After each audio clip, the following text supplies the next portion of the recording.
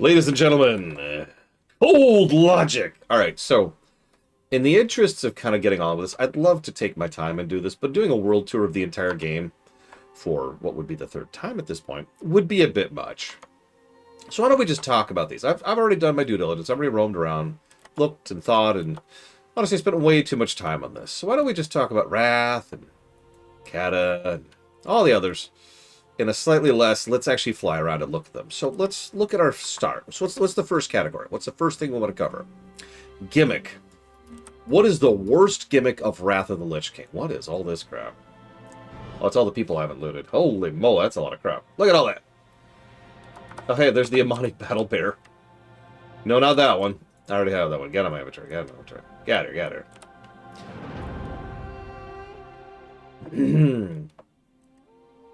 So, worst gimmick in Wrath. I know some people would say it's the LFG tool. I disagree with that. But that's okay. We can disagree. We can have those kind of disagreements. What in the world is that guy wearing? That's terrifying, but kind of cool. That's surprising how many people are here. This is the Northrend. Is there a housing thing for this? Because there's a bunch of people in the Northrend Dalaran. What the hell? Why's everyone here? What are y'all doing? Go away. Go home. Oh my god, he's doing it a third time. He's doing it a third time. Oh my god, it's Nordame. He's also doing it a third time. Here, look, look, look, look. Yep. Our world's destruction has been averted in defiance of our very makers. Yep. Old Hearthstones. Good pick, actually. Guild Wars 1. Xenoblade X. Xenoblade 3. Oh, is this time walking right now? It is. You're right. Free will. Free will. I'm just going to leave the camera right here. For me, the worst gimmick of Northrend, of Wrath of the Lich King, excuse me, is actually pretty easy to pick out because it's something that is just never not been irritating to me. It's something that wasn't just irritating when, Northrend was new, but something that still pisses me off to this very day. So here's our world map, right? You've got flying, you've got flight paths. Your main city hub is right here, okay? Dalaran. Cool. So if you want to go up here, you just go straight northeast. You want to go Icecrown, you go straight northwest. You go Zul'Farrak, you go you go straight east. Dragonblight is straight south, and Grizzly Hills is straight southeast. If you want to get to Borean or Sholazar, or parts of Icecrown, you go the long way around, like this. Because this nonsense is right in the freaking middle. What's funny is Wintergrasp isn't even that bad, per se. It's just everything about its implementation was aggravating. So for those of you not aware, Wintergrasp is an overworld outdoors PvP zone, which rotates periodically. Hi, Gum Gum. And you can't fly through it. If you do, it'll give you a warning saying, hang on, you're about to join the battle. And then if you don't, it'll prevent you from flying, because you can't fly in PvP. And then you land, and then you die or hearth or whatever you do to get out of there. And it's worth noting the zones for that are pretty wide to prevent, people from exploiting. So you really have to go around Wintergrasp to get to places. You want to go from Dalaran to the Borean Tundra? Go south and then go west.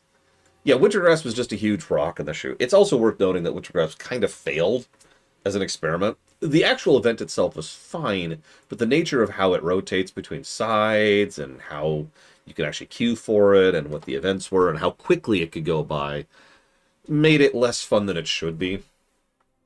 And yeah, it's a no-fly zone in the middle of all of these zones. It's literally right in the middle of Icecrown, Dragonblight, Borean Tundra, Sholazar, and immediately right next to the central hub. Enough said. What's the best gimmick in Wrath of the Lich King? Back of the box feature, the thing that really was the best new thing they added to Wrath. Any thoughts? Any concepts? I know my answer immediately. I actually, as usual, when I come up with an immediate answer, I jot it down, and then I stop, I double check myself, I think, I debate, I argue, I punched myself. I punched myself more. I punched myself even more. Dance studio, obviously. Death Knights would not actually qualify, believe it or not.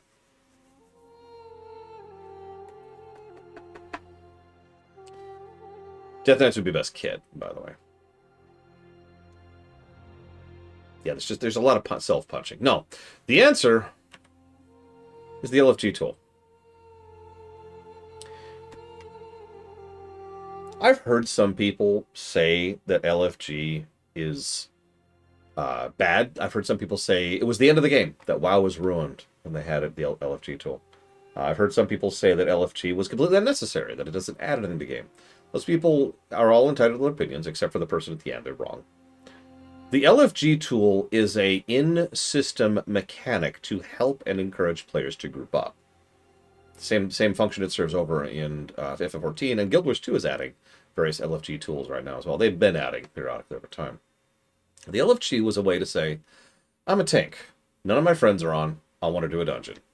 Boop. You hit a button, and it matches you up with people, puts you in for the dungeon or for a random dungeon, and there you go. You go do your dungeon with your random group. It's a bit of a dice roll, but grouping with randos always has been, right? Remember the old phrase, friends don't let friends pug? Well, you kind of have to pug. The quality of LFGing has certainly varied over the years, and arguably still does to this very day, but you cannot tell me that the LFG tool, which is literally just an in-game interface to try and help players connect with each other, is a bad thing. I think oh no, exactly, Move. Leveling dungeons got so much better. You remember how I mentioned I leveled many characters from in Vanilla BC and Wrath? Most of those were actually in Wrath, because the LFG tool allowed you to queue for certain things, and that just made leveling so much smoother for certain stretches of the game. I agree with that, Mook. Frankly, so over in Lemix, I used the other LFG tool, one that didn't exist, this tool down here, a whole lot more for doing Mythic stuff. Doesn't quite work the same way on live, but it made me think how awesome it would be if we had like a Mythic interface, right? Like, imagine I've got I don't know, +5 key for, I don't know, Violet Hold or something, and I could just plug that in and say, I've got a +5 key for Violet Hold. And then it would give me a list of, here's the people who want to queue up, and blah, blah, blah, and, you know, I don't know, I think it would be cool. Maybe someday. Point being, LFG, awesome. What's the worst kit, worst spec, worst class in Wrath? Anybody? I am shocked Ronan hasn't shown up again. I was sitting here with this exact angle because I was expecting Ronan to pop in. Other than Rogue, it's always Rogue. Rogue wins. Next. It's just... Hey, you know, here, let's turn the sound on. We'll know the moment he shows up. Well, I mean, honestly, at this point, Spec... By Wrath, Spec had supplanted... and replaced... Sorry, I was weirdly mixing those words together. Supplanted classes. So, at this point, Spec. What's the word spec? That's what I wrote down. Was specs. Oh, my sister's home. Unholy Tank. Could Unholy Tank? Hang on.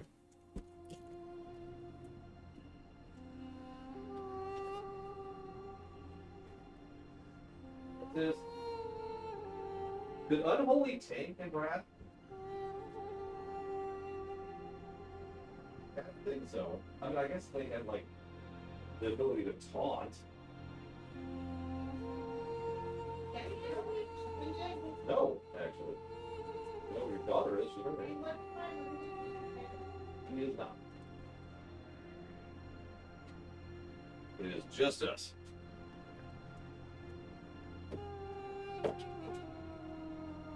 Aw, that's very cute. I like the bed. Yeah, I like it. Okay.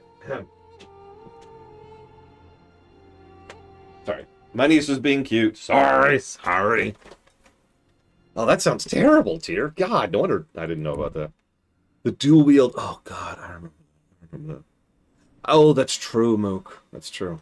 Have we had any cast your eyes to this guy? What's going on?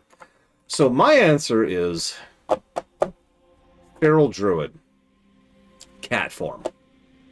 Now, that one needs a little bit of explanation, because some of you remember that back in the day, cat form was actually fine. In fact, arguably, Wrath was the first time cat form was viable, and you could do Wrath as a spec that would actually work. That's not the problem. The problem was, do you remember what playing it was like? There were memes and jokes about you had to have a PhD in order to play cat. But, okay. But yeah, no, the complexity of it for what you got in return for it was just insane.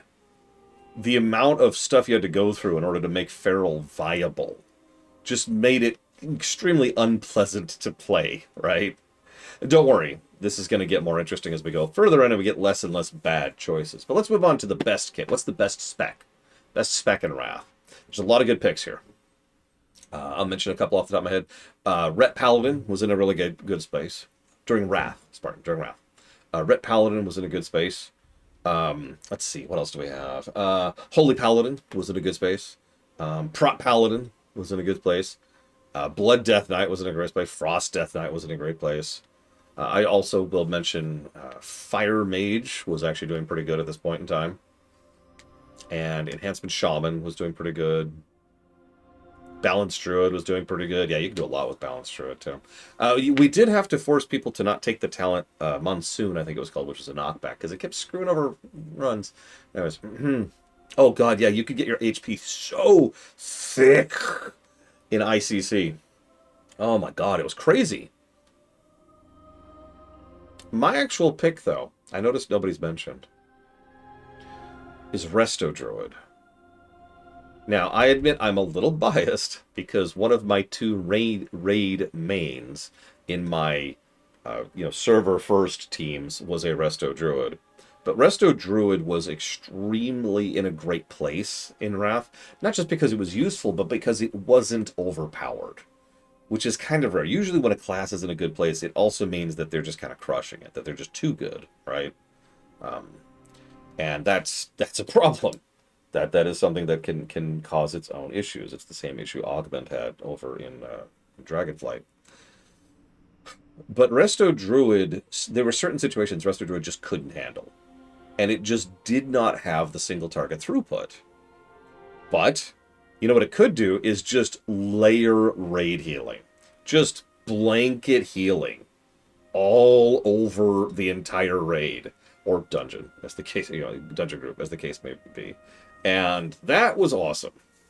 It was fun, it was interesting, it was useful, it was well designed, there was some good nuance to it, you could really squeeze performance if you knew what you were doing, too. So what's the worst zone? Worst zone in Wrath? We're getting to the point where there's not many zones left, right? I mean, like, there's our options right there. Which of these is the worst zone? Oh. Now, as usual, I just looked at my own review notes for this. So I cheated.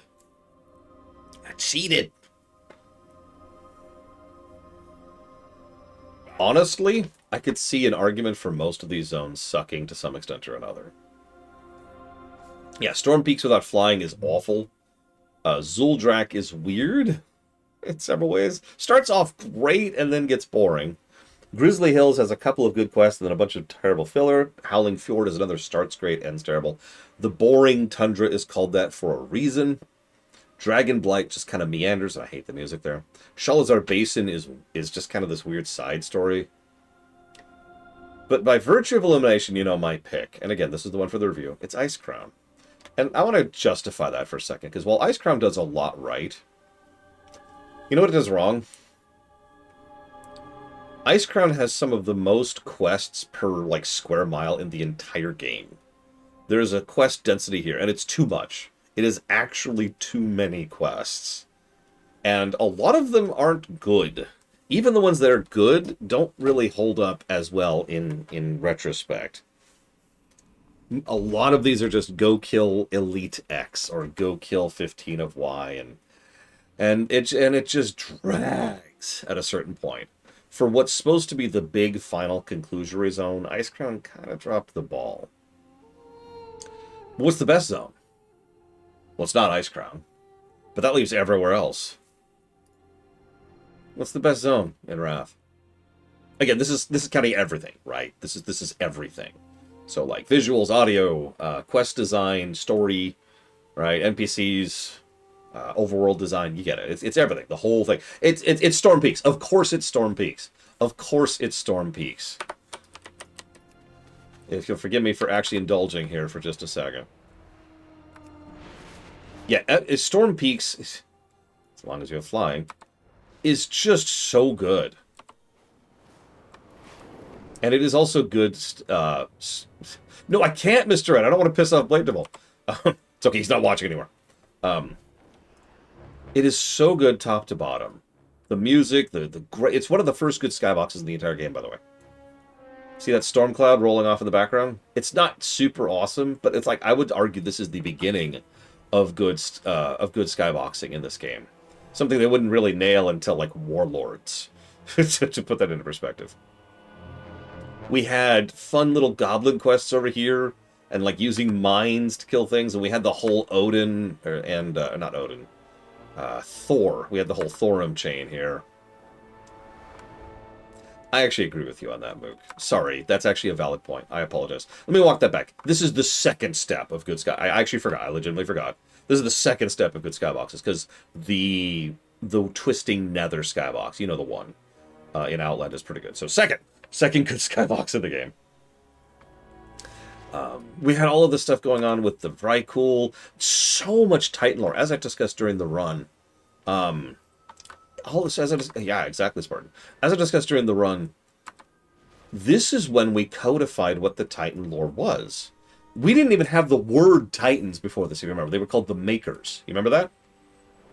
This was when we first heard the word Titan. This was the first time... Foreshadowing. This is the first time that we figured out what, like, the humans were. This is where we learned the origins of humans in this setting. This is where we tied up where the dwarves and gnomes came from. Like, a huge amount of the history and world building of Warcraft as a setting was in this zone. And then we have Ulduar, which was a banger raid. 2 great dungeons back to back there. Yeah, no, exactly, Mook. Like, I speak a little bit ill of Wrath, but Grats, by the way. Pure white noise. I saw you got the achievement down there. Wrath laid a lot of building blocks. I still think it's rough. I still think it had some issues. It is probably the last of the MMO expansions, because Kata was firmly a co-RPG by that point. Oh, that would be really funny, Monobrand. Now I gotta look for it. I don't have that add-on anymore that tells me if there's a rare nearby anymore. I'll just roam here for a bit. This is good music. We're just vibing. We're vibing. So, best zone in the game. Easy answer. Okay, what's the worst dungeon? What's the worst dungeon in Wrath?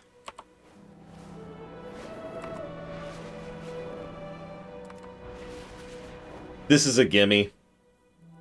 Anybody who knows Wrath knows the answer to this question. This isn't even a debate. No, it's not even a debate. It's not even a debate. It's the freaking Violent Hold. It's not even close. By the way, I want to stress something for a second. If you remember, our worst dungeon back in Vanilla was Black Morass, a bad Hold the Line dungeon.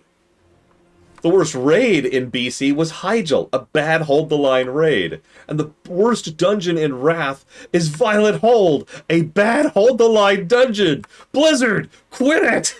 Quit it! Stop! Stop trying to make it work! You keep failing!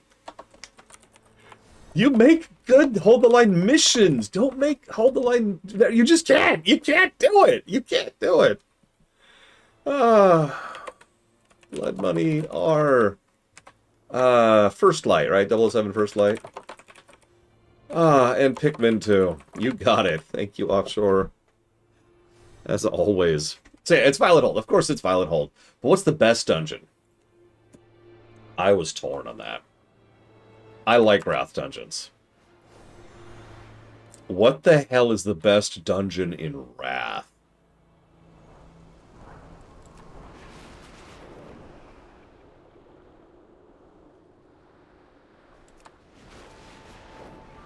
Any thoughts?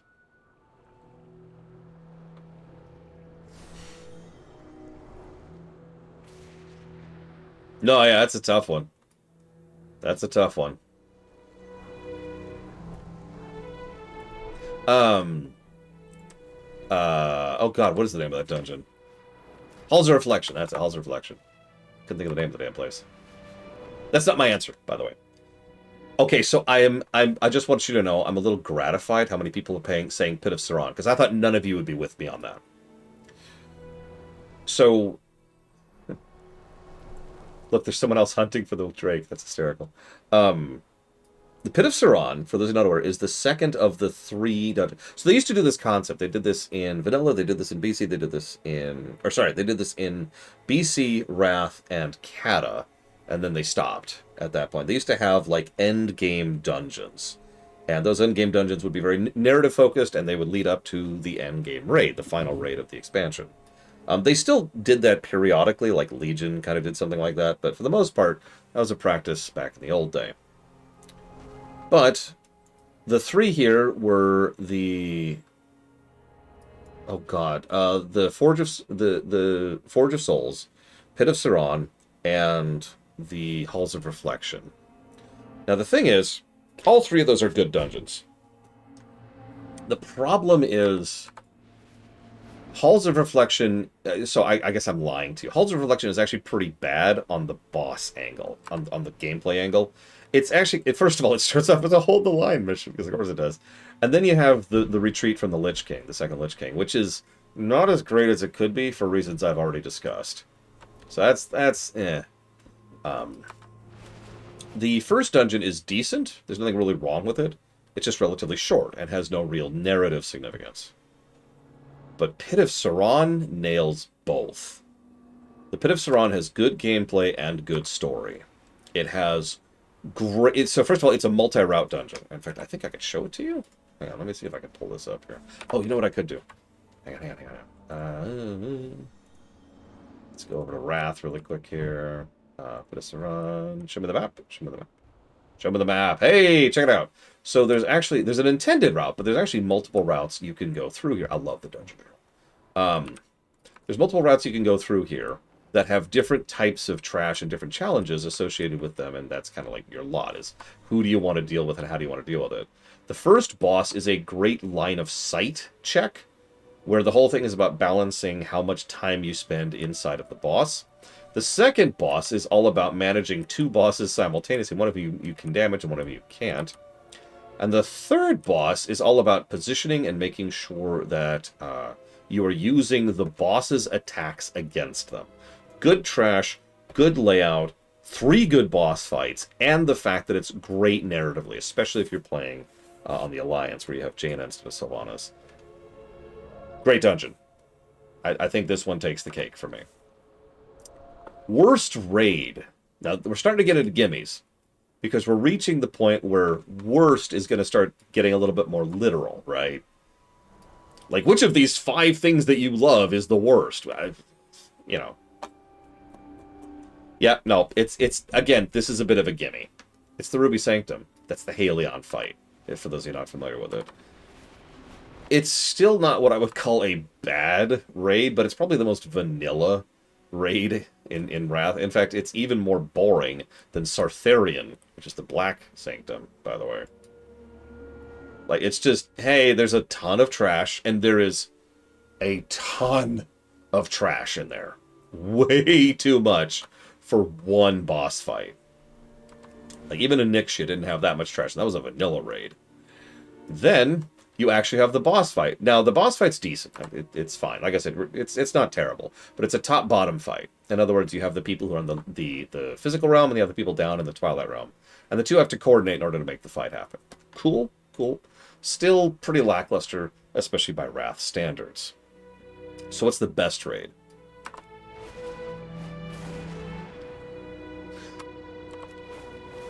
I've heard 2 opinions to this question many, many times. And the one that it's not that I disagree, I just think another raid is better. But the one that most people usually say is Ulduar, back over there. Ulduar's epic. It's got some great boss fights. I love the optional hard modes.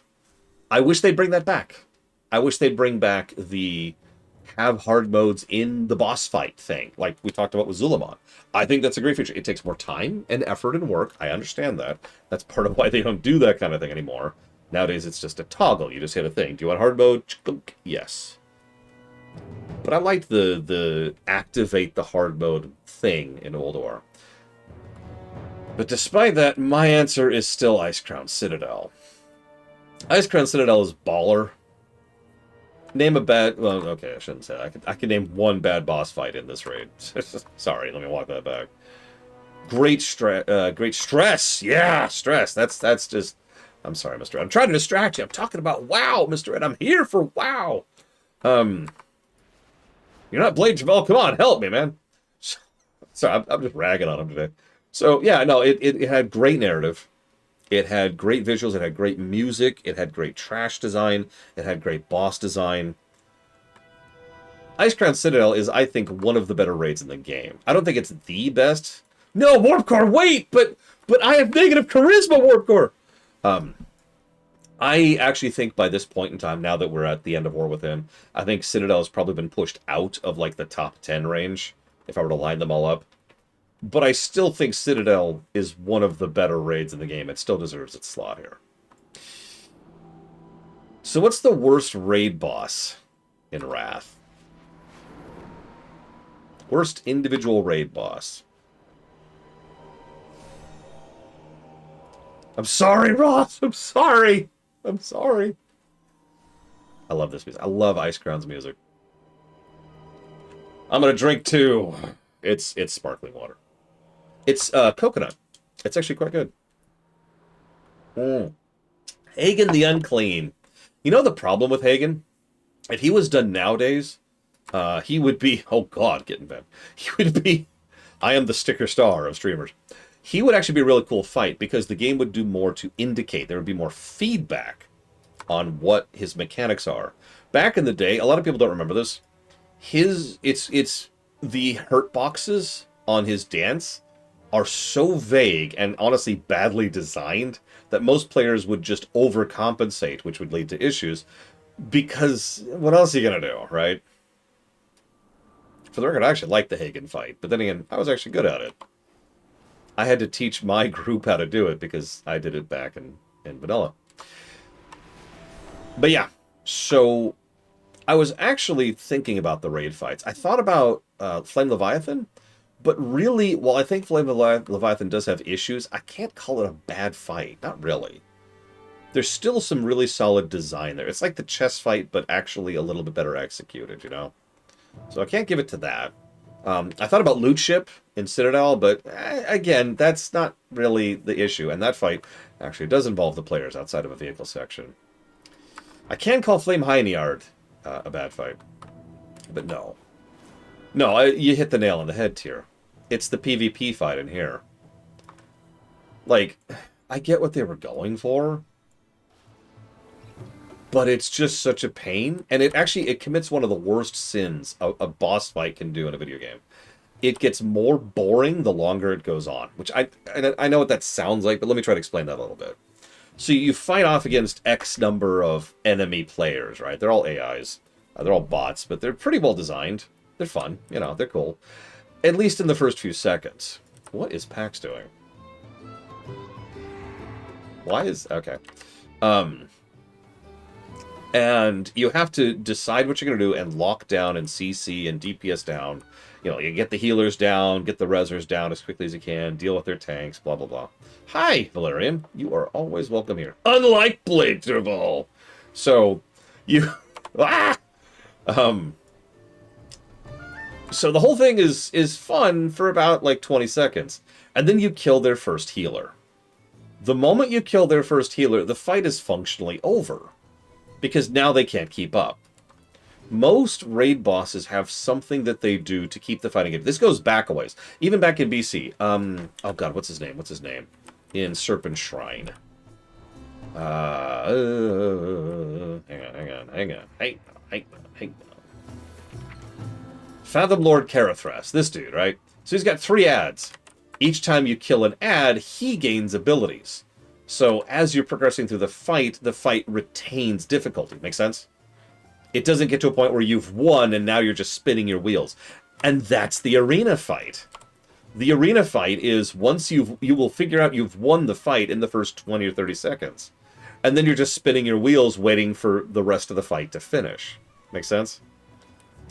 And, Tyr is absolutely correct, it's really stupid narratively. It's so stupid. You're in Icecrown.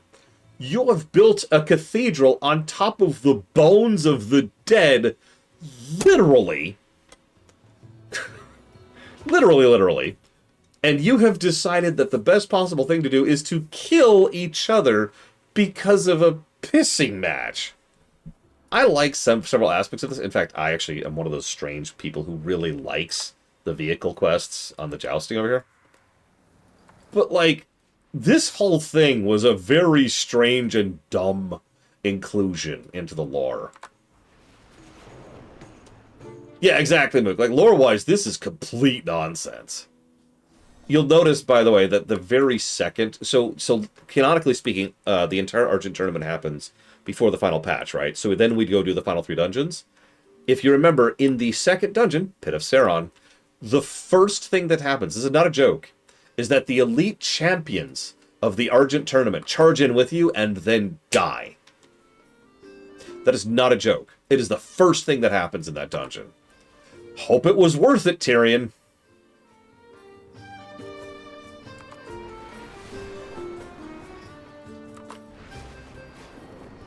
Anyways. Yeah, it was also supposed to be over there, not in Citadel.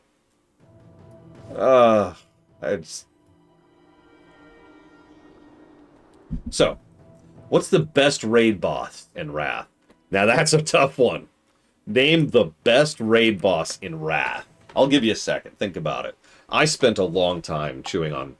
every raid boss from this point onward, I spent a long time on. I also made it a point to try and not just automatically default to end bosses, because honestly, a lot of them are really, really good. Sorry, I have this weird itch on, like, my side. There we go. Freya, I believe, Monobrand.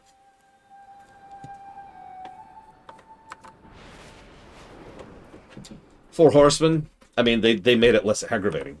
Good news, everyone, is another one fight. I was always in the mech. That is to say, I was in the Abomination for that fight. Fun fact, while we're here, if you'll forgive me for talking about it for a second, there's this wonderful thing.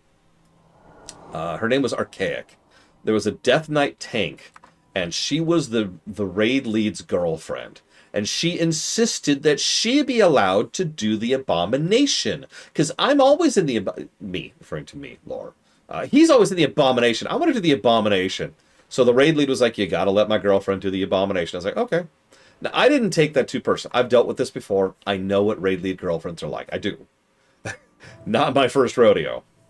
So I just took it on the chin and was like, okay, I'll talk you through it. Right? Because I know... And she's like, I'll figure it out. Okay. So we wiped for like an hour. Just over and over and over and over and over and over and over. Until finally the raid lead was like, Lore, can you get back in the A-bomb, please? I said, sure. And then we one-shot it.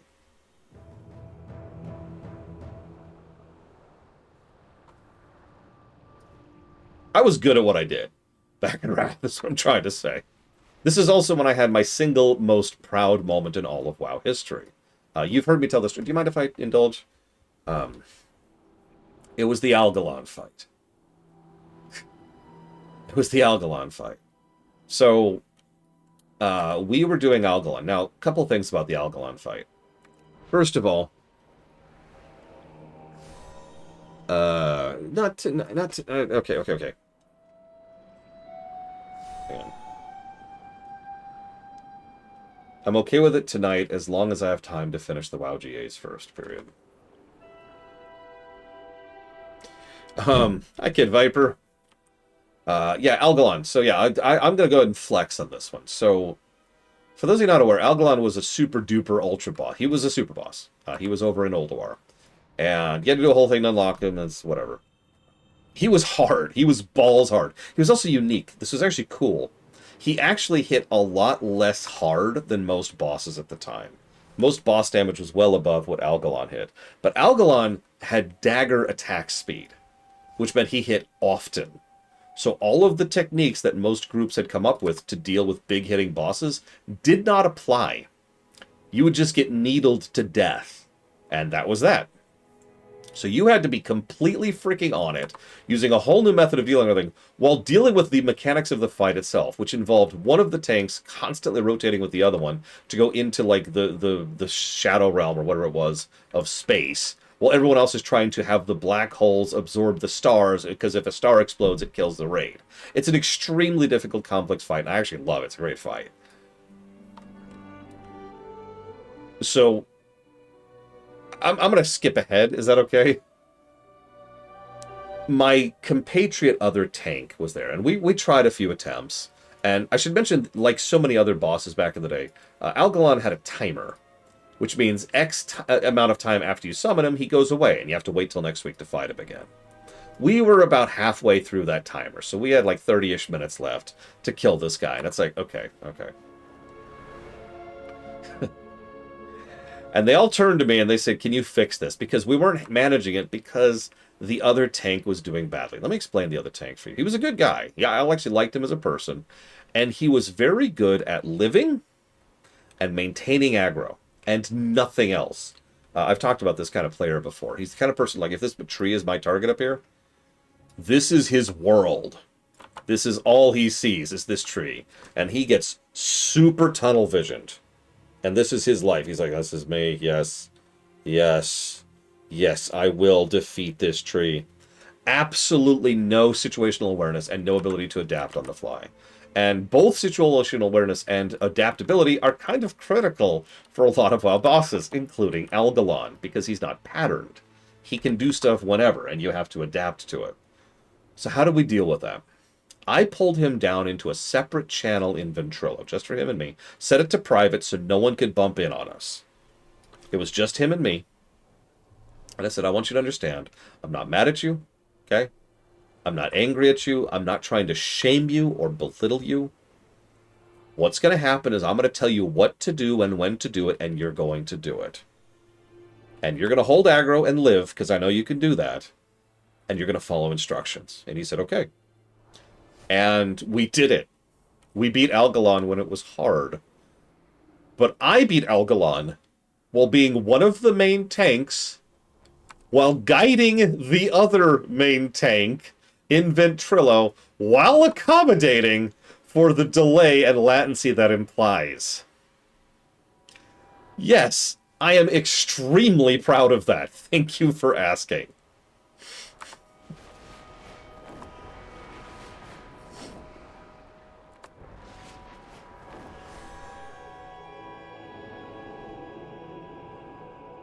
I love the new fog effect. Look at that. Look at that. Forgiveness. I just wanted to gush about that because just yeah. So, what is the actual best raid boss though in Wrath? I think it's Blood Queen Lanathel. Let's talk about this for a sec. So Lanathel, that's probably didn't jump to most of your minds. And honestly, I was tempted between that and the Lich King, but hear me out for a second. Lanathel is a wonderful example. It's a type of boss fight I love in any game. It's the boss does something to you, which is a detriment and a benefit at the same time.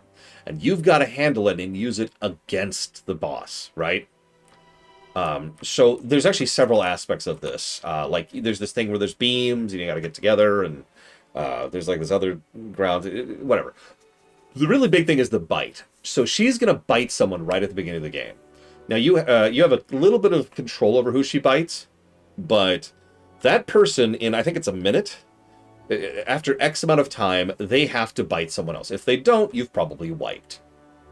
So you had to be dynamic about it, because now you have two players who, in a minute, need to bite someone. And you see how this escalates. The bites also kind of change how you react with some of the mechanics, too. So you had to manage, and by the way, tanking her was a nightmare because of how she did aggro. I'm just going to smother over that real quick. Tanking hard. because the tanks had to manage their own whole aggro thing, and they had to have their own bite management. It was terrible. Because remember, if a tank gets bit, which they will, by the way, they need to call for someone to come to them, because the tank can't move. The tank's sitting there, holding them in a very specific spot. It was a great fight. It was a very complex but well-designed fight that allowed for skill to bypass gear. Love it. Best fight in Wrath. So, best raid fight in Wrath, excuse me. Because now we're going to talk about the best dungeon fight in Wrath. Who's the best dungeon boss in Wrath? Wrath had several cool dungeon fights. Some people... Yeah, let's look over. We got dungeons. Wrath. We gotta look at all these dungeons. Look at all these dungeons. Clearly, it's Cyanogosa in Violet Hole. This is the best fight. She walks out and she's like, "Hi, I have a blizzard that's really easy to dodge." No. Any thoughts? We had Halls of Stone with the Tribunal of Ages. You like Hold the Line missions. This is actually probably one of the better Hold the Line bosses in the game, but still not super great. We had Enquête. Several cool fights in here. There's another bite mechanic boss while we're at the subject. Let's see. What else we got here? Lay Guardian Aragos, who is either a complete joke or brutally hard, depending on your setup of drakes. Let's see. What else? Utgard Pinnacle? Scotty was alright. That was a cool fight. I like the Scotty fight. Well, they wouldn't drop the freaking mount. Nobody? Nobody guessed? Nobody guessed? You don't have to. I kind of like hearing other people's opinions on this, too, and hearing the thought. You did tell me about that, yeah, Valerian. Interesting fight to tank on, not gonna lie. Alright, hold all this trash for a minute. Okay. Whatever. No, for me, I think it's Scourgelord Tyrannus. I actually already kind of talked this fight up when I was mentioning how I think Pit of Saron is... That's new. That's not what his armor used to look like. Huh.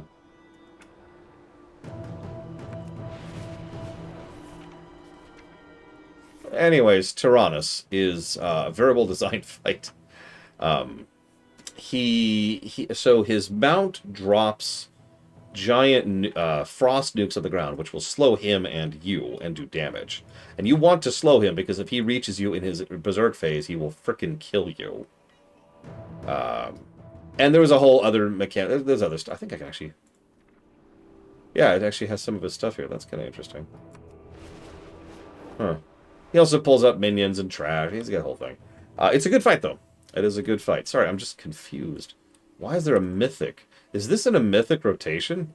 Yeah, I was going to say, what the crap? That's not him. That's not Tyrannus at all. Being blindsided before our very eyes. Whatever. Point being, good fight. Plus to everything. Alright.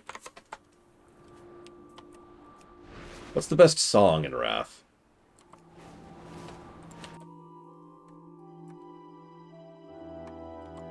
You know my answer to this. It is, to this day, one of my favorite songs in all of WoW. In fact, when I still had this category as best song in all of WoW, this is actually one of the candidates. Grizzly Hills, good pick, good pick. Hurts my eyes a little bit, but good pick. I'm also rather fond of the Howling Fjord for more or less the same reason.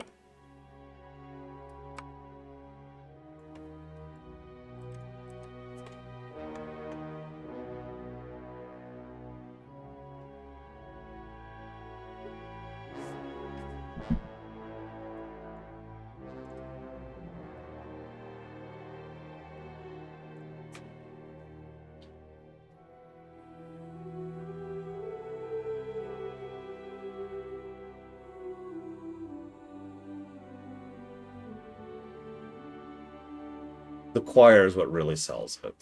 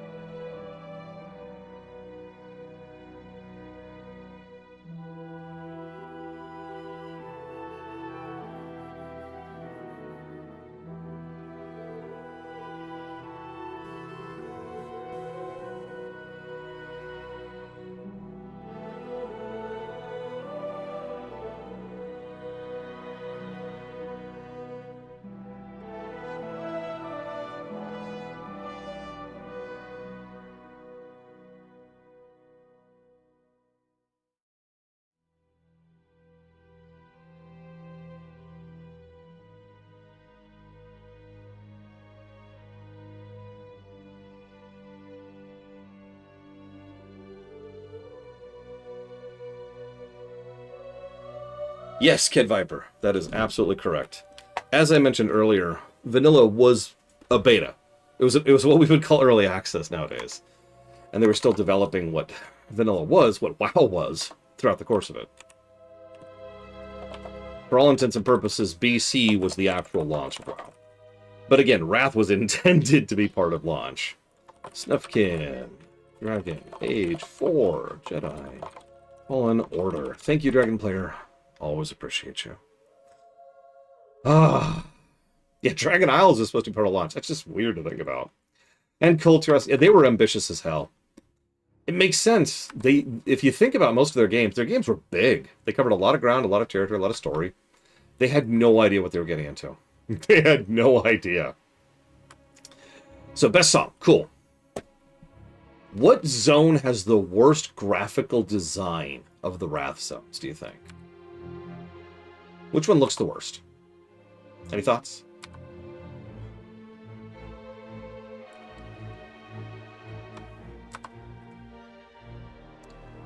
Well, they were also industry veterans with a lot of creativity and skill under their belt, Mr. Red. It's the boring tundra. I love how nobody guessed anything else. It's the boring tundra. It's the I'm not even gonna go out of there. I'm not gonna bother. I'm not gonna bother. It's over there. It looks like crap. You know what it looks like. You know what it looks like. Don't front. Don't front. It's the boring tundra. It's blah, blah. It's blah. I spit on it. I spit on it. I'm just kidding. There's actually some decent stuff over there. But you're starting to see a little bit of how much of the game is getting to the point where picking a worst... Like, imagine picking a worst zone graphically in War Within. That's what we gotta do later. Okay, so, best zone graphically. Best zones graphics. Let's see. So we've got Dragon Blight, which is just a bunch of endless snow. Okay, that's just outside my window right now. Let's see here. We've got Crystal Song Forest, which I was actually very tempted by. Unironically, it's a shame because Crystal Song is kind of cheating. It doesn't really count because they didn't do anything with this zone until Dragonflight.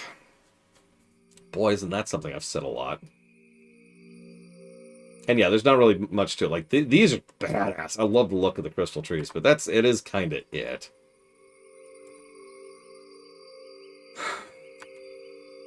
If I'm being completely honest, speaking personally, I like Ice Crown better. I do. Maybe a little bit undeath, bias going on. We all know I'm kind of into the undead. It's cool. It's cool. I'm the Lich King. It's fine. But I think from a more quote-unquote objective perspective, it's got to be Storm Peaks. I know I was just here, but it's got to be Storm Peaks. It's got to be Storm Peaks. Look at it for a second. Like, okay, just this right here. What? There's this giant mountainside. What's this? I don't know. Let's go look her. There's this giant thing of gears inside the mountain. Right? What's that? There's just this thing in the middle of the terrain here.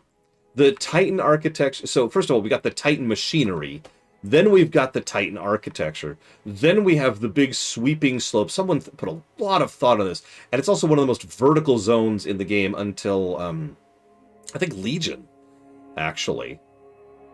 Yeah, exactly, Maverick. And then, and you've just got all kinds of cool stuff here. Like you got the Frost Dwarves and the Earthen, and Ulduar looks badass over there. I'm sorry, visually speaking, I actually think Ulduar, listen to me. Storm Peaks takes the cake. It is extraordinarily well designed. And it's actually kind of unique. It's Frozen Mountain plus machinery plus Greek.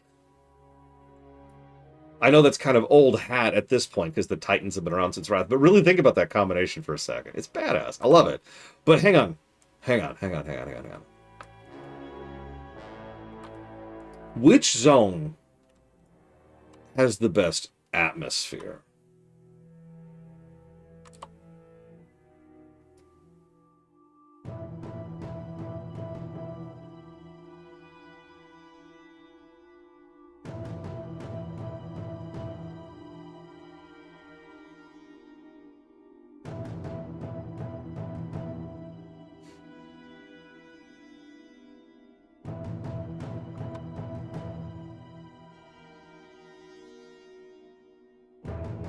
Admittedly, this one was actually very tough.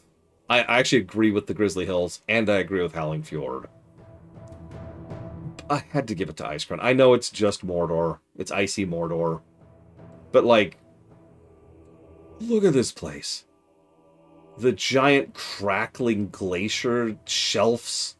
The huge, jarring, sharp-cut edges of the fortifications here. The hills that they've, like, carved this path out of. The fact that most of this... I don't know if you ever looked at this close-up. That's bones. Those are corpses. These are gigantic piles of corpses. Thousands upon thousands of corpses line Icecrown. All of those rivulets.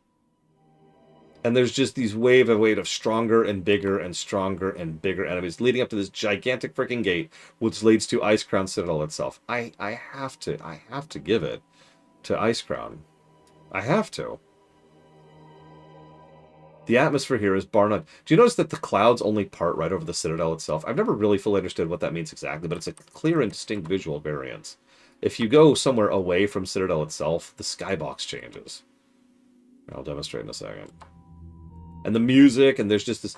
Look at how gloomy the skybox is. It's just... Yeah, there we go, see? Over here, it's just the dark clouds and nothing else, and the occasional lightning flash. Love it. Moving on. Best atmosphere. Best music. Oh, okay. Which zone has the best overall music? Yeah, by the way, there's also a spire that's taller than anything else in this expansion.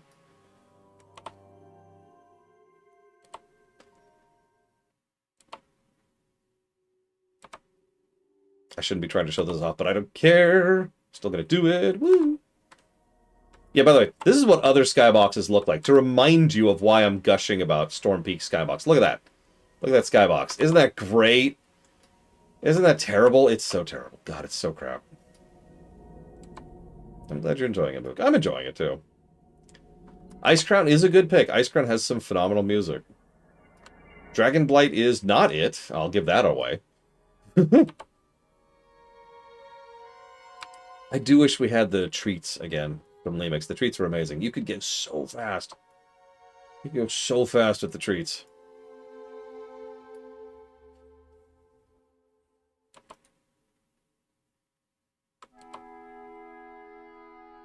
Under some distant consideration, those might be considered clouds. I love how I'm still listening to Dragonblight music. I'm like halfway through Grizzly Hills. I'm still having Dragonblight music. Or Dragonblight music, excuse me. Ah! Branch! Branch! Oh, it's pathetic monobrown. I'm so slow.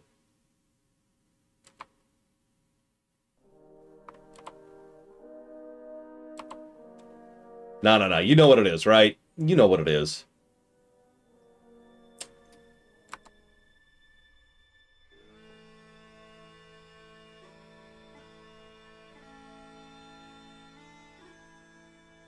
I didn't think I'd get into, like, the Norse...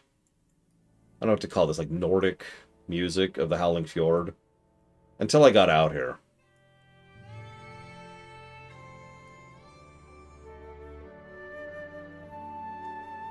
Sorry, I didn't need to cut off the song like that. Yeah, folk music. But damned if it isn't a tone setter. And it grew on me hard. I wasn't even into the Vrykul. I'm still not into the Vrykul all that much. But just the music of this zone.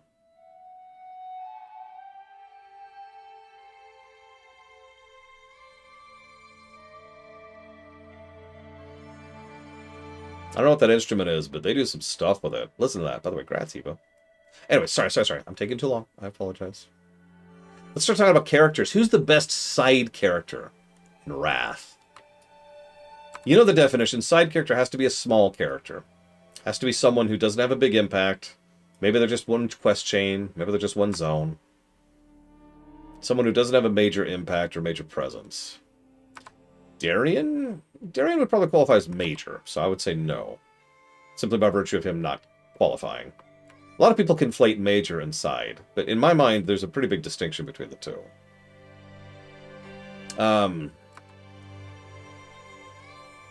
Bail Organa is a side character. right? Mon Mothma is a side character. Lando Calrissian is a major character, right? Howling Fjord, if someone could type that out, PB Good Fate.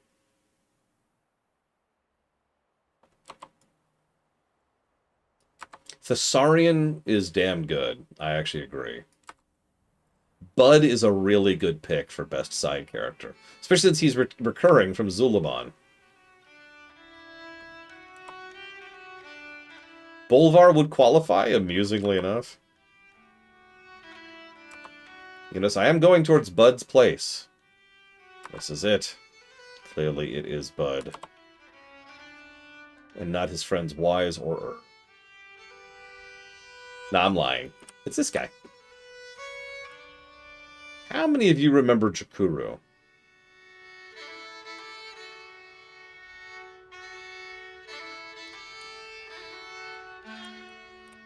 Jakuru is such a fascinating character.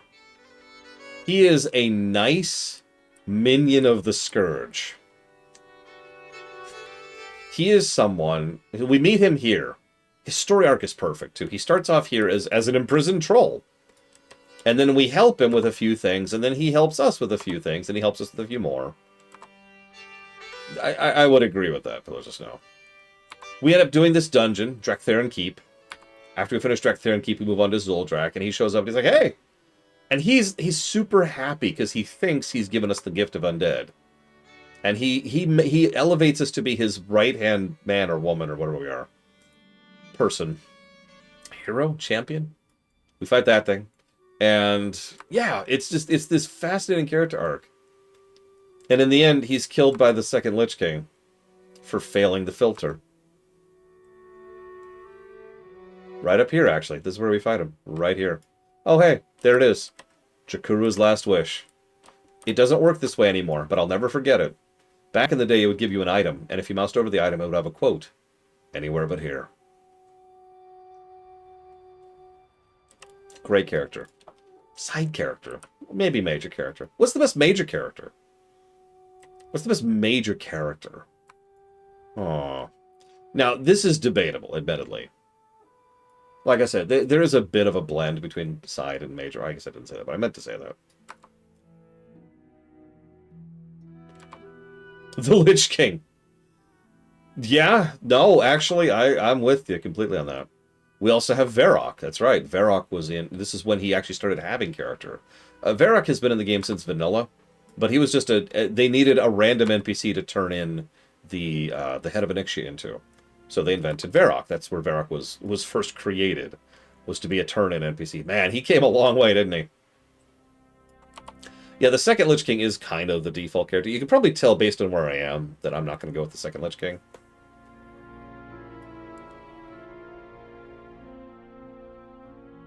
For me, though, the most interesting and best character in Wrath, and I think I'm a little biased on this, is Loken. I don't think he's here right now. Shouldn't be here, actually. Loken is such a fascinating example of someone who is simultaneously petty and yet so influential. The amount of history that Loken has affected is gargantuan in this setting. And it was all because he was afraid of being found out that he murdered his brother's wife. Like, that's the beginning of everything. He did that, and he freaked out. It's like... And he never stopped freaking out. He was like, oh no, I've got to cover it up. So he did something worse. And then it's like, oh no, I got to cover that up. So he did something even worse. And he just kept doing that until he was just openly a minion of Yogg-Saron, the old god. Because at least that way he'll survive. If the Titans ever come back, they'll kill me. You don't understand. They're going to kill me. Loken was an interesting take on the Loki archetype. And, God, just so much of WoW lore tilted on his actions alone. But who's the best main character of Wrath? We actually finally have characters which might qualify as main characters. Yeah, Tyrion 100% qualifies as a main character. For example.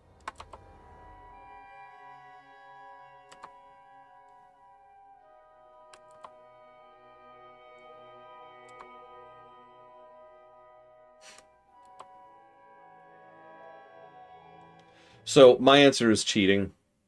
I'm just going to get that out there really quickly. I just want to be nice and honest about that. My answer for the best main character is technically like 3 characters combined, depending on how you define it. It's Arthas, the Second Lich King, and Death Knight Arthas. The whole of Wrath of the Lich King is kind of his story, or I guess their stories. Arthas is desperate struggling inside of the prison of his own body, as Death Knight Arthas is driving, right? And the Second Lich King is the amalgam of everything. We actually interact with Arthas in several quests here in Icecrown, the real Arthas. And then obviously we do plenty of interaction with the Second Lich King here. Not as much as I'd like, admittedly, but some. And of course, the filter that he's been doing across the entirety of the story arc.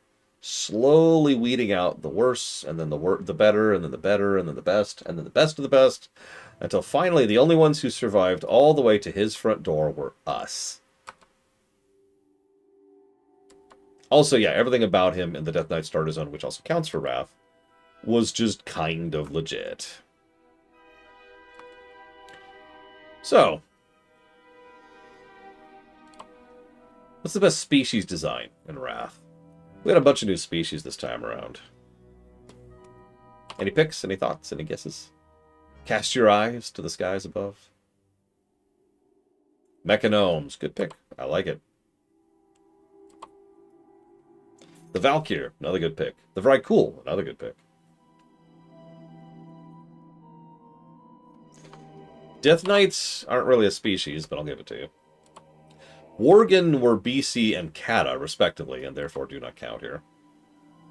Probably Mr. Red. I'm sorry, I don't know why I said BC. I meant vanilla. Sorry, BC. Vanilla. I did it again. Vanilla and Kata. My personal answer. These yahoos. I don't know what it is, but I have always loved the look of the Iron Dwarves. It's actually doubly funny because they are not sentient by design. Unlike Earthen or other servitors of the Titans who can develop sentience, Iron Dwarves are specifically limited so they cannot. So, that's cool. They look really cool, though. Like, they've got the Dwarven aesthetic down pat, but also they've just got like the lightning and the runes, the big old bolted iron together. I love it. And yeah, the massive dudes are just cool looking. There it is. Boom. Here, look. Should have just done this. See? It's a little low res because it's a Wrath thing, but I love the look of it. Imagine having a beard that's just a bunch of jagged metal that's been carved. I love it. Anyways, moving on. Best individual character design. Any thoughts? Could be a character, could be a boss. Could be Trihexia. That would be horrible, Trihexia. That would be hell. I don't think I would want that. Unfortunately, I can't show this to you properly, but I do have this thing called a dungeon journal. There we go. So I'll give you a hint. For me, it's in Citadel. You could suggest Frostborn. I've heard several people suggest the Second Lich King, who looks like this. He's fine. Yeah, he's cool. I actually think he looks better out of game, but that's because this is still Wrath. Honestly, I feel like if they did him again now, it would be a much better overall looking thing. I was really tempted by Syndragosa too. The Frostworm model is so much improved from the vanilla. You remember what the vanilla Frostworm looked like? Because it was terrible. Lanathel is unique too. She's got her own unique look to her there. I don't even know why she has wings. I guess because she's a vampire. Sure, whatever. She's got abs too. Oh my god, she has abs. Anyways. Yeah, exactly. Let's just go. But actually, I think it's this dude. Canonically, Merogar is made up of the bones of a few dozen or 100 different people smashed together. But, like, just take the look in for a second there.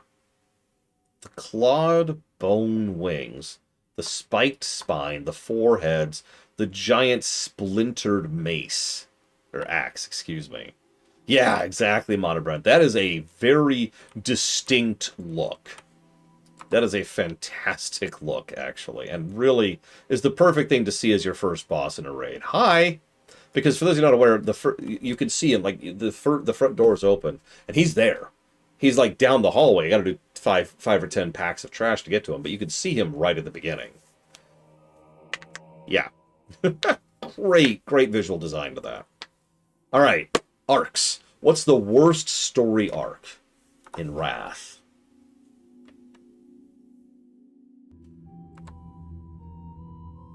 I think it's because Immortal and Invincible tend to be conflated a bunch during IT. Probably. There's also Undying, which is kind of its own thing.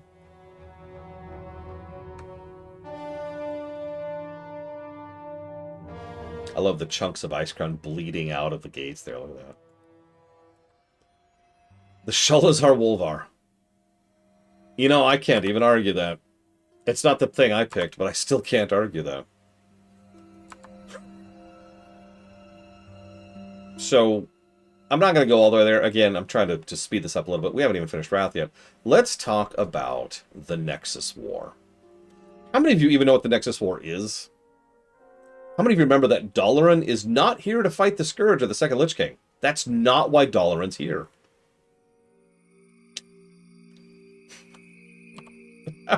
It's here to fight Malygos. Let's put this into perspective, okay? So the Howling Fjord has some stuff for, like, the Plague and the Veramothras arc that ended up with, and the Iron Dwarves, which leads to Ulduar, and the Undead, which leads... There's a lot of dovetailing in Wrath. Grizzly Hills is mostly a side story. Zuldrak was some undead stuff. Dragonblight was kind of about the Nexus War. Borean Tundra had a little bit about the Nexus War. Sholazar Basin is about the Scourge. Icecrown's all about the Scourge. Stormpeak is all about the Titans. Cool. So that means this tiny little spit of land over here, and like the western chunk of Dragonblight, down here actually very specifically, was all that was dedicated to the Nexus War, but it was such a big deal. Look, the Wormrest Accord are here. All of the dragons are united to fight this stupid Nexus War. It was so dumb.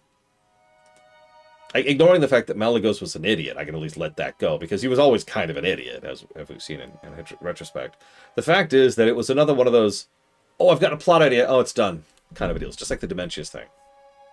They treated this like it was a big, super huge, amazing thing, right? It was this big deal, but it wasn't. In fact, it's even worse because most of these story threads going throughout Wrath kind of dovetailed into and through each other as you went throughout the zones, right? You'd see a bit in here, then you'd see a bit in here, then you'd see a bit in here, a bit in here, and it would conclude here or here, right? All the plot threads concluded in Icecrown or Storm Peaks, except for the Nexus War, which would be the beginning of Borean Tundra, and only the beginning of Borean Tundra. One quest arc in Dragonblight, and then nothing until you do Violet Hold, worst dungeon in Wrath, or you would finally go do the Nexus raid, Eye of Eternity, that's it. And then, okay, we did it, we killed Malygos. It's a dumb arc, badly executed. Moving on. I'm going to go get my Lemix stuff really quick here, let's see. Yeah, Eternus, I'd like to find out what happens if I could finish the Wrath awards within the next 5 minutes. Okay, thanks. So, what's the best arc? What's the best story arc in Northrend? There's several really good ones. I just mentioned everything to do with the... Oh my god, Loken. And the Titans. And the Earthen. There's also everything to do with the Nexus War. I'm kidding. There's everything to do with the build-up to the Battle for the Undercity, which is actually a huge moment that isn't in the game anymore. What is that? Oh, that's strange.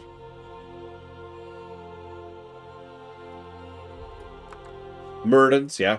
Following through on that. Brought him back from the dead, never did anything with it.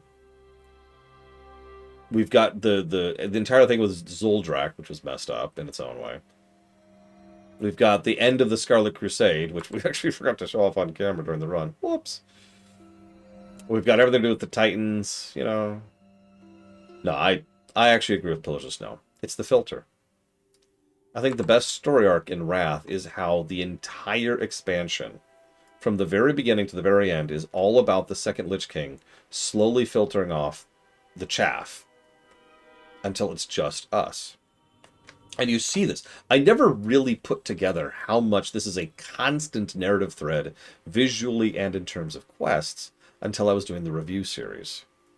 You land at the Howling Fjord or the Burning Tundra. Everyone's there.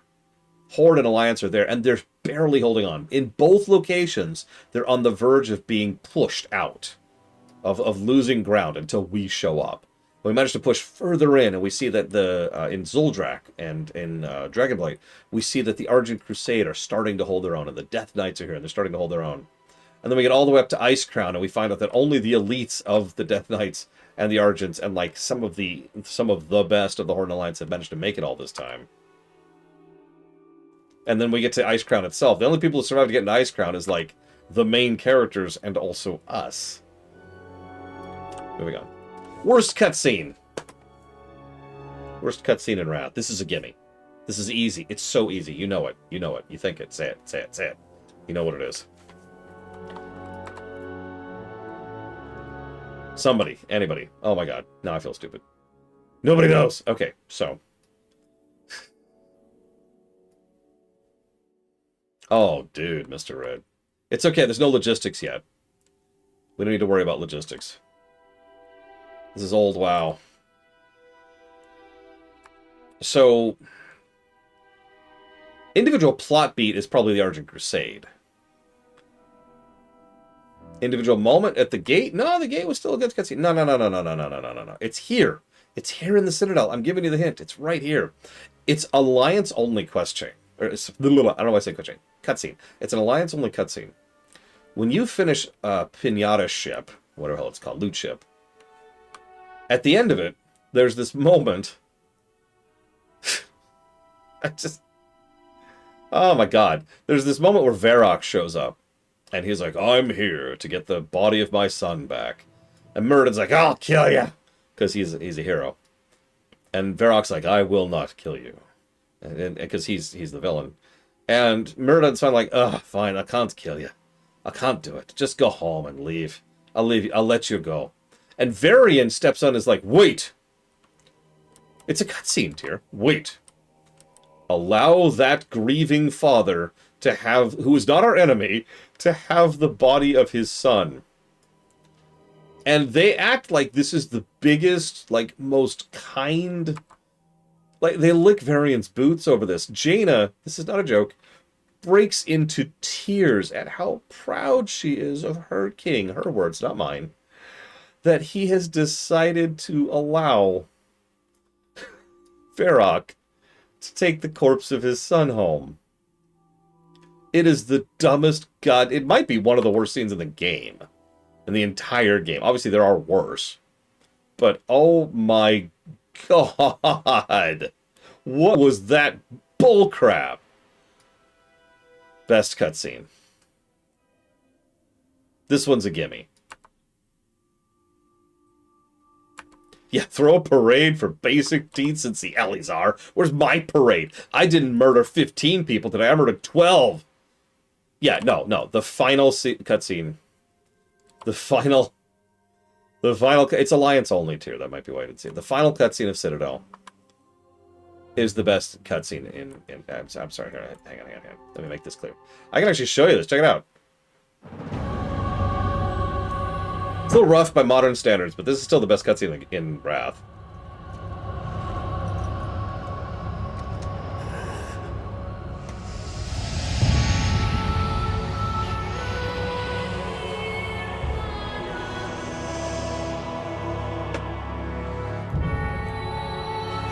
Father, is it over?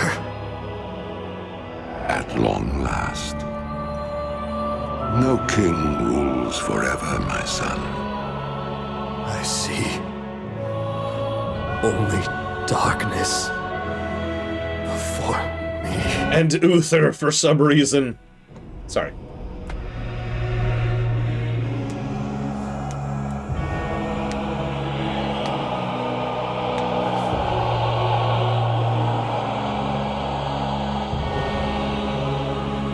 Without its master's command, the restless scourge will become an even greater threat to this world.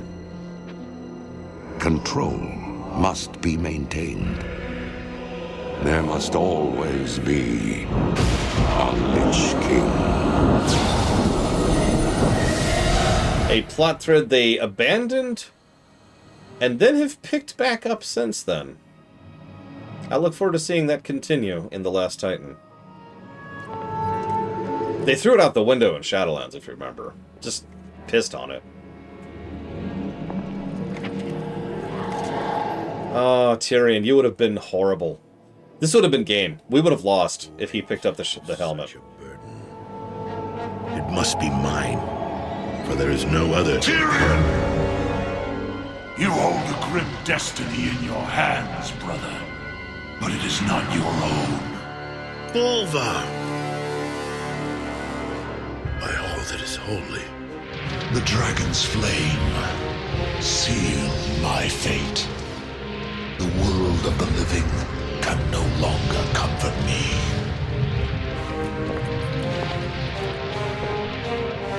Place the crown upon my head, Tyrion.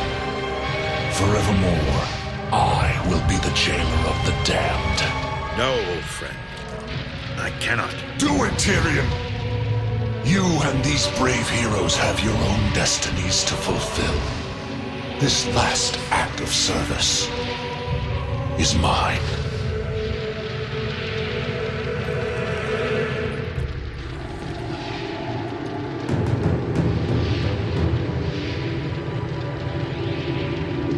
You will not be forgotten, brother. I must be forgotten, Tyrion.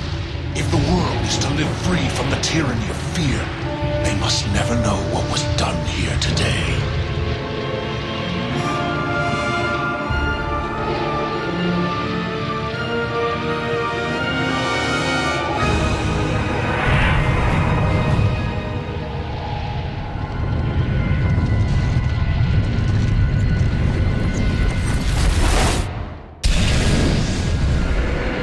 Tell them only that the Lich King is dead, and that Bolvar Dragon died with him.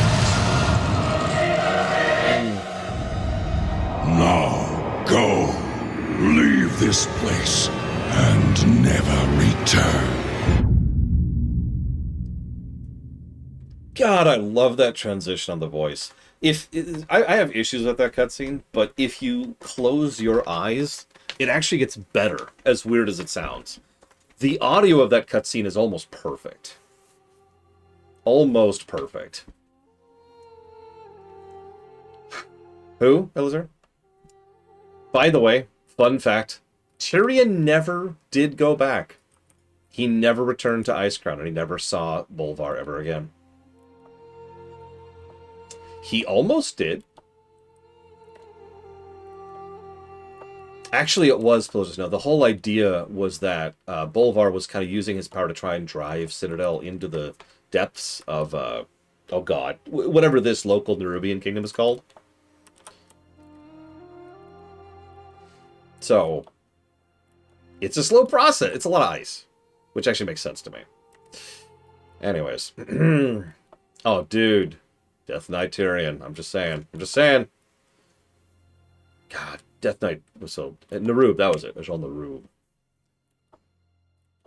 Not to be confused with Aj-Kahet. Or Aj... whatever the other one is. It's down here somewhere. No, that's Aj-Kahet. Where's the other one? God. Hang on. Now I'm questioning everything. Elazar, nobody knows. Nobody cares. Nobody's ever heard of her. Who are you talking about?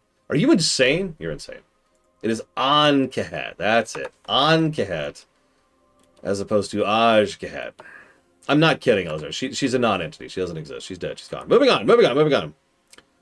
Worst personal thing. Worst negative unique for Wrath. Anybody? I know mine. I knew mine the moment I looked at this category. The moment I decided to come up with my unique to the expansion negative thing. Anybody want to share one? Share one of yours? For a while there, I would have said reigniting the HVA, which just pissed me off. Especially since it turned into the Hellscream War, which is even more frustrating. I would also be willing to accept the fact that the battle for the Undercity is gone, and continues to be gone. It's one of the very rare exceptions of lore that's just gone. Like, we talk about abandonment. You could still do Black Temple, right? You could still do it. You won't experience it the way it was, but at least it's there. The battle for the Undercity is gone. But actually, it's something slightly worse. Again, this is all about like a unique thing to Wrath. And there was one thing Wrath added. It was an add-on called Gear Score.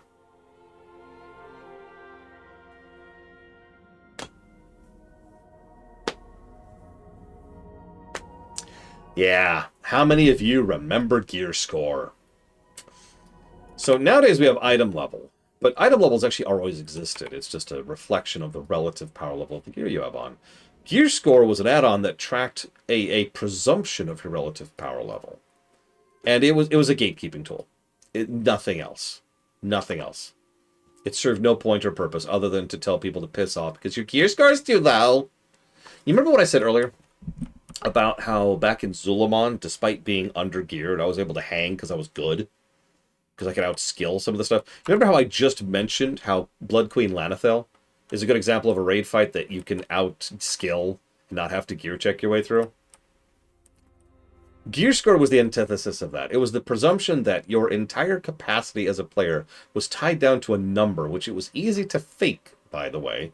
I don't just mean like literally lying. I mean like there were ways to boost your gear score in ways that didn't boost your power output.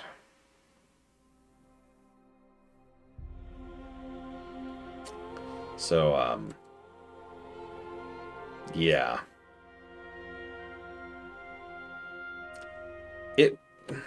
I hated Gear Score. Honestly, if we're being honest, the Undercity thing is probably it, but that's okay. What's the best one? Positive unique. What's something uniquely Wrath that's just the best thing about Wrath to you? Just a personal thing.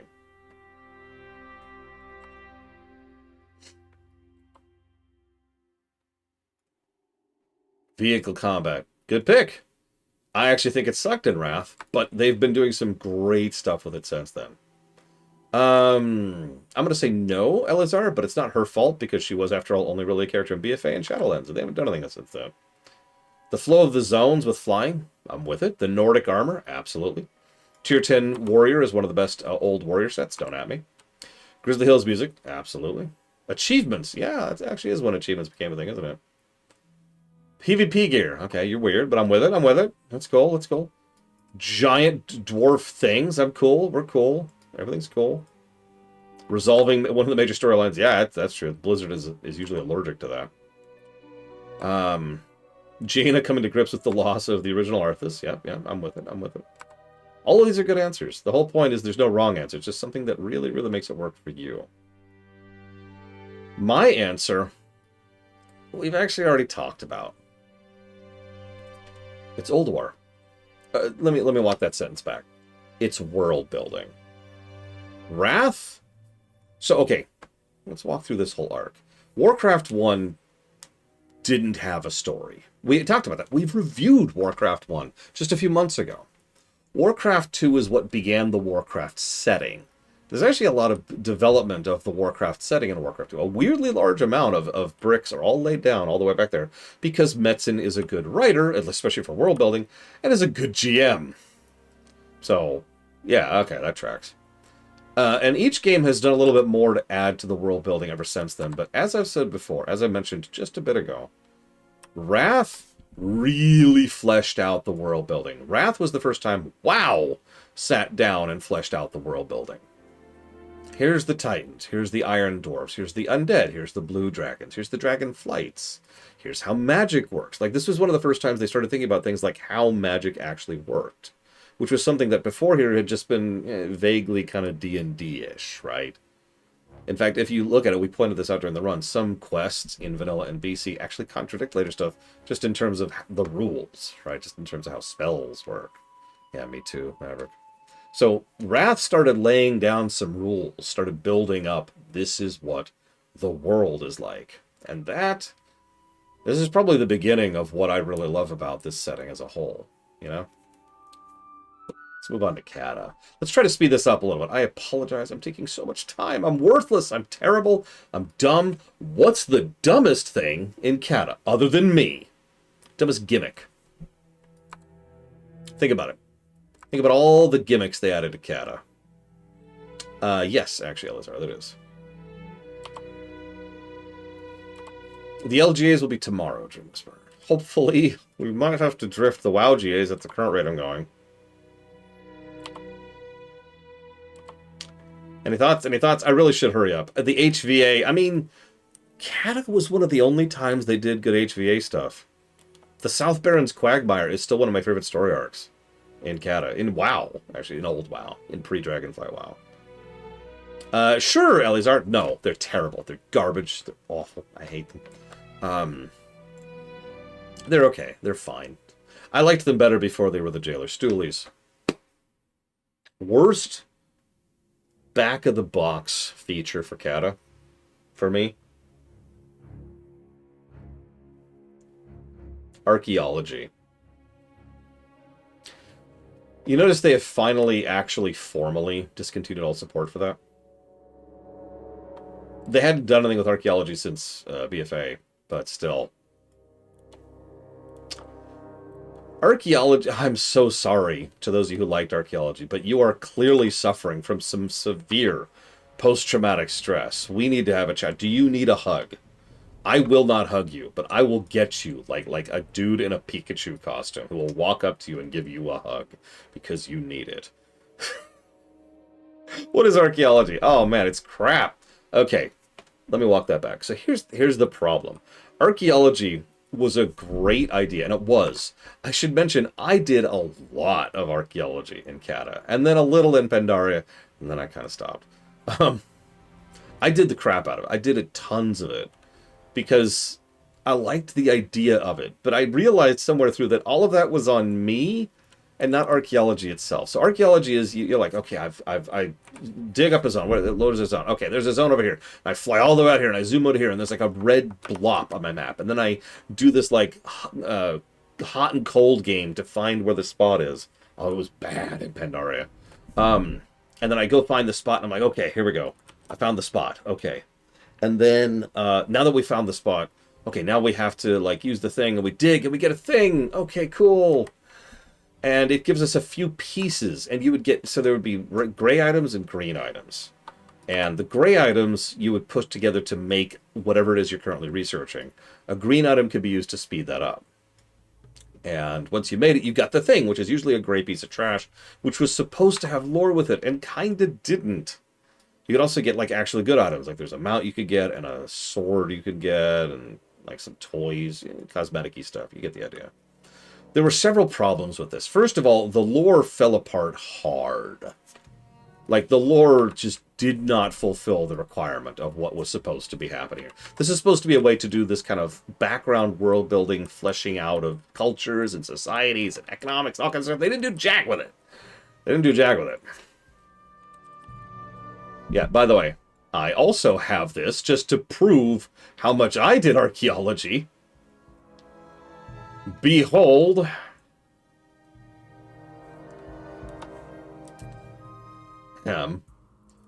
I don't remember Johnny Little. I think that was Pandaria.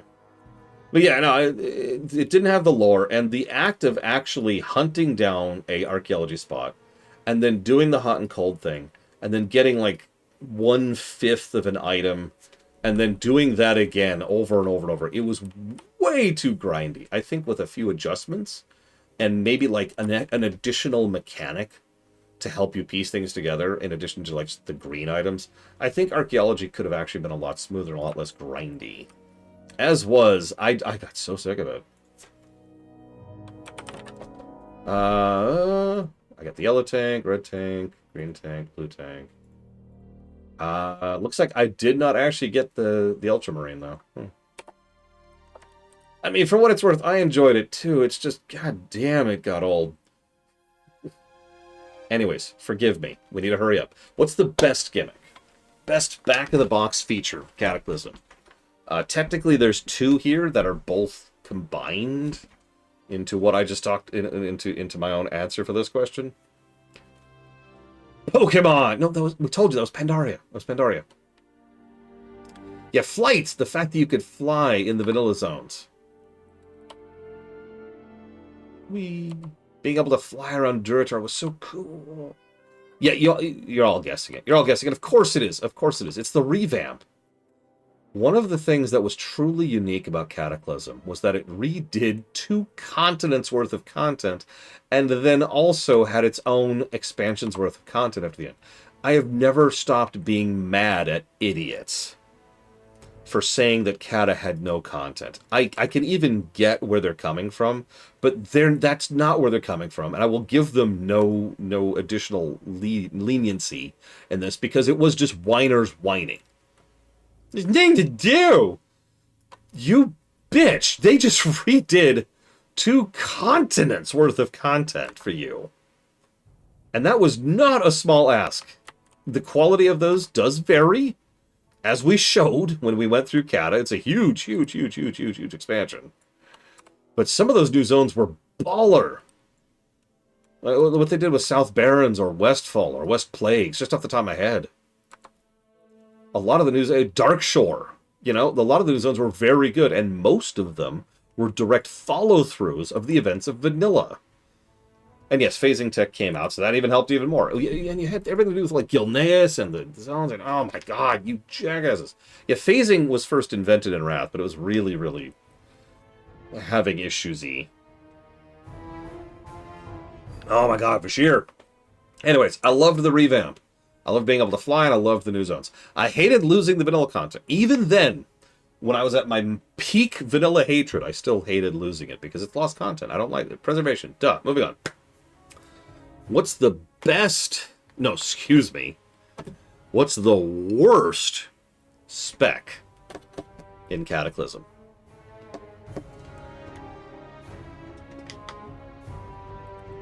Ah.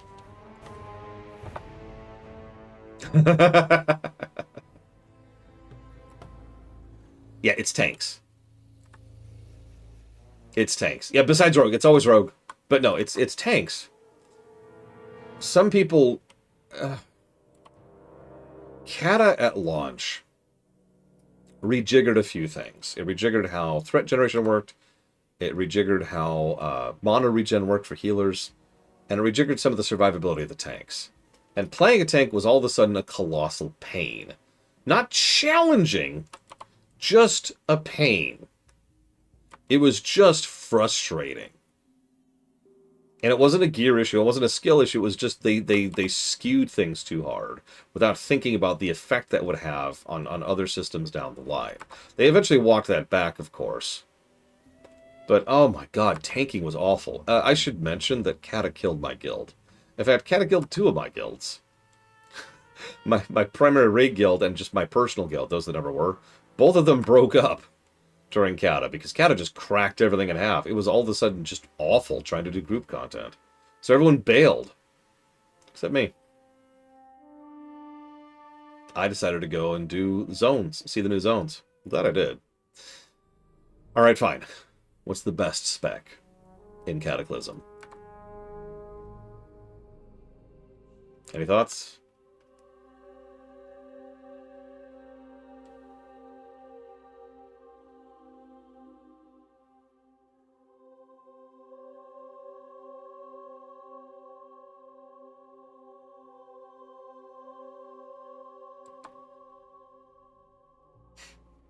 Which spec, though, True Whisperer?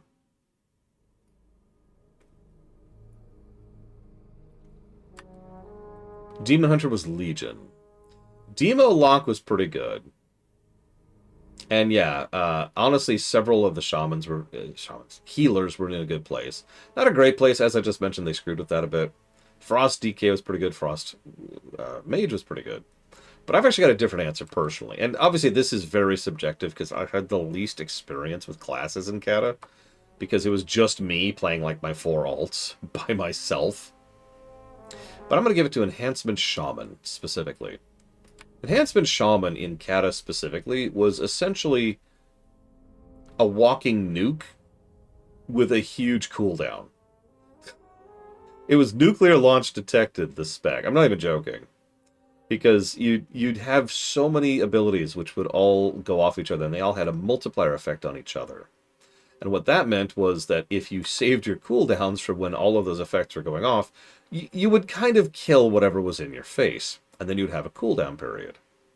Now, you're probably thinking, that sounds terrible, but think about it for a second. It rewards the player paying attention and knowing when to use their abilities, and it evened out to still being decent, all things considered. So it was still a good class. It was just very, very bursty. It was better at some fights and worse than others. If there was a burst phase in a boss, an Enhancement Shaman could do some great stuff.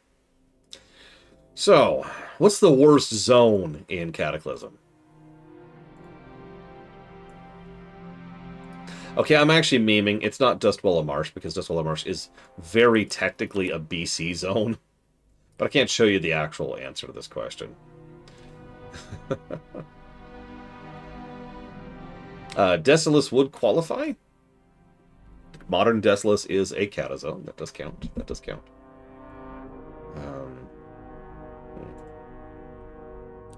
What am I doing? I'm so stupid. I'm so stupid here. No, it's not Dustwallow Marsh.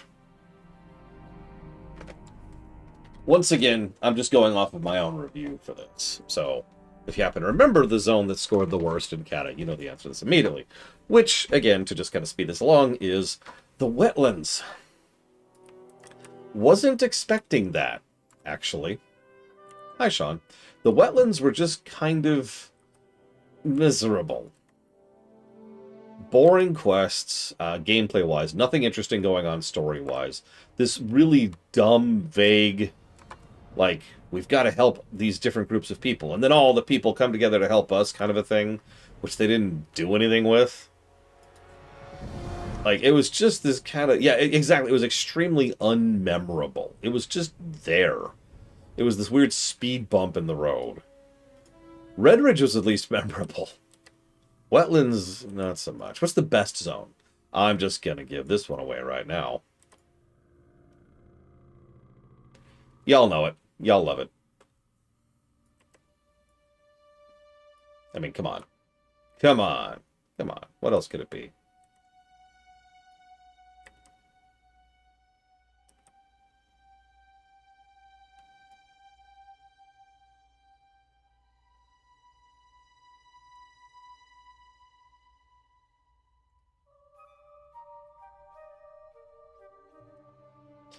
To justify my decision for a second, obviously I absolutely loved this place in terms of story. In fact, it's one of the only zones in the entire game where the prime opt, right, the regional quest of the zone, is about us consistently losing and struggling to survive as we keep losing over and over. It was such a unique thing that it's stuck with me ever since. Very few MMOs are willing to have your primary story arc for a zone be you losing.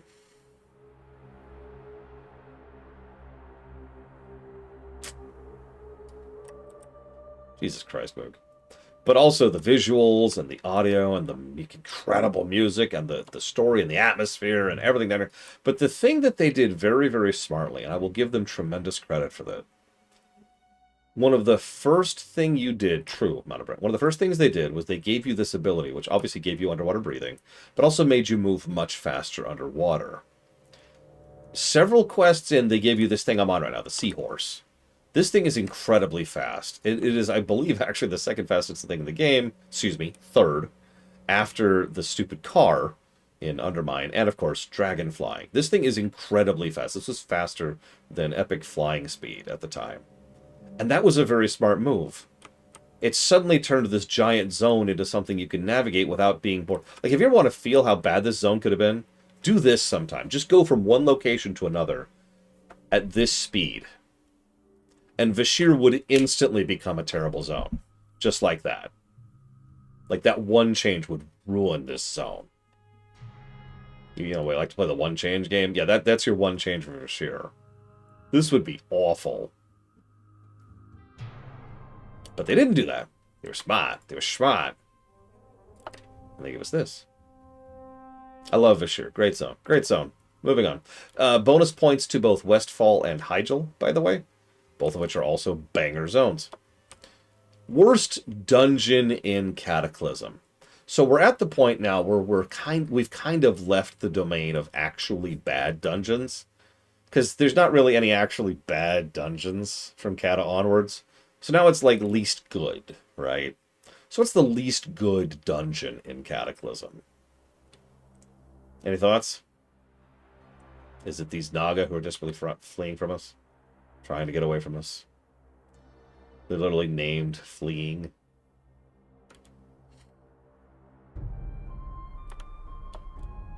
You're jumping ahead of the script, Monobrown. Oh god, is it called the Hour of Twilight? I don't remember the name of that stupid place. That's a bad sign.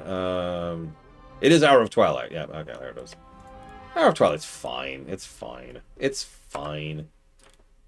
Everything's fine. Don't worry about it. It's fine. It's fine. What is that storm over there? What am I looking at? What is that? Is that Gilneas? Where's that storm coming from? Do you see that? What is that?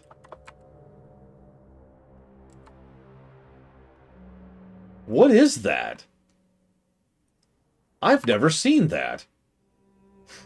I mean, granted, I've only been playing a bit, but... What the hell? I'm in Vashir. Look where I am. Like, I'm on the southern end of the continent. What is that? While I'm flying out there, for me, the least good dungeon is Zul'Aman. So for those of you who don't remember, there was a patch where the Zandalari trolls decided to be like, "Mwahaha, we're evil." And they formed what I refer to as the Zul Confederacy. The Zul Confederacy would continue into Pandaria and then later into BFA. God, I could look at that. I could see that almost underwater. Like, what the hell? But the thing is, so they did a total overhaul of Zul'Gurub for the dungeon. It's a great dungeon. Zul'Aman is just the raid again. And that's it. I think you're exactly right. I think you already hit the nail on the head. I think that's the Void Storm. I can't believe we could see the Void Storm already. That's so freaking cool. Right? I love Zul'Aman. It was my favorite raid in BC. But the Zul'Aman dungeon was literally just the raid, scaled down to 5 people. That's it. That's all it was. They even did this dumb copy-paste where, like, some of them still kind of refer to Zul'Jin, even though he's not there.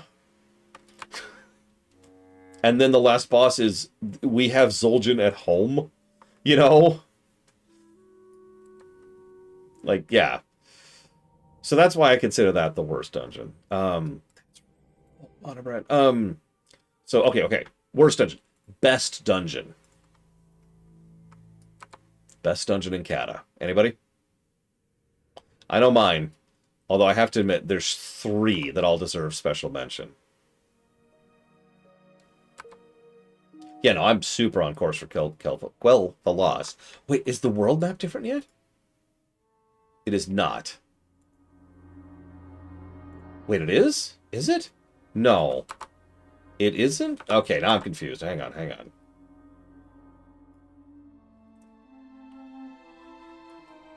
Look how much bigger it is this close. It's actually rendered.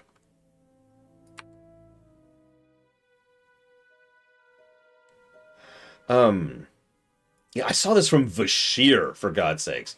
Think about that for a second. Vashir's down here. We were seeing something up here. What are you doing, Zally?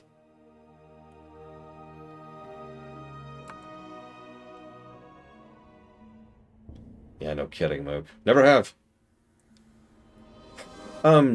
So I chose 3 dungeons equally for kind of different reasons. Hi, Tyrion. Reason number... dungeon number 1. Dead Mines. heroic. So obviously, they overhauled the crap out of Dead Mines to improve it, like, top to bottom. So, you know, that's cool. But, they also added a whole new extra boss in heroic mode, which is a great freaking boss fight. And cool and interesting and fun and just, I love it. I love it. It's a race boss fight, which you don't see very often. And we're flying over Stratholme now. My second pick, Well of Eternity. Well of Eternity is another great dungeon on both axes. I love what they did with... You've entered the lands of midnight. Turn back. Whoa!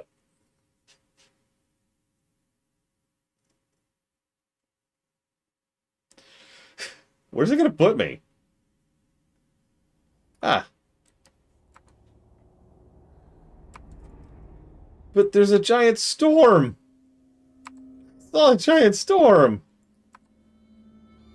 Let's go over to Akros. Maybe we can see it from over there. I noticed. We could fly. Everyone, we could finally fly in the Silver Moon area. Can you frickin' believe it? Look at that thing. Look at that. There we go. There's a good shot right there. You can see it through the fog. Look at that. Holy God. Okay, that's... Oh,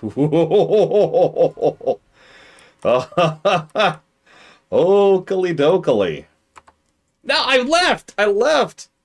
Come on, game. Well of Eternity was great narratively. It showed us a lot of cool things from the War of the Ancients. It showed us the actual Well of Eternity itself. And it had some great trash and some great bosses.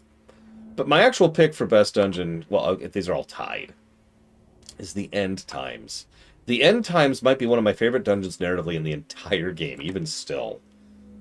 Like, it is so appropriately horrifying. It is very much... It's an after the end, right? Like, that's the whole idea. Is after... You missed it! Mr. Red, you missed it! Oh, my God! It's after the end, and I love it.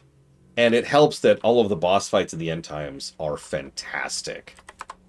Even the last boss is another one of those, this boss is too strong for you normally, but here's a mechanic to help you bypass it kind of thing. So, okay, Mr. Red, I want you to picture this. You know the layout, right? We're down in Vashir, okay? And I poke my head out of the water, and I see this thing in the distance that I don't recognize. And you know I have a very good visual memory, so I'm immediately like, what the hell is that? So I start flying towards it. And you can kind of see it there, because it's right in front of me, over there, right? Let me get to a point where we don't have the East Plaguelands fog here. We have to go a little bit more north, just a bit more north. Like over here. We want to be careful, because if we go too far north, we'll get kicked out again. Come on, right around here, that should be good. Come on. There we go. And I see that. I was looking at that, and it was visible from Vashir.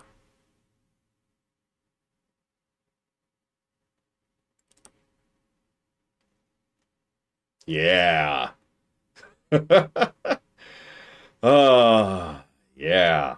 Anyways. I'm going to stop trying to go in here now. What is that? I think it's the Void Storm. I think she's done playing. Because, yeah, I don't know if you noticed, but, like, Zulamon and Eversong are already updated on the map. You can see it. Yeah. Anyways, forgive my indulgence. What's the Void Storm? We'll see, won't we? And I'm not trying to be coy. We'll see is really the answer to that question. I just want to see. Can we see it from Stonard? Let's get some height so we can go over the map. We can! Oh my God! We could see it from Stonard. Look at it! Look at that! Look at that! Like, there's the southern end of the continent.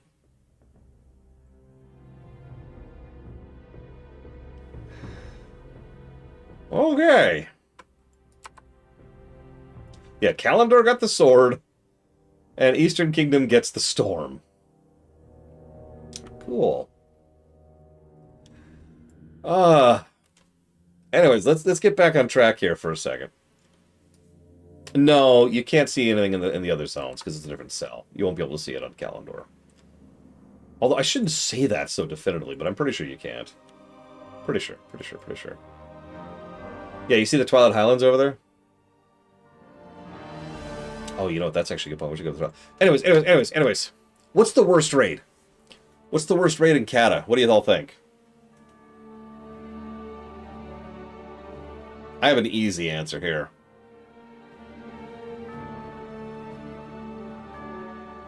I considered Tol Barad, and then I decided it was cheating. You notice I didn't mention Archivon as the worst raid back in Wrath as well. So, it's not Archivon anymore. It's not Tol Barad, excuse me, any more than it's Archivon.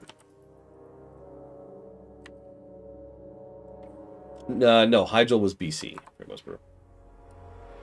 I also thought about the Throne of the Four Winds. But again, that feels kind of cheaty. And Throne's fine. Yeah, okay, we can't say anything. I didn't think we would be able to. But you know. But, no, it's Dragon Soul. Of course it's Dragon Soul. What else would it be? Honestly. Dragon Soul is a rare example of a bad raid post, like, BC. You know?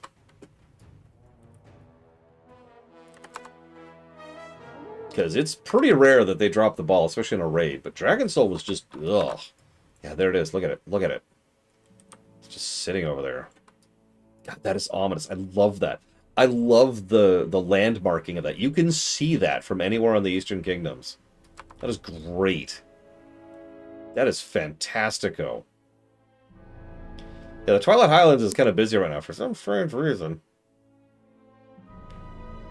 Oh, it's just squatting there. I should stop fixating on this, because I really should finish the WoW GAs, but look at it! Okay, so... what's the best raid in Cataclysm? While you're answering that, just to repeat my points really quick, Dragon Soul was dull. It didn't do much right with the bosses. It had terrible trash. And it was just repeat assets top to bottom. You could tell it was rushed. And it also has some of the most frustrating fights in the game. I don't even mean the spine. Everyone memes on the spine. You know what's actually a worse fight? That jackass on his freaking Drake.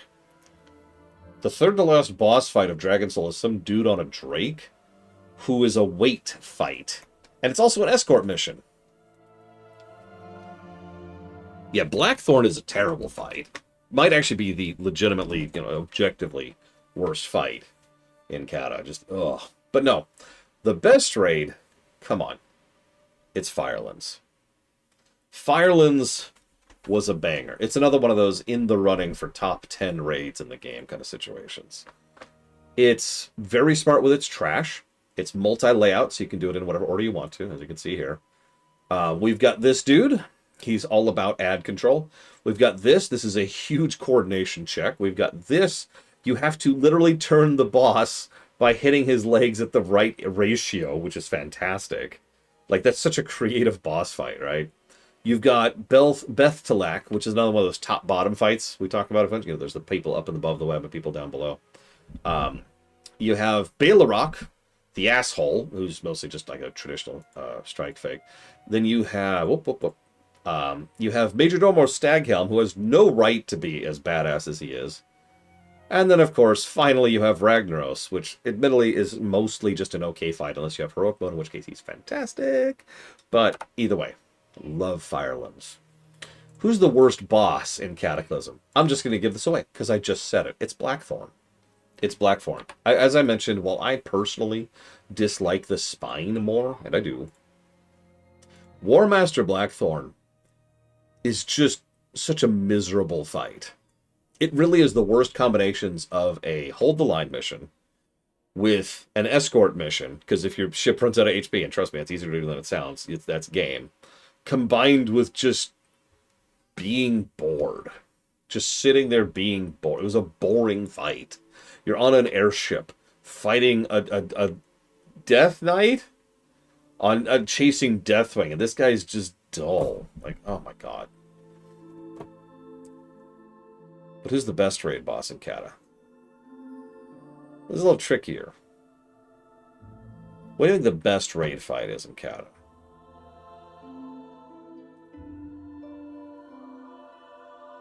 I was actually very torn on this because there are some really good fights in Kata. Really good raid fights, excuse me.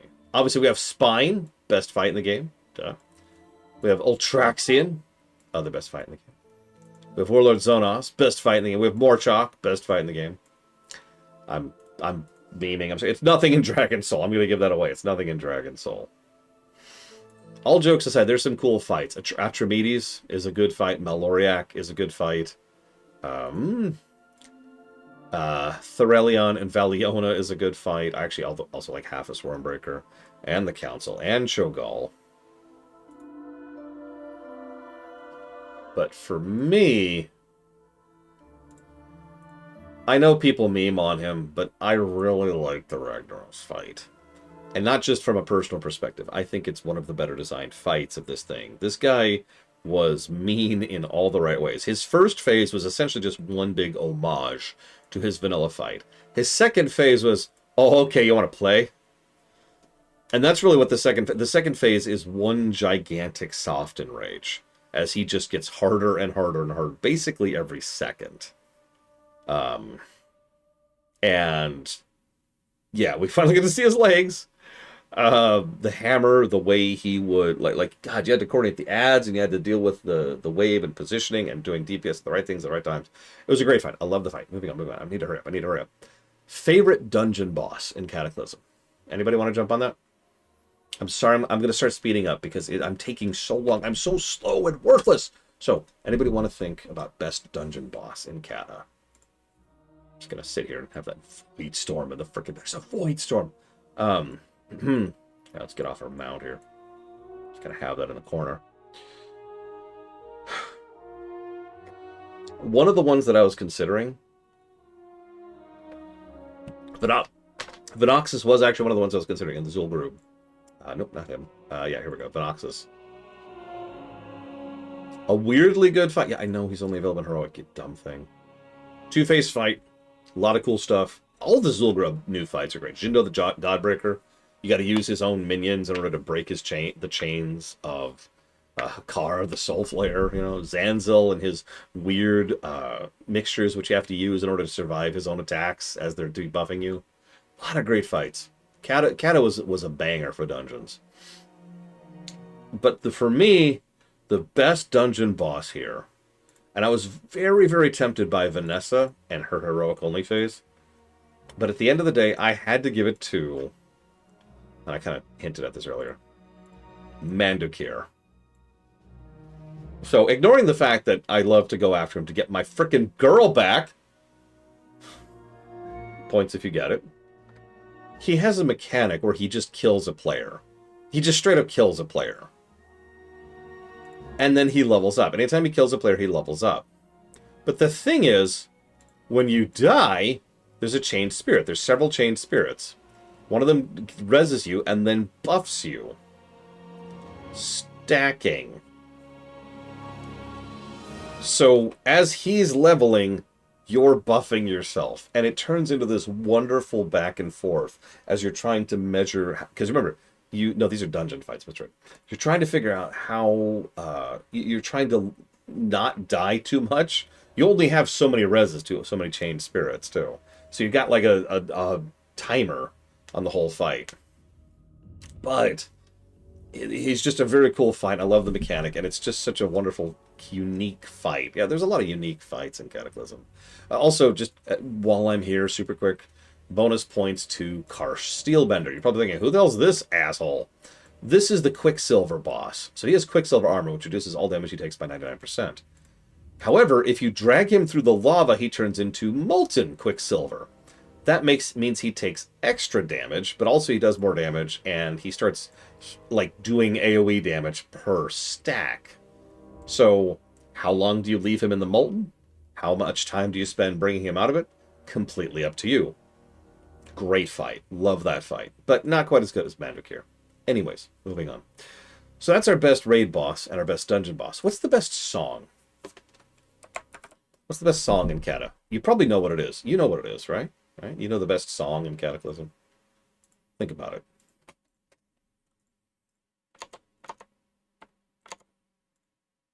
It is somewhat of a famous song now.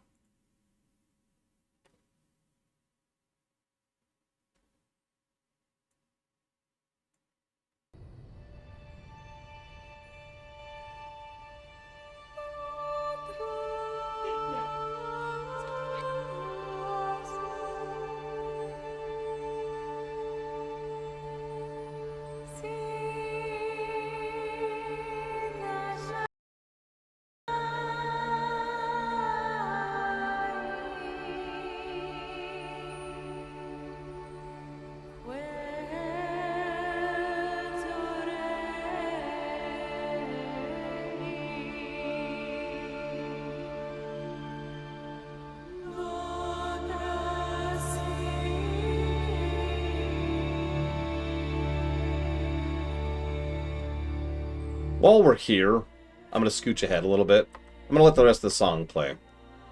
What do you think is the worst looking zone in Kata? I decided to limit myself to just the new zones. Because all the old zones weren't really redone. Not really, right? It was still mostly just vanilla zones with a couple of changes. So what's the worst looking zone of the new zones in Kata? You can probably tell my answer, because I'm currently flying through it.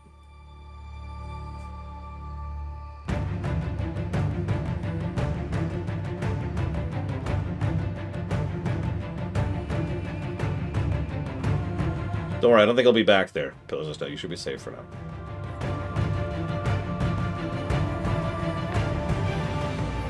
Now you're probably thinking, why Hyjal lore? Well, once again, we're getting to the point where even the worst looking zones are going to be good, right? Like that's just where we're at. Blizzardite team, we're walking. The problem with the Mount Hyjal, ignoring the fact that a huge portion of it is just burning trees like this, is the fact that it's just Hyjal again. Sorry, what I mean by that is it's the same zone that it's been since vanilla. It got a coat of paint, like so many of the other Kata zones. But you can really tell this is a vanilla texture. This is vanilla mesh that had a few doodads and effects placed on it in order to touch it up to modern specs, because it looks like one. It operates like a vanilla zone. It has that whole thing. And if you've done the Hyjal raid, you can actually recognize areas and locations within it, because that's where parts of the raid happen, right?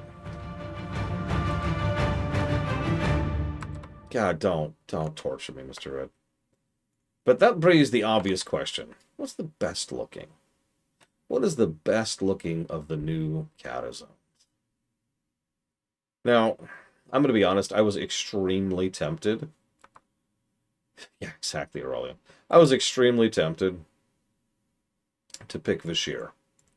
And I was. The only reason I hesitated was because at the same time, Vashir's, I don't know, like, it's super amazingly awesome, but it's already got like the best so many other things, right? Like we can't just keep giving. Okay, so the answer is Vashir. The answer is actually Vashir. Don't worry, I'm not going back there, Pillars. No, I'm not going back there. But Vashir is such a cheat. It is. I'm sorry. It's a cheat. It's functionally 3 zones crammed into one. So instead of Vashir, I decided to go with the second best. Like, okay, what's our runner-up? What's the next best competition? I was going to pick Deepholm, but then as I was flying through Deepholm, debating my opinion, I kept running into this problem where you couldn't see the damn zone. Like if they would get rid of the frickin' fog, and you could just see all of Deepholm in one shot, it would look gorgeous. But they don't. So you can only see like a minor portion of it at a time. Now, I understand tech issues, blah, blah, blah. But we're past that. We're at 64-bit client now. Please let me look at Deepholm. So since I can't look at Deepholm, I actually decided to go with the Twilight Highlands.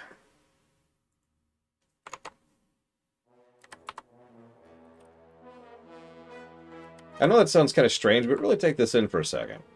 So first we've got, like because there's actually a lot to the Twilight Highlands, which is part of why it works, right? So like, we've got, just the Highlands, right?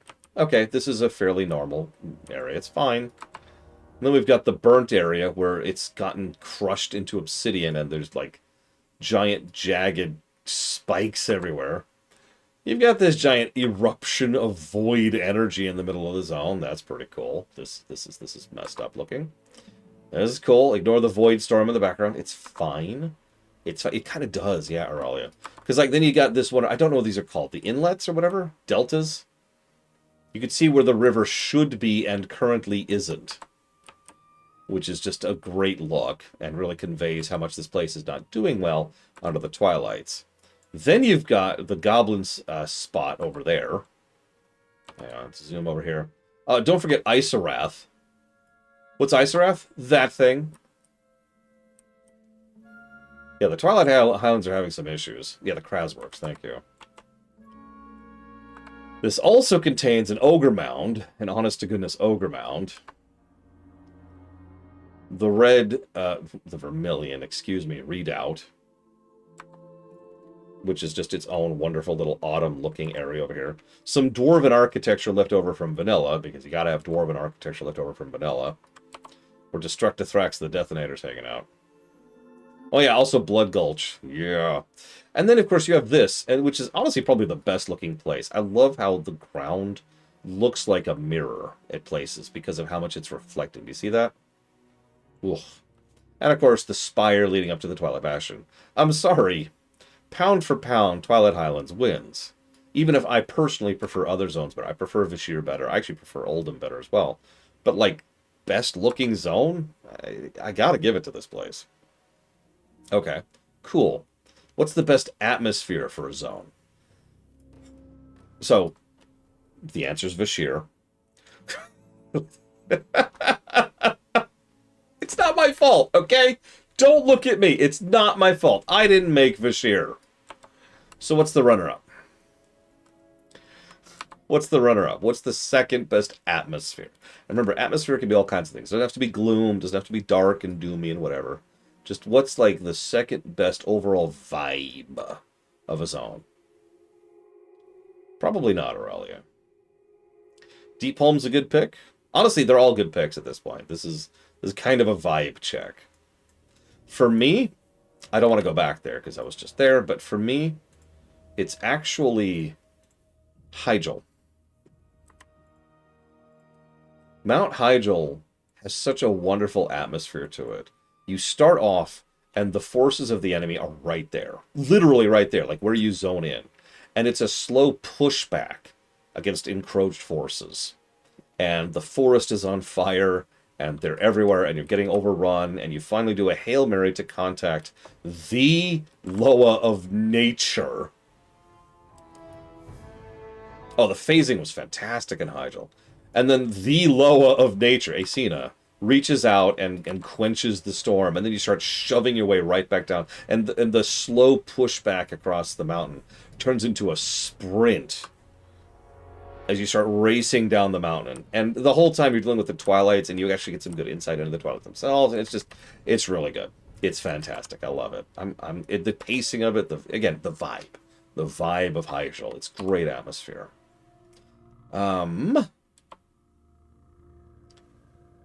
So, what's your favorite music from a zone in Kata? Also true, Mook. Especially in Dragonflight. You already know where I'm going. You can already tell. No, I've noticed that too, Mr. Red. I'm not sure what's going on with it. So this is technically just desert. So we should be able to hear it here in Tanarus. But it's Oldham, ultimately. Hang on, let me see if I can trigger the music.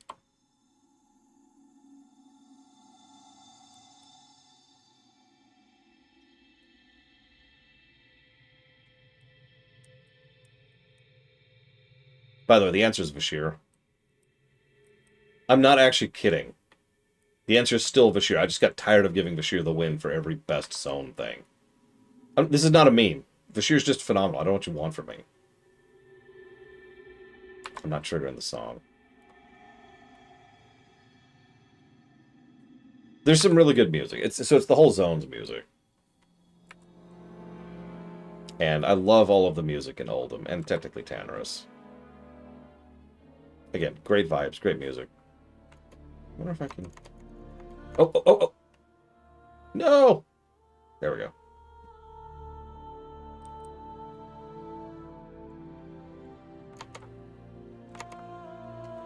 While we listen to this great music,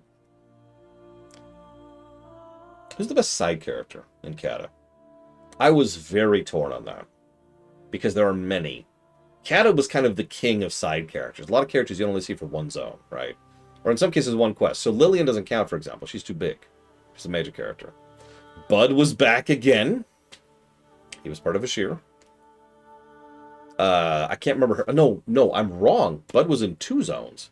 Bud was in Vashir and in Oldham. Excuse me.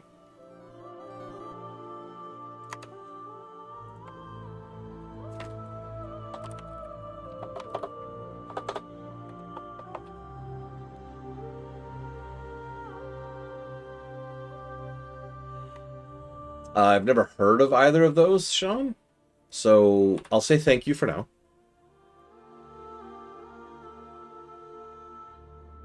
Fair, Aralia. I can't argue that.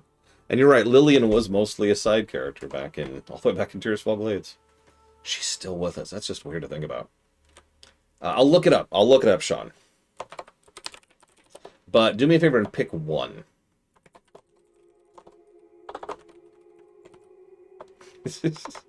just for my sake. Just for my sanity. Oh, lost my thing. Lost my notes. No! Okay, cool. Put that there. Why do you want me to die? Okay, so best music, Oldham. It's actually Vashir. But Oldham, cool. Okay, cool. Best side character, excuse me. There are 4 I came up with, and I couldn't pick from between them. So I'm just going to toss these out. Johnny Awesome. He was in Hillsbrad, if you remember, and had to deal with the loss of his poor horse. Zenkiki. How many of you even know? I'm going to ask before I say, like, how many of you know these people? How many of you recognize these people? Maximilian would absolutely qualify as a side character. There's so many good side characters in Kata. West Plagues. That's him. Poor Zenkiki. Never quite figured out his... He was in Dragonflight, you know that? It was just a cameo, but he still hadn't figured out his polymorphing. God, look at that water. Look at that. So, Johnny Awesome, Zenkiki, Jared Shadowsong, someone who really should have more screen time someday. Jared is like the best Night Elf character, and we only really see him twice. Once is in Kata, in Hyjal specifically, and the other time's in Legion.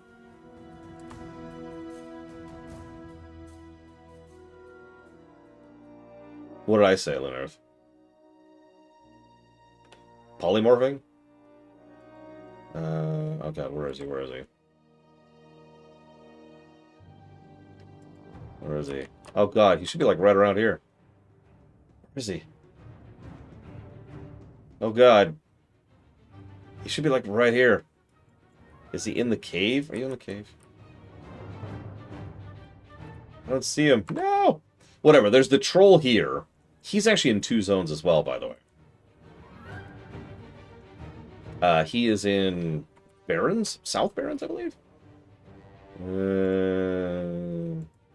Nope, I'm wrong. It's actually North Barrens. And he's here. It's here on Kid Viper. I'm glad you're enjoying. All of these are great picks. That's the problem.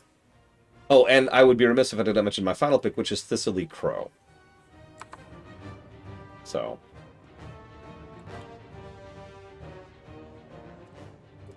I hope at least some of you recognize the name Thistly Crow, because she's awesome. And she would not stop flirting with my druid, I swear to God. Best major character.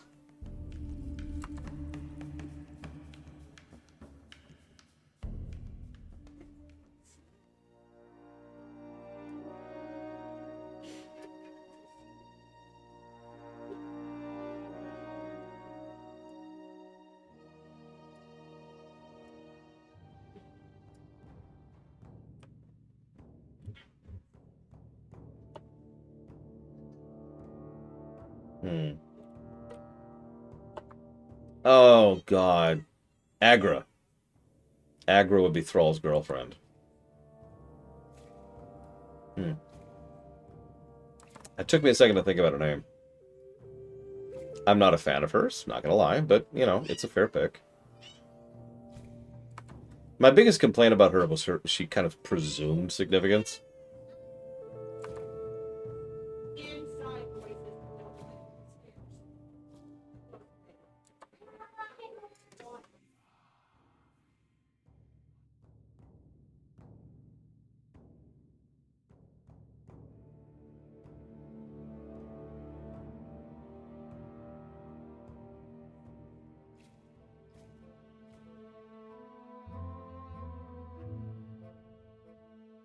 Sorry, kids are throwing a fit right outside the door.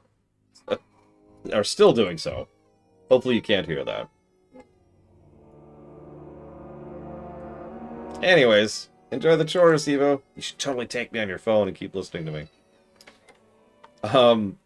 There are several major characters which I think are relevant and cool and awesome and fun. But for me, Cho'Gall. Cho'Gall's been around since Warcraft 2. But he hasn't really done much narratively. Like, he's just a named character, right? Until Kata. The two heads arguing with each other. The fact that they, like, couldn't unify, yet kind of had to. Like, I said it best, if you'll forgive me for quoting myself here. The Cho'Gall was the Twilight's hammer in one unique package. They needed the insane to serve, and they needed the sane to lead. And Cho'Gall was just such a unique conflict. There's a reason why the Twilight's hammer fell apart completely without Cho'Gall. While some insane cultists stuck around, the organization died immediately with Cho'Gall. It's just a cool little thing. Hopefully they never turn into like a Twilight Blade or something like that. Anyways. But best main character. Let's get this out of the way. It's Thrall. I was torn on this one for a hot minute, but then I realized that Kata is the first time Thrall was a character in WoW. No, think about it. Thrall was mostly a legacy tie-in from Warcraft 3. He's definitely a character in Warcraft 3. But in WoW? What's he do in Vanilla? What does he do in BC? What's he do in Wrath? In Kata, he started being a person. And I find this interesting because one of the most common complaints I heard about Kata, even when I first streamed it, which would have been during Warlords, for a bit of perspective, was that everyone hated, and I quote, Green Jesus. And everyone absolutely despised him, and he was terrible, and he was garbo, and oh, I just wish he'd go back to the way he used to be. And I kept thinking, do you remember how he used to be? He's a shaman, dude. He's kind of shamaning it up. That's sort of his shtick. He is also a very flawed person. Kata was the first time that Thrall made mistakes. And I know that sounds like a weird thing to point out, but really think about that for a second. It was one of the first times he started not just being right because he was the hero. And that fleshed him out a bit. Made him a more interesting character. And that's continued to this very day. Thrall is not perfect. And he continues to make mistakes. Yeah, no kidding, Mr. Ed. I'm actually with you on that completely. You say that like Jesus is a bad thing. I thought he was cool. So, yeah. Thrall. 100%. No question. So, what do you think is the best species design added in Cataclysm? Now, there's a lot of possible answers here.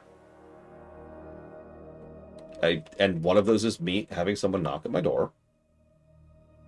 I'm not going to finish this today. I'm still going through Kata. There's no way.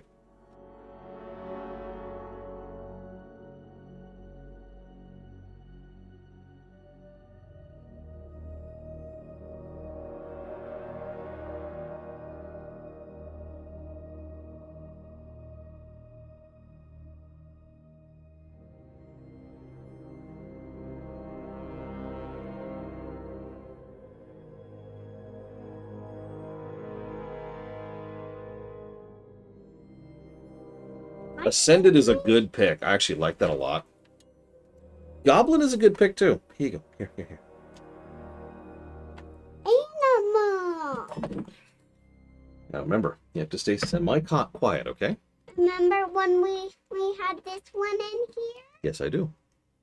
Where are we going to put him? Are we going to put him on the pillow? Yeah. Okay, we'll put him on the pillow. Since we're too tight, we have to sleep. There's always you with pillows as their nest is. That makes perfect sense to me.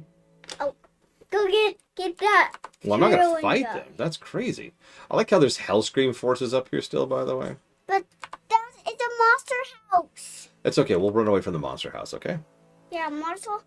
It can't be Naga, because Naga would be a vanilla answer. Houses have spikes on them. That's true. That's why we're running away from them. Remember, don't put spikes in your house or you're a monster. So, it can't be the Naga. Goblins is an interesting pick. I That will one admit, doesn't the have goblin stripes on it. design actually grew on me quite a bit. I had a goblin shaman named Xylom, actually, during Cataclysm. And the goblin design grew on me very fast. But come on, you know, ah, you know the answer. I'll just show it to you here, because of course it is. It's Worgen. Oregon is a monster. He is. They're monsters. They're beasts. Animals, one might even say. And he says those tigers are mean. Aw. And some have thorns in there. But, like, Thoughts. can I talk for a second, please? Oh, Hey, water's dripping out of you. can I talk for a second, please? But water's dripping out of I you. know that. It's okay. Can I talk? What are you? I'm a person now. See? I'm a mage, more specifically. See? Oh, you just had snow icicles in your body. I do. They added some polygons to those. They look cooler than they used to. And you can't have those in your body. Yeah. 1 second. Tolvir are very cool. Not gonna lie. The centaur cat look, that's very cool. I like it. I like it. Let's do this Now properly. go You're right. I am look rushing a for bit too much. monsters. I'm letting myself get too pressured. I shouldn't do that. I shouldn't do that. I will never get to do this again. Literally never. Yeah, change to that. knew it. Change to that saber-tooth tiger. That guy is a saber-tooth tiger. Change to saber-tooth But listen, tiger. listen. No single cutscene is worth 21 pauses. Sorry. I gotta take the piss. I have to. Oh wow, I'm still out here. Go find some monsters to make. But I am the monster. No, you're not. Oh, change to that guy. Change to that guy. Wait, why didn't it? Hang on. Something's wrong. Oh, I just didn't do the weapons. Okay, that's cool. So, Worgen. I'm sorry. They did some really cool stuff with Worgen. The way they run, the way they move. Like, they're the typical V-shaped thing. A lot of humans, a lot of people. See around Ross. A lot of characters in WoW have the V-shaped body. But, like, Worgen take that to an extreme.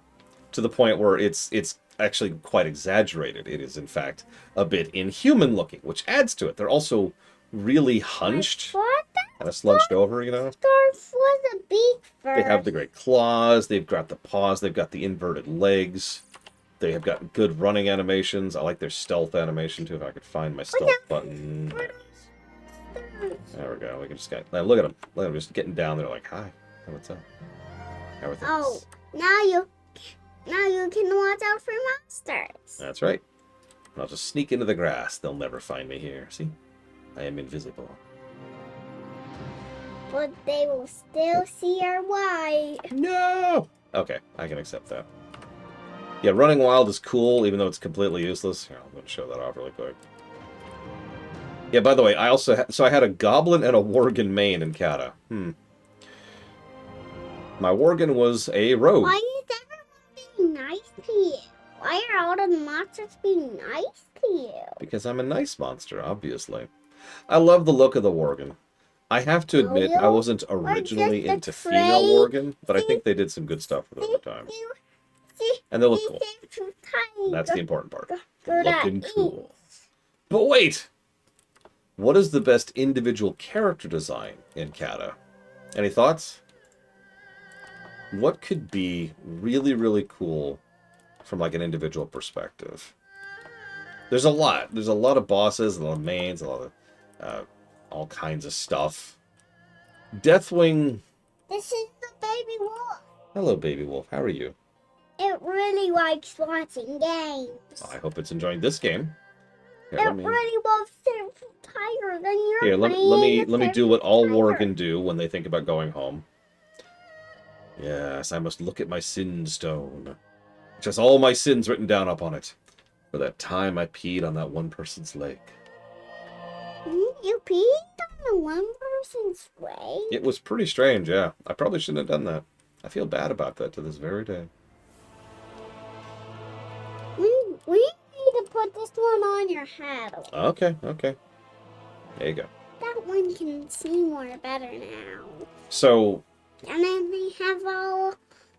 I want this one right here. Here. You mean like this? What do you mean? I want this one to be right here. And Like this? And I want all the Pokemon. Like this? I want all the Pokemon. Okay, here you go. And here's your favorite. Her favorite is Haunter. Yeah.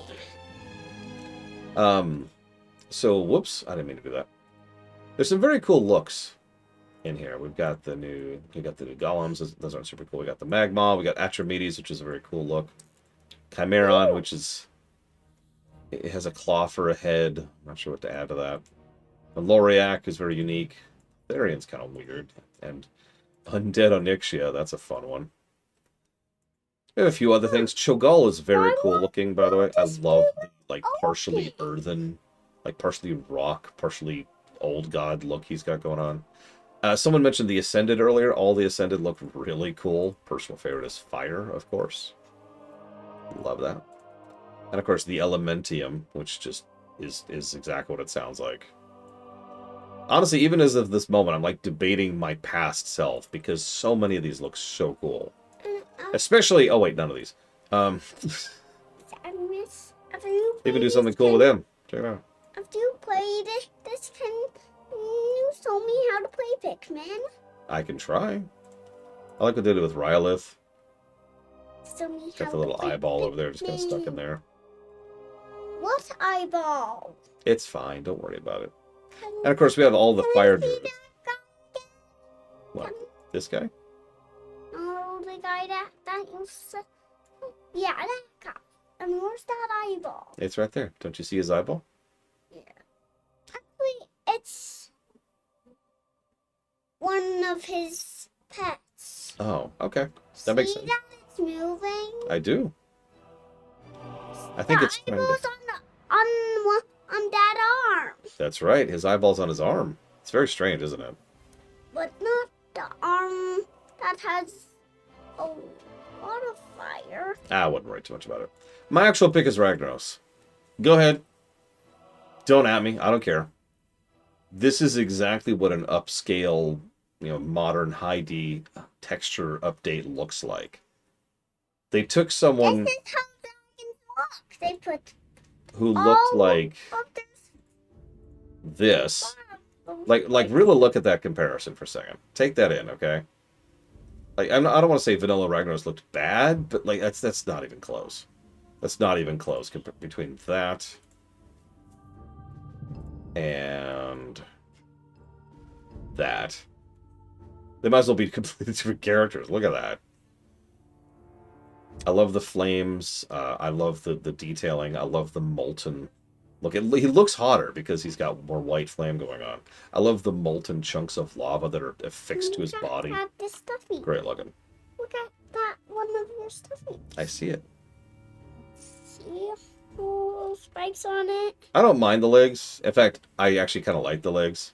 But with or without legs doesn't matter to me. He just looks badass. So. One of these put ones this here. that we got is actually a baby. Here, why don't you go ahead and take your wolf? Take wolf.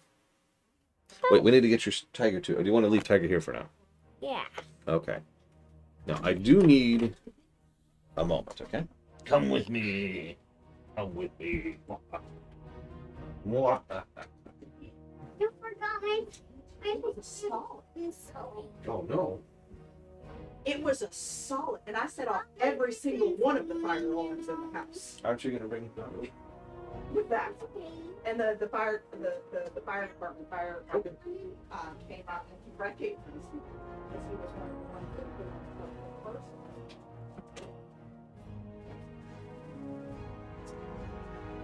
Ahem. Oh my god, you're right, Get Viper. Yeah. What's the worst arc? What's the worst story arc in Cataclysm? There's a lot of weird ones. There's some humorous ones that kind of didn't land. Red Ridge Mountains was infamously kind of weird. Like, I'm not sure. I don't know what they were thinking with that one. I'm struggling. I'm trying to think of other particularly bad, like, arcs throughout the course of Kata. The ninjas versus pirates things. Oldham certainly was all over the place. There were a few zones that were just jokes. Just straight up jokes.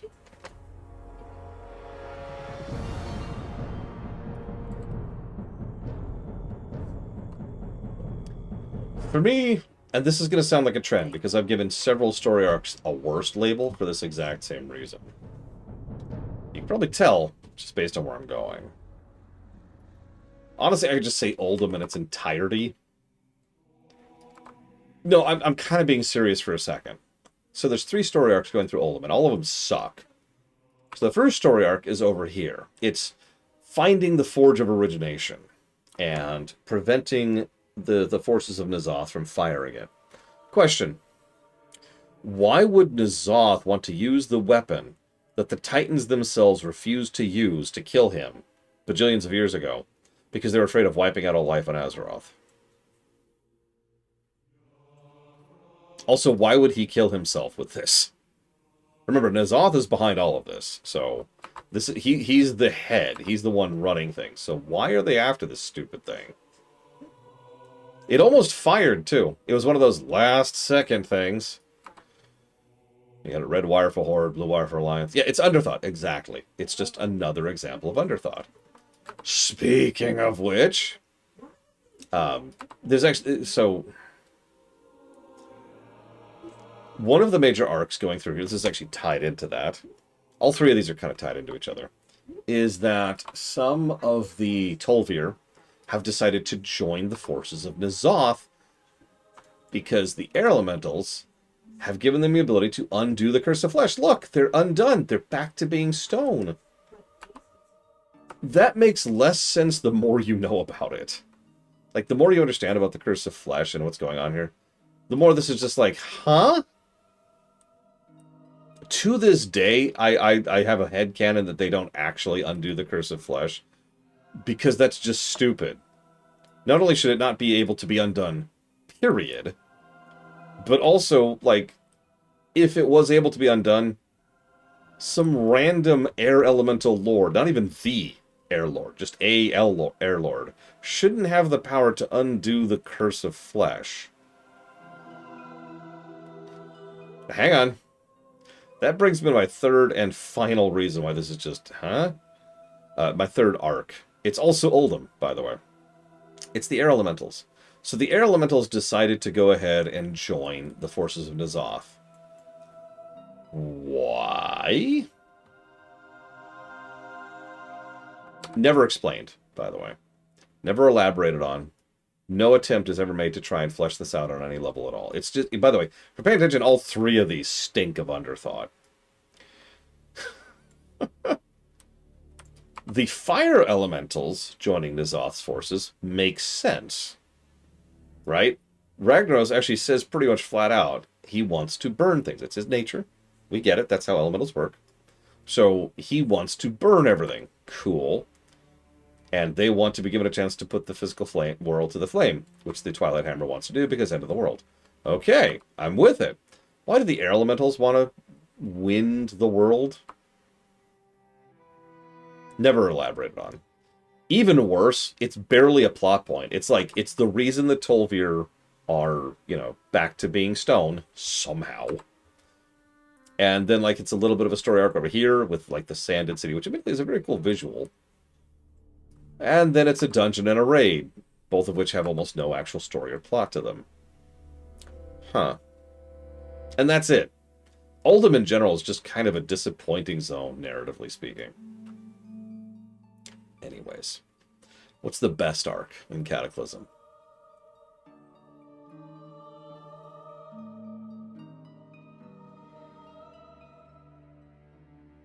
Clearly, It's the Tol'vir fighting the Immortal Colossi, obviously.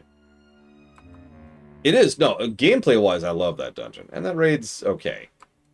The dungeon's great. I mean, it's Cata Dungeon. Cata Dungeon's just solid.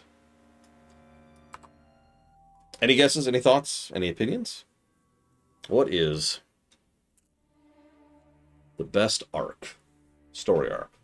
HVA. Okay, you gotta explain that at least a little bit, Lord Harriman. Give me something. Give me something.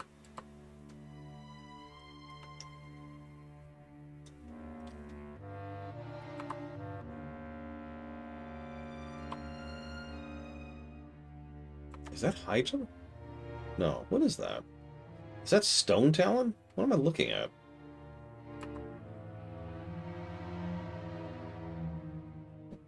I'm losing my scale. Okay, so that's Mulgore.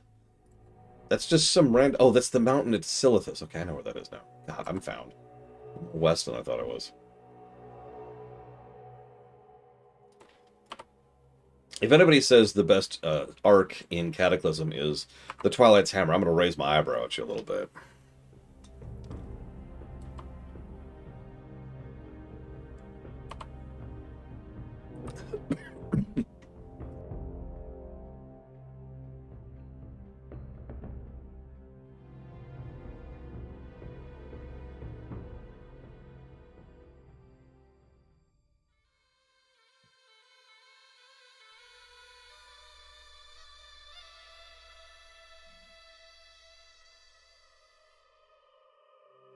Twinkies? No!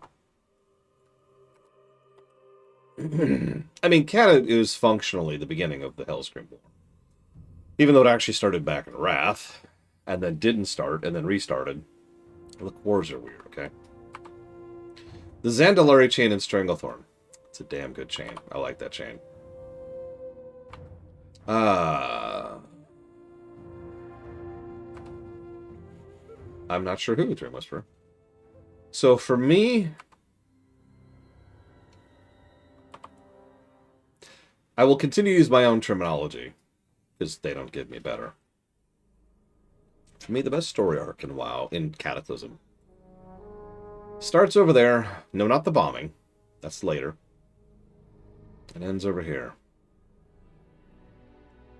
I call it the South Barrens Quagmire.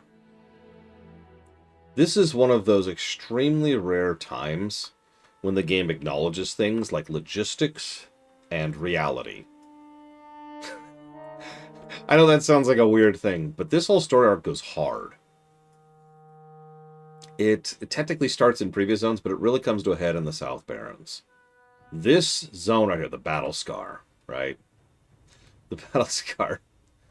Look, Lord Harima, the Battle Scar is a perfect example of it, because it's not just the Horde and Alliance fighting each other. It's such a duh confluence. So the two forces are at war, but the Alliance has trouble refueling and restocking, so they need a road from their major port, which is in Theramore, up to Ashenvale. Well, they don't have that major port, so they start funneling forces in through that road. They build a highway through the marsh. Think about that for a second. And then start funneling troops in. The Hellscream forces almost immediately realized the problem of that. They send all their stuff south. So this is it's the freaking Barrens. It's not useful land. It's not strategically important. It's not resource rich. It's not culturally significant to anybody that matters. It's just where the two armies happened to meet. And that's the South Barrens Quagmire. The two sides keep pouring resources and fire into this area and constantly fight at each other into this grinding standstill. And they actually mention this in other quests periodically and here in the zone, that they're actually funneling troops in from across Eastern Kingdoms all over the place, pardoning criminals just to send troops over to fight for the Alliance, while the Horde is desperately trying to reinforce, because from the Hellscream perspective, in addition to the obvious strategic things, that's Mulgore right over there. There's a reason there's that wall there now. And so the Tauren don't want to be cornered. And so it's World War I, right? It's so clearly inspired by This is the trench. And the trenches just sit here And all of these forces across both sides just bleed out here for nothing, for no gain. Nobody actually wins the South Barrens quagmire. I often wonder what percentage of the deaths that happened in the Hellscream War happened on this spit of land right here. So, what's the worst cutscene in Kata?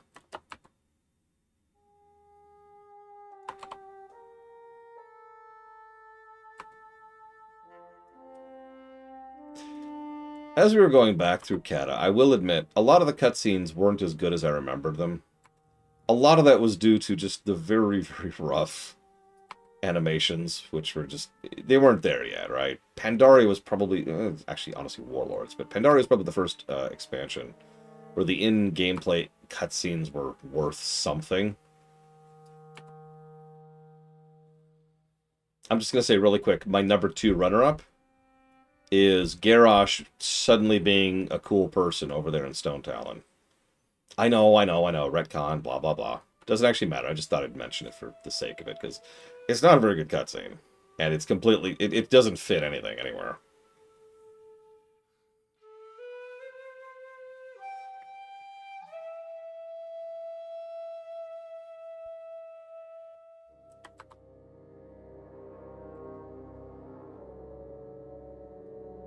Any other guesses? Any other thoughts? Any other opinions? Oh man, don't even get me started, Lenareth.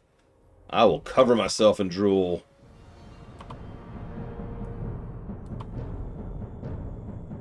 For me, the worst cutscene in Kata can only be this. Oh, I can't interact with it. Oh my god, I can't interact with it. Have I not done this on Nether? Oh wow, okay. Well anyways, it's the one at the end of Kata. It's the one that plays after you kill Deathwing. I must not have killed him on this character. Yeah, it's Dragon Soul. It's the end of Dragon Soul. It's a dumb cutscene. We must now celebrate new birth and the end of the cataclysm. And the actress for Alex Ross is a good actress, but good lord, whoever was directing that scene was like on Vicodin or something. And now begins the age of mortals. Also, Agri, you're totally pregnant. Just so you know. Spoilers. Like, what? What a dumb cutscene. Nobody gives a crap about Agri. I shouldn't say that, but it was just... Ah!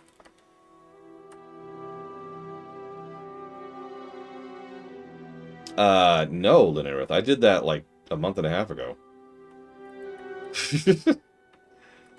So what's the best cutscene?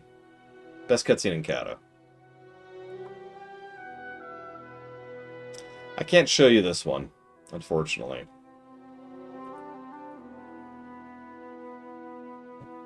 Like, it's not really viable to do so.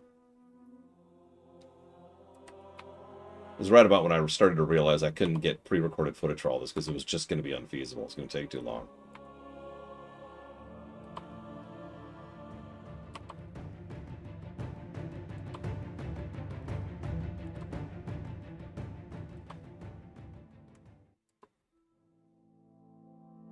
Actually, it is a great speech, Lord Harriman. I agree with you completely. Which is funny, because Vol'jin is not the one who killed Garrosh. We aren't even the one who killed Garrosh. It happens right here. So, after doing some quests, we get to this point where we're desperate. The fires are growing hotter, and it's getting to the point where water... You know how it reaches that point where the heat is so high that... should be, Linareth. It's in the WoW playlist.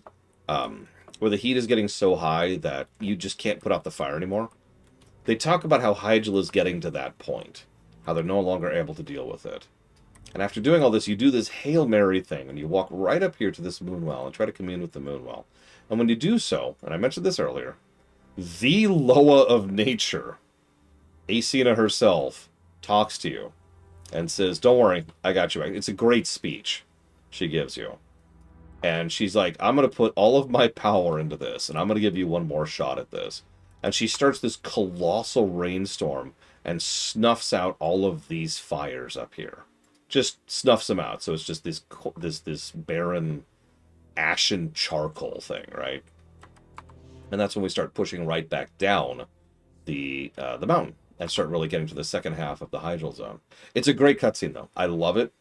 It's one of the very few moments where I felt like our character was actually significant in the game and in the story. And it's just a great and powerful moment, and I love it. I don't have much else to add to that. Hello. Hello, my sister. I'm not. Yep. Don't worry. So, Hello, stream. negatives. So I'm going to cut off after Kata because it's getting late. We probably need to get dinner sometime. We're not going out. Okay, never mind. We're going to keep going. You until we're done decided with that it. the other keyboard die? Yeah, So you've pulled this out and called it good enough? it's going to have to work. Nope, out. Hang on. Wait. He's still working. Here's your doggo. And And Tiger. Come on, both of them come with. No, go Nope, take they it. don't. Okay. So anyway, we're not going out. You don't need to rush. Okay. Because my blood sugar crashed on the way to the chiropractor, so I got Taco Bell on the way there. So Got it. It's okay. I'll okay, keep them. they for can now. stay in here until Uncle Lore is done with work. Okay. Okay.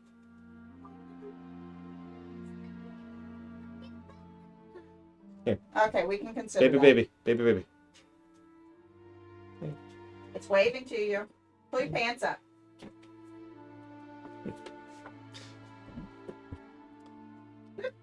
I'm not sure, Lord Harriman, since my plans just changed Yeah, 5 I seconds got ago.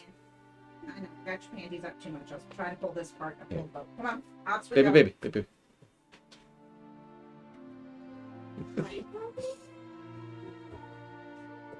I got tired of pants. So, worst personally unique, like no category, just the worst individual thing about Kata. The worst individual thing about Kata, the ridiculousness with which Raytheon? He wasn't No, out yet. not Raytheon. Well, no, he did actually exist. he Excuse me. was there. Sorry, but my brain was like, big fire dragon. What name? Raytheon. He's big fire, which is true. It's true. It's not the big fire saga. The ridiculousness with which Deathwing, like the rate of which he would encounter a zone. But so, like, no ability to. Remember, cope with it? I started leveling from scratch new classes, Anybody in chat? and he would just vibe run that? through and kill me And just you're dead. at that level. You're dead. And it's just like, Sorry. this is cool, guys, but because you couldn't Yeah, there's no opt out. opt out, you couldn't Mm-hmm. see where he was coming from. No, it was random too. It was random where he showed up, when he showed up, and he showed up somewhere every like 5 minutes, it felt like. And as a level, 10, I didn't have time to run out of the way. No, On- it's fine. You'll just die. You'll just die, Mhm. and it'll be fine. You get an achievement. The for it. reason that remembers, you did. You should be able to get achievements for like having done it more than once. Yeah, no Like kidding. there should have been an achievement for dying to Deathwing 10 times. I remember the reason that it sticks with me as being the bad part is I remember being caught hearthing.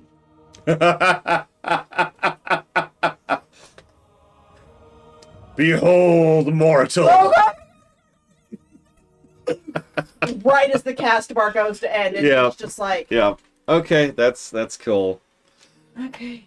That's cool. And I forget where I was because it was in the zone right like around Orgrimmar. Mm-hmm. But I was at like the one like in the Briarwood things where you're like, there's no fucking There's no way. there's no angel lady right there, and you're just like Oh, like yeah. 10 minutes of okay, You'll get back to your corpse eventually. Don't worry. I get there, and but that area is like a maze. Mm-hmm. So you're like, okay, my corpse is right there. Nope. My corpse is right. Yep. Okay, Yep. You have to go around. Yeah, not that far. Thank you. Let's get over here. Okay, I guess that's a dead end. Okay, I'm gonna backtrack. Go around over there. And go over there. And go, okay. Now I found it. Yeah. What An about you? hour later. Anybody in chat? Nobody's given any answers for worst thing in Kata. Aside from Mook. Mook said one thing. It was cool. It was very cool. So frustrating. It was also very frustrating for anyone who didn't have.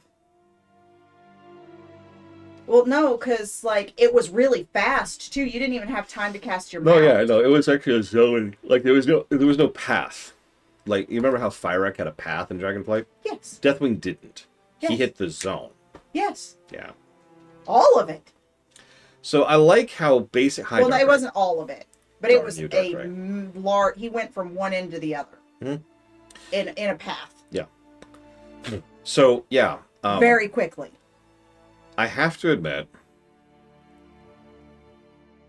I was tempted to give the same answer everyone in chat is giving. What is everyone in chat giving? So everyone's saying the same thing. They nuked Vanilla. Vanilla went away Oh. completely. There was no way. There's no option I wasn't to mad at access that. it. I'm mad. Yeah, it's disheartening that there was no option to access it, but I'm not mad at it because vanilla shit was so bad. Yeah, but preservation. But History. it was so. Historical preservation. You want to keep I bad books understand. around. You don't burn bad books. Well, okay, you don't burn certain bad books, but no, but for real, like that's the mentality. The fact that they just axed it off when they could have saved it was frustrating. It's part of why Classic took so long to make, if you remember, is because they literally deleted source files. Yep. And it was just like, what are you people doing? Yeah, so I'm actually with y'all, but that's not my pick. What's your pick? My pick was I hated launch so much. First of all, it killed my guilds, plural. Both of my guilds died because of the launch thing. You remember that? So healer mana was nuked. So your regen was terrible and everything cost too much. Tank aggro was bad and tank live was bad. Yeah. And so I couldn't keep anybody alive, and the guild died, and I had to go apply. To new guilds. Yeah. Yeah, she actually kept. She is the and only person I transfer know servers. who kept playing in Kata other than me. Yeah, I played Everyone competitively in Kata. Failed. Everyone else bailed. Speaking of, has Kazra extolled to you the virtues of Pumpkin and how he Yes. is so excited about the fact Yes. that Pocket has solid poops? Yes. So guys, if your cat or your dog or your hamster or whatever, anything that's not allergic to pumpkin, has bad poops, just pumpkin. Throwing up, pumpkin. Kazra even seems to think that when the dog sliced his leg open, pumpkin may have been the answer. It's the cure-all. Yeah, You don't understand. It's pumpkin. so good. You just mix it into their food. But yeah, your answer was part of it, Spartan. You are correct. But yeah, no, it killed my. So if you remember, Don't play on the top of the stairs, Halo. I need to clarify for a second. I was part of a server first competitive endgame raiding guild, and then we went from that to Kata, and that was just it wasn't fun. Is the way I like to phrase it. It just stopped being fun. They wanted to not only overhaul most of the world in order to bring flying into the rest of the world, they wanted to overhaul how all of the classes worked. And they had this idea in their head that they didn't really want all of those major changes to be extensively beta tested before they went out, because they wanted it to be a surprise. And guess what? Not testing didn't really work out well. Yeah. Hey, Blizzard. Maybe learn that lesson now. Maybe QA test your stuff now.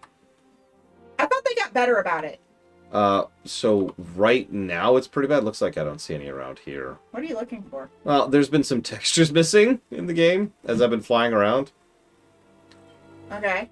Just textures missing. The game, it's buggy. Why? The game because because Microsoft fired half their QA team. That's it. That's the answer. Yeah, but why would that make textures go away? That's a good something added. So what probably somebody added happened? a small thing and it bugged it. So data files. Anybody who's worked with databases know this. A data entry is not necessarily mandated to a Linear. specific cell. So if you add something in the wrong way, it'll shove it down a cell. And now And if the you pointer's shoved going- everything underneath that down a cell, suddenly things aren't connecting to where they need to connect. And okay. Yeah. So this week's baby patch Yeah. broke things. I don't know if you've noticed, they've been patching this game multiple times a day to try and fix I don't things. have a computer that it Sorry, is I'm functioning sorry. on yet. That's valid and true, and I Yeah. definitely knew that. So if you encounter any of these are my crochet needles, I have my encountered yarn a couple needles. of those. Yes, Yeah. and the kids are not supposed to have them. That's valid answer too. And in my crochet table, there are those light brown felt bags. Okay. They're in the basket underneath the thing. It's pretty obvious that you see them. Anyway, just return these to there. Okay. If they need to just go in the basket or on top of the table, that's fine. So Halen, no, Hey, put that sis, back. Can I, It's not a can I toy. drag your attention for 1 second? I just want to show something cool. Look. So you know something weird? Where's the rest of over there? What is that? There you go. Is that a So- tornado? So I want to stress that I first saw that from Vashir, which, if you don't remember, is down here. I also warped down to Stonard. You could still see it from Stonard. That is in the new zone over So they really broke something. Yeah, I don't know what that is, and I don't want to know, but we'll get there. But we're not supposed to be able to, like, there's nothing there. You can't fly there, right? Well, if you do fly there, it'll be like, and teleport you out. But you can fly up enough to see a bit of the new zone, and you can fly into the new zone. Oh, cool. Yeah. Because, like, the whole, I don't know if you know, this is just going to be one connected thing now. There's going to be no zone lines anymore. So, again, there's Zul'Aman, there's Eversong, there's the Void Storm, which I'm guessing is what that is. It doesn't look big enough to be something called Void Storm. That doesn't look big enough. No. That doesn't look big enough. No. Give me a second. I'm going to go to the southern end of the entire continent. It's going to be the exact same size. No, it's not, because it's a 3D object. I proved this already. Because I flew to it from Vashir, wondering what the hell it was, as I just poked my head out of the water, like, what is that? Ooh, grilled cheese. That sounds good. Up, That's up, a tree. up. So you can already start to see it in the distance there. Yeah, there it is. And you see it is smaller, It's very, very, very slightly. but it's still there. That is very, very, very slightly. But I love how, like it's this landmark, So- right? You can see it from the whole continent. It should be, like, if it's this big here, from up where we were in Orgrimmar, it should be half your screen. Because you're past the equator getting to it. I know. Also, apparently, Azeroth is flat. Well, yeah. Duh. Like, Because if something goes At down Bashir, that's below the equator. You shouldn't Look, be it's able fine, to it's see. fine, 'Cause it's if fine. it was round, you shouldn't be able to see it. Can I see? Okay, so here it is a little closer. You can see it See, is noticeably It larger. is noticeably bigger. By the way, But where are we? we're in the Undercity area. We're in Tearsfall. I was saying, we're on the other side of the world. Yeah. No, we have gone to the north end. Yeah. It will continue to get bigger. You can kind of tell it is an object that we are actually passing out there. If you get close enough, you can start to see some details. Do you see that? Yeah. I don't know what it It all also is. looks like it's floating. Mm-hmm. We're gonna run into the edge of the where you can fly. Oh, yeah. Yeah, you can see Stratholm up ahead there. Yeah. You can also see just a little bit See, of New this is Silver Moon. Do better. you see it? Do you see New Silver Moon over there? I do. You can see the outline. Whoop, whoop, there's the warning already. That was fast. You have entered into midnight. Turn back. No! No! Damn, I was way over in the West Plagues. I hadn't even reached Stratholm yet. How do you get to Stratholm right now? Carefully is the end. Look where it warped us. Look, this is actually a warp forward. We're in the East Plagues. It warped us over so here. fly up and turn around. Yeah. Yeah, oh, there it is. Oh, look at that. Look at that. Oh wow, yeah, that's look. You really getting details now. Uh-huh. Look Quick, at that. It's quick, so cool. It's so cool. land. I need midnight. Give me midnight.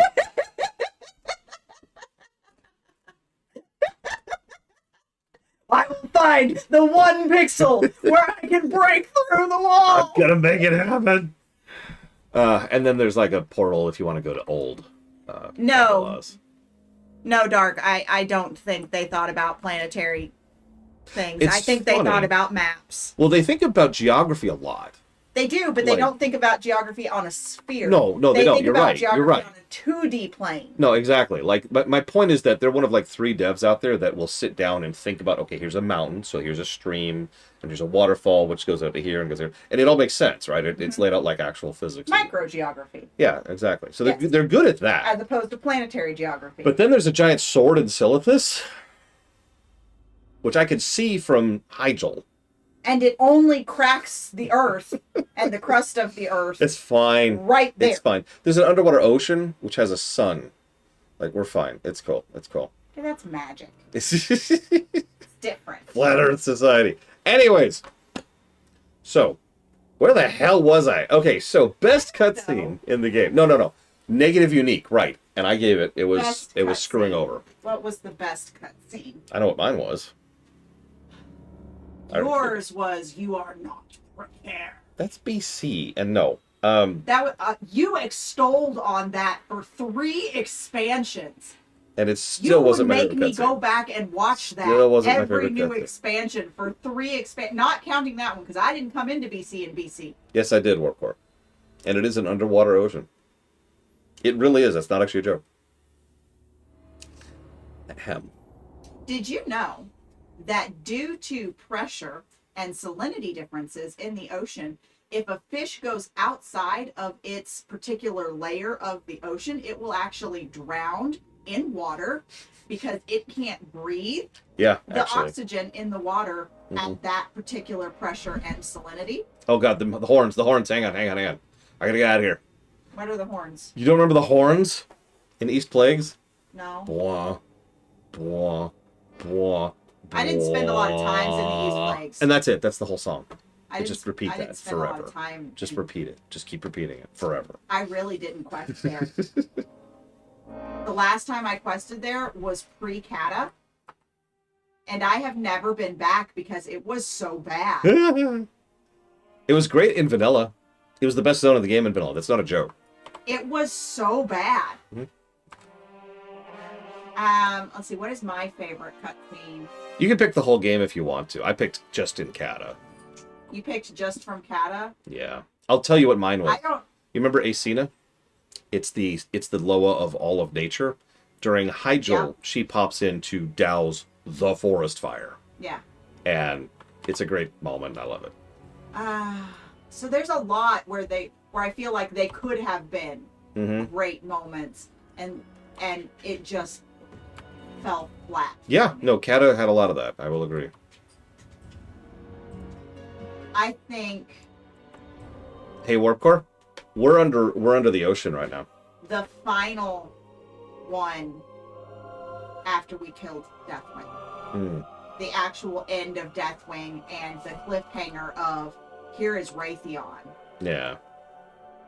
that left us was that it took us what 3 expansions to do anything with. Mm-hmm. I think that one's probably my favorite because that was like the first it actually brought Horde and Alliance together. Because there was like Wrath, there was killing the Lich King and it was there and that was big and impactful because we wrapped up an arc that had been going since, the very first game. Yeah. Sorry, I'm listening. And yeah, I think like that was impactful. But then like you start getting into the modern stuff, if we're doing the whole game, you start getting into the modern stuff, right? And I actually cried when Yeah, no spoilers. Dragonflight. you know who. Right? Yes, Dragonflight. Yeah. I knew that immediately. You covered it. Yeah, I have. But I We're not there actively yet. cried during that cutscene. Mhm. And oh god. Guys, you need to play this game and you need to go do the intro to Dragonflight. Yeah. I there were multiple points where now granted I'm a crier, right? I cry at pretty much everything that is emotionally, whether it's happy, whether it's sad. Sometimes I cry when I get angry with them, right? But I cried at least twice, and I'm thinking it was probably more like 3 times. And there were a couple of times where I giggle cried. So, like, yeah. It's hard to go back to, it's hard to go Kata. back to the Kata stuff. Yep. No, I'm with you. Yeah, because of that. Why isn't Dragonflight in your WoW GAs? It is. We're at Kata now. Oh. We're going in Oh, order. that's why you stopped me. Yes. So as you can see, we are in the sea below the sea. We have not yet talked to the fish that's not a fish, though. That wasn't part of Kata, was it? Nope, this is War Within. Then why are we here? Because someone in chat said they didn't believe me that there was a sea under the ocean. Which, I mean, here we are. Is it really under the ocean, though? So, yeah.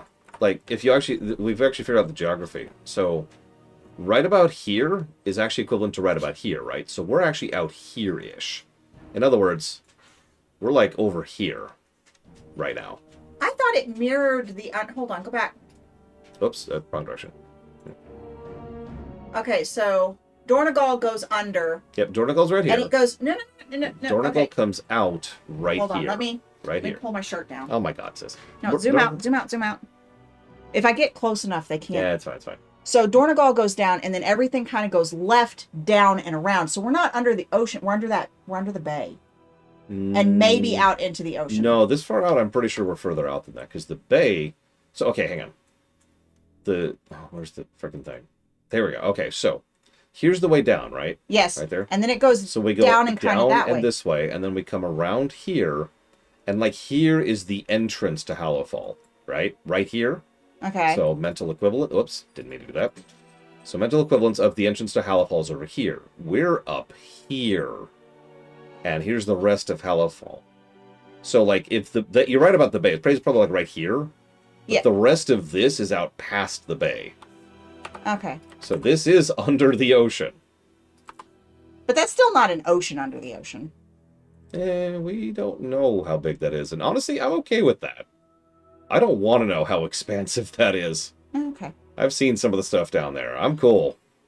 Yeah, I wonder if they did that because they're thinking about maybe coming back down here whenever we start wrapping up the thing that I'm not supposed to talk about that's sticking out of the earth. That would be interesting. When I first came to Hallowfall, Mm-hmm. turn over to the crystal. Mm-hmm. Turn to the crystal. Turn toward the crystal. Sorry, the big that ass sounded like crystal. that did not sound like a demand. That sounded like just a statement. When I first got down here, I thought that was the tip of the sword. Everyone thought that. I thought that too. Yeah. That same thought. It doesn't fit the more you look at it, and like No, it doesn't. But like, if we're further down than we thought we were, yeah. like.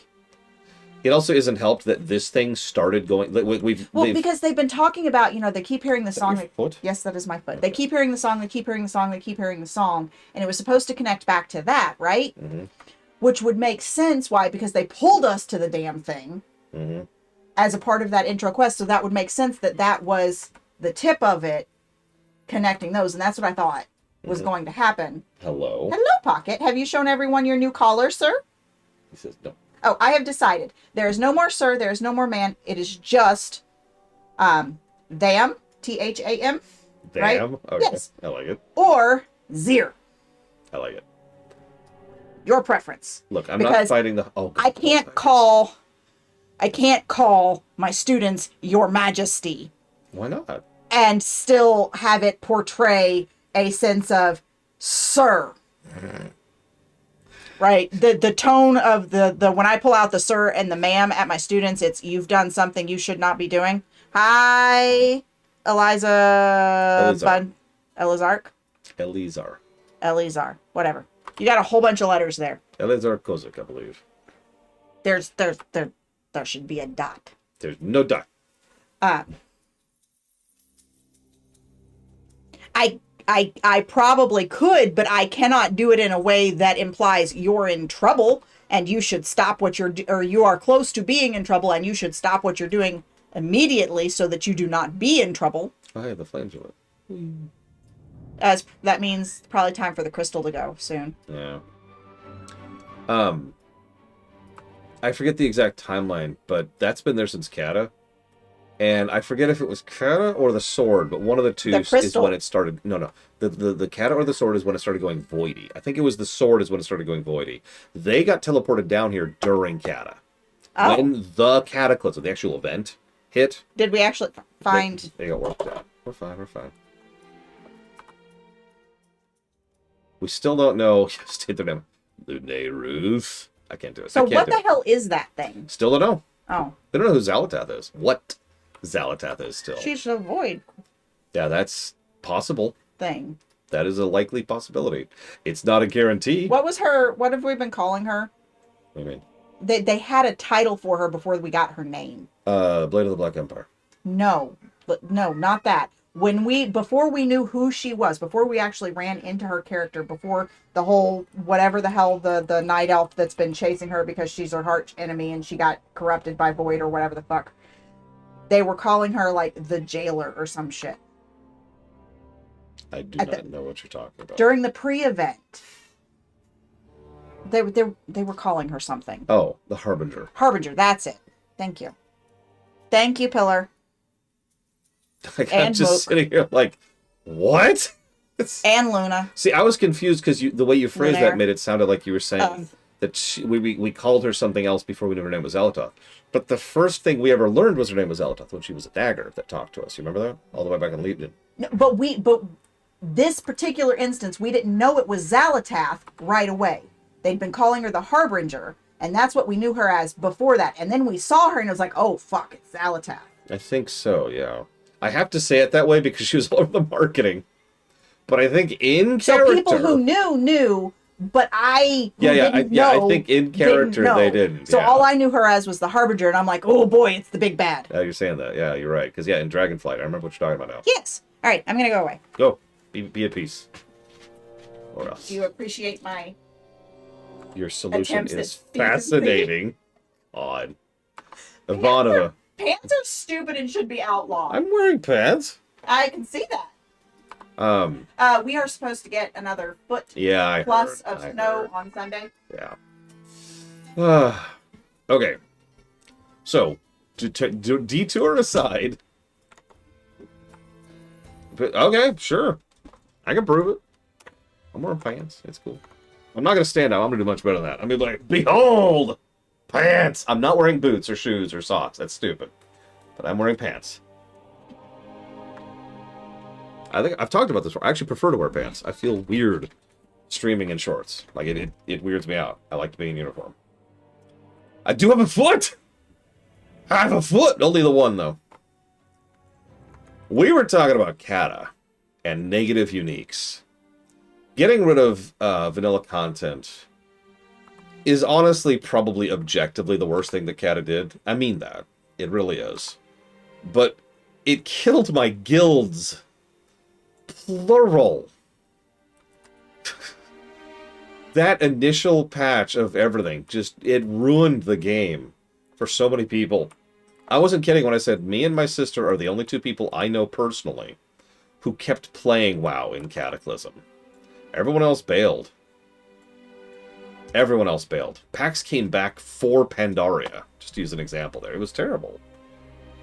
Like I said, personally negative. But what about personal positive? What's the best thing about Cataclysm to you personally? Unique, distinct, its own thing. Kata did have a fairly large drop-off of players, but nowhere near what Shadowlands. Shadowlands nearly killed the franchise. Let's be clear. What's your favorite personal thing about it? Glyph of Stars. I mean... Okay. Transmog. Kata is when they added Transmog, isn't it? The New World. So, some of you heard me use this terminology. We used to call it Old World and New World. Old World referred to vanilla. New World referred to the Kata revamped stuff. The Rogue Legendary Quest. I actually agree with that. That was a fun quest chain. I've done it, too. I have those daggers. If I was forced to go a Poirot and I have to lose something, what would I lose? Well, I can't lose my hands, because then I can't play video games. I can't lose my eyes, because then I can't play video games. So it'd have to be something leg or foot related. So I guess I'll lose a leg. Yeah, Transmog... Okay, Transmog's a really good answer. I'm not gonna lie. That's a very good answer. That's almost better than my answer, but I've thought about it for a few seconds. I think I'm still gonna stand by my answer. You wanna hear my answer? I'm gonna get some hackles for this, but I don't even care at this point. My favorite individual thing about Cataclysm was it made the gameplay good. BC, Vanilla, and Wrath were still MMOs, and were still struggling, still had bad quests, still had frustrating class design, still had irritating dungeons, still had some problems with all kinds of little individual things. Tagging wasn't really a thing, grouping was frustrating, getting from point A to point B sucked. Cata added gameplay. Cataclysm is officially when the game became a co-RPG, and all of a sudden, questing became fun. I didn't know that at first. I obviously was enjoying Hyjal and leveling, all that fun stuff, but when everybody left, when everyone bailed, because we were just racing to the end game to start doing the race, and then the guilds collapsed, I went back, I made my Goblin, I made my Worgen, and I did Kazan and Gilneas, and oh my god, those were awesome. And then I started doing Cata zones, the revamped zones, the New World zones, and I was like, oh my god. They're fun. I'll never forget this. I was doing Ashara, and there's a quest in Ashara where you have to, you've got a quest, yes, Brigwood, you've got a quest to run out and, like, kill some stuff and loot some stuff, and once you do, the quest turns itself in on the spot, without you having to go all the way back to the quest giver, and then all the way back to your quest hub. And I remember being blown away by that, because that was kind of a new thing. It was new tech, it was new idea, it was just like, it just took padding out of the game. And I was just like, oh. And I remember North Barons? North Barons did, we talked about this extensively during the run. North Barons started doing the, what do you call it? The roller coaster design, to rule design. So, like, you'd get a quest here, and it would go here, and then you move forward, and then you go here, and then you go here, and you move forward. And it was like this guided tour of the zone. At each point in time, you're still progressing. You're moving forward. There's no real backtracking to speak of. There's no padding. There's no delay. There's just keep going. And it was like, this is fun. Cataclysm was the first time I really enjoyed the gameplay of WoW. Which brings me to Pandaria. I think we've got enough time to squeeze Pandaria in. Let's go ahead and do that, because I'm going to do my own dinner thing tonight. So, here we go. Yeah, no kidding, Kid Viper. So what's the worst gimmick? What's the worst back-of-the-box feature for Pandaria? Anybody in chat want to jump on this? The worst big thing, the worst big feature for it. World bosses. Those have been around since vanilla, so I'm not sure that counts. Although the Shaw of Anger... yeah. Now Evo, oh, she was the best feature. That bird just went through that mountain. She was the best feature of Pandaria, bar none. Timeless Isle, I'm not sure that counts. That's just a treadmill zone. They've had treadmill zones for forever. The gardening as the worst? Really, Valerian? Oh, okay. I love Kunlai. Look at that. Look at that gorgeous, gorgeous zone.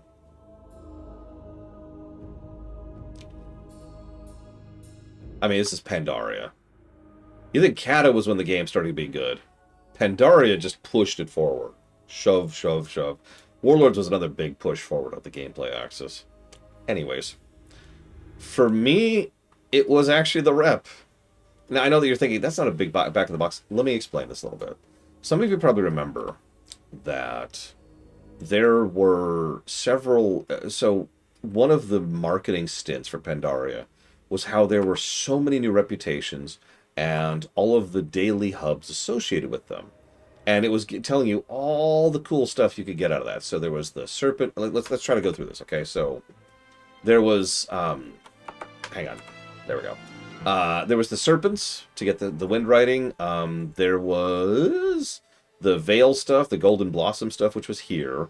And then there was like the Crassaring Wilds faction. I forgot what they were called. There was one out with the Townlong Steppes. There was one of the Dread Wastes with the Claxi. I feel like I'm actually missing one or two. There were several. And the thing was, there were so many dailies. It was a back of the box feature. It was a marketing stint. We have tons and tons of dailies, tons of content for you to do, and rewards to get from that.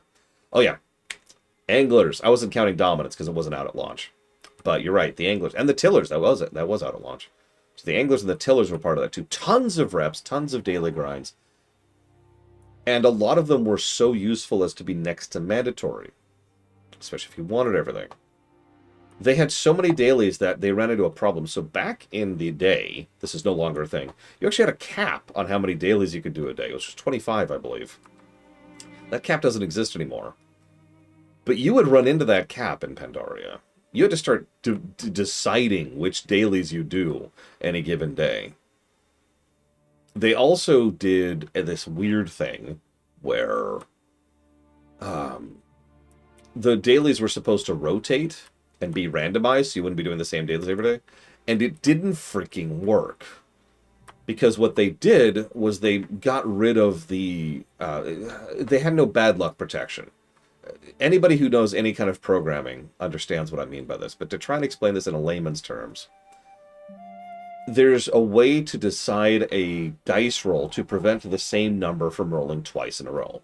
There's other stuff you can do, far more complicated formulas you can do, but there's a very, very, very basic formula that's just, if I just got a 2, don't allow the next result to be a 2, right? Very simple calculations. This is the kind of stuff the NES could do, right? They didn't do that for Pandaria, so you'd have weeks of the same daily bundles because it just rolled a 2. 5 days in a row, 10 days in a row, 20. It got arduous. So imagine slogging your way through 25 dailies a day. Pax almost quit the game over this because he hated it. I did too. Consequently, I should add myself. If it wasn't for 5.1, which was a banger banger patch, I probably would have bowed out. But get grouped, Duker. Yeah, that's my thoughts on that in a nutshell. It was terrible. It was like, hey, here's a bunch of treadmill grinding as a feature. Ugh. Now, they later patched this up into more acceptability and reduced the grind on certain things and made certain things different. There was other ways to get rep in certain places and blah, blah, blah. But at launch, which brings me to the best gimmick. What's the best gimmick? Best back-of-the-box feature for Pandaria. I know what my answer is. Mike, I don't think anything could sway me on this one because it's still one of my favorite features of Pandaria. Here, I'll park here for absolutely no perceived reason. Yep. I'll just chill here for a second.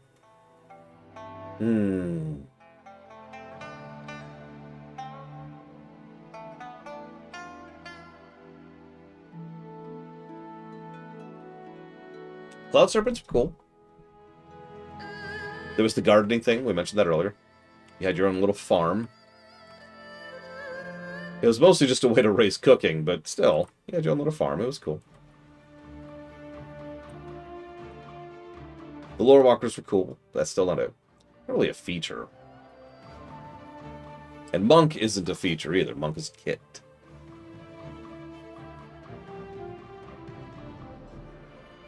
Scenarios. Now, for the longest time, Raid Finder's a good answer, because Raid Finder was technically a Pandaria invention, even though it actually came out in Kata. But it was invented for Pandaria. And I was tempted by that, but really, scenarios win. Scenarios were the beta test of delves. And I mean that as a positive. I loved scenarios. They were fun, they were interesting, they were doable with 3 players. They were in some cases class agnostic, and in some cases could actually be challenging, especially when they added heroic scenarios, which were fun and rewarding and hard. It proved, so I admit this is a little bit of a personal thing, but it proved me right about something I had theorized since vanilla. I had argued since vanilla that you could have hard content designed for 3 players, and everyone said I was stupid. It has to be group content. It has to be 5 or 40.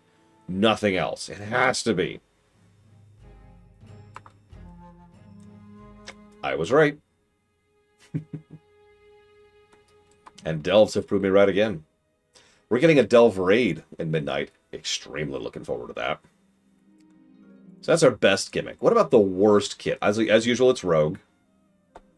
I'm not actually joking. It's still Rogue. Rogue was bad in Pandaria. Like, Rogue started to get just really bad in Pandaria. So, yeah.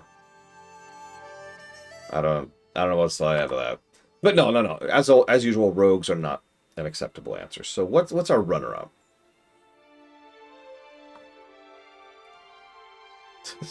That was Legion, as a reminder. We'll just know.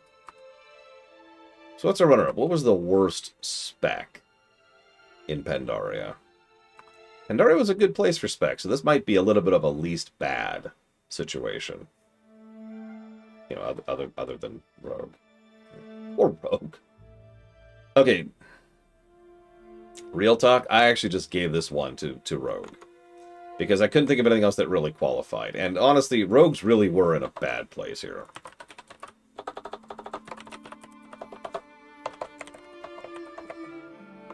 I don't remember who their name was. CNC1R, Horizon Forbidden West, and Alundra. Thank you, Nears S, as always. I don't remember who it was, but we had a rogue friend of ours, Jastivo, I want to say his name, who was still playing in Pandaria, and he was just having the most miserable time. Just absolutely miserable. Because he hated the class, he hated the spec. And he couldn't make it work, because Rogue was just in a bad place. He quit the game over that. I don't think he ever came back, or if he did, I never heard about it. Alright, fine. What's the best spec? What's the best setup in Pandaria? I should mention that a lot of specs and a lot of classes were in a very good place in Pandaria. Yeah, Enhancement Shaman was good. Protection Paladin was good. Holy Paladin was good. This is actually the only time I have mained a Holy Din. I actually did raiding as a Holy Paladin at this expansion. That's how I got my healing cloak, actually. Speaking of which, I also did, I believe it was Frost Mage? Yeah, I did Frost. I think this is when Glacial Spike entered the rotation. I could be wrong about that. But either way, I did Frost Mage in Pandaria as well. On this character, actually. The one I'm flying around on right now.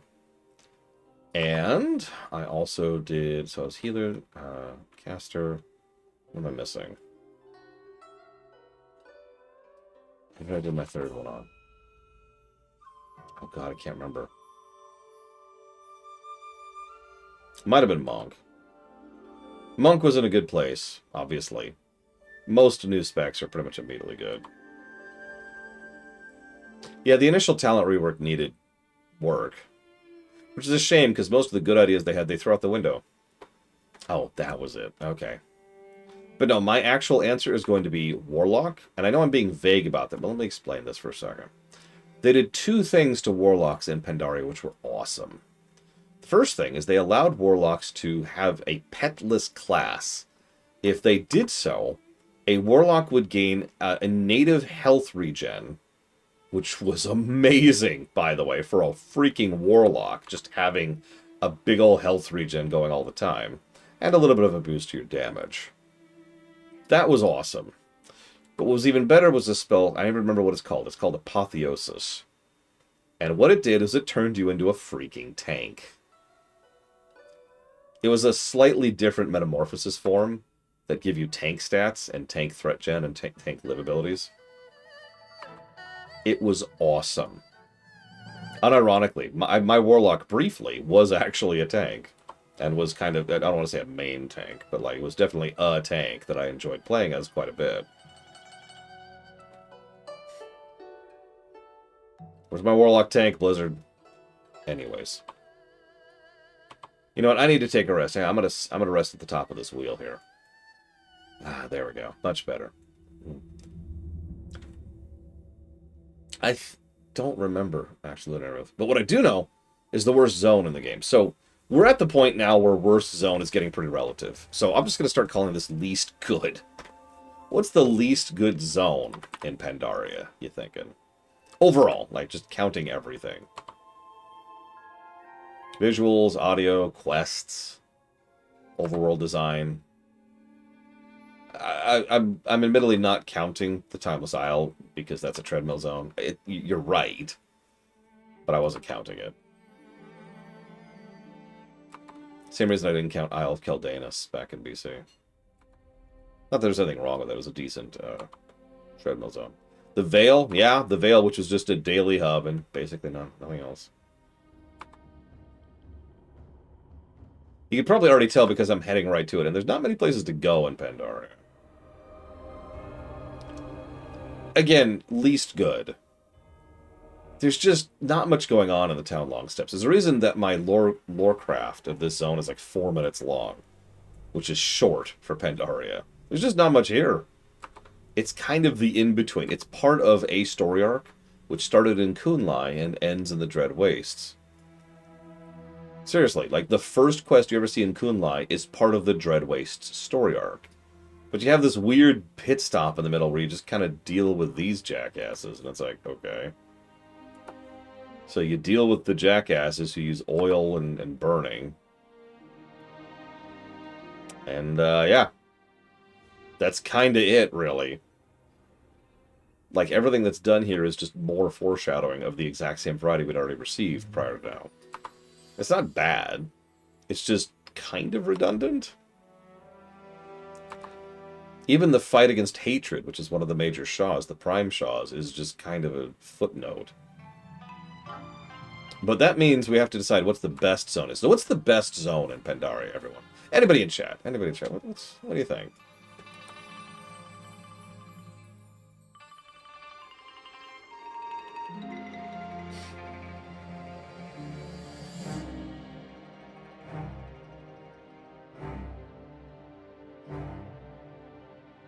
Surprised that called for a load screen. No, there is no question. It's not even close. Good luck, Kid Viper.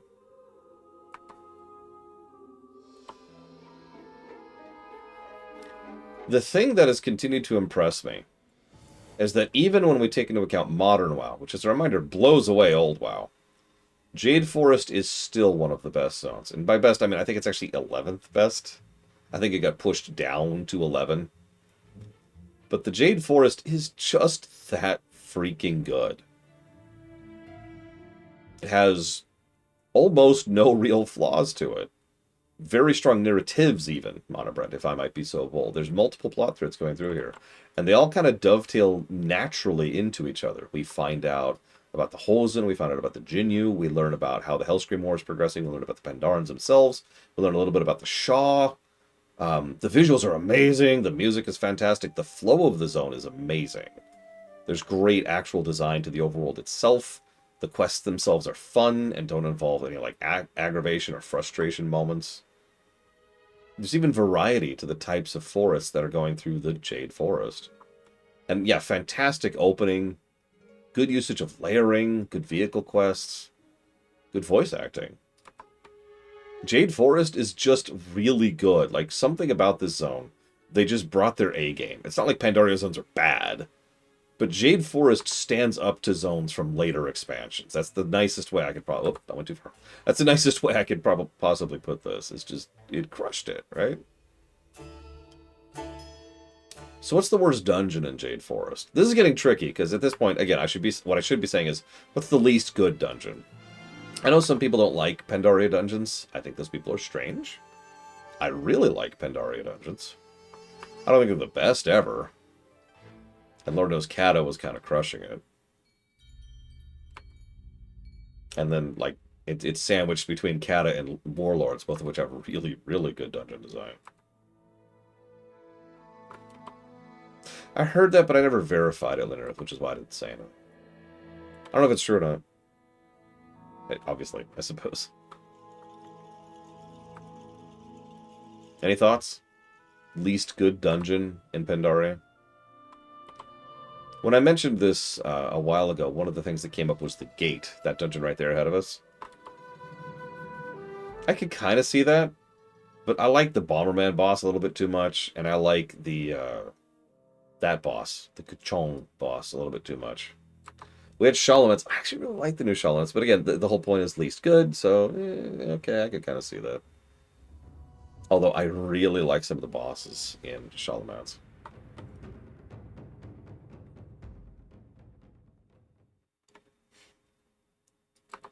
The one with the tower defense. Yeah, the brewery has a couple of bumps, is what I would call that. But after a while, I finally, you can probably tell, because I'm almost there now, I finally decided to give it to the Siege of New Zhao Temple. This, again, it's not a bad dungeon. We're past bad, right? It's like one more bad dungeon left in the game. But New Zhao Temple, obviously the wind boss is cool, the bomb boss is cool. But then there's this guy. You remember this guy? It's a hold the line boss. And while they finally figured out how to make this at least interesting with the sap you could throw down to like slow down the enemy and give them stacking debuffs, fact is, what this boils down to, even back in the day, even when this was new, this still boiled down to killing a wave, then waiting.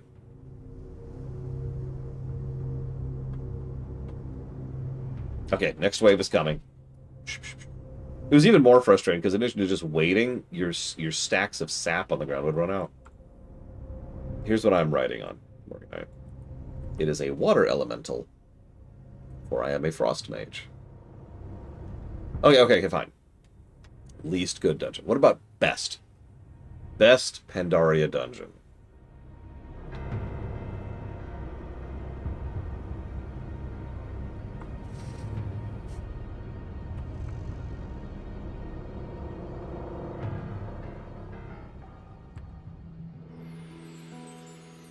Yeah, exactly, Kid Viper.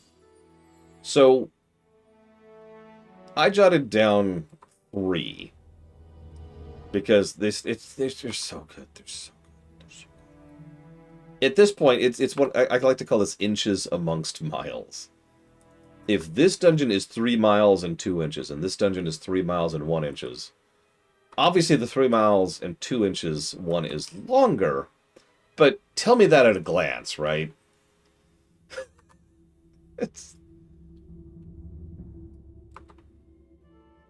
It's kind of hard to tell which one is the absolute best. That's why I jotted down 3.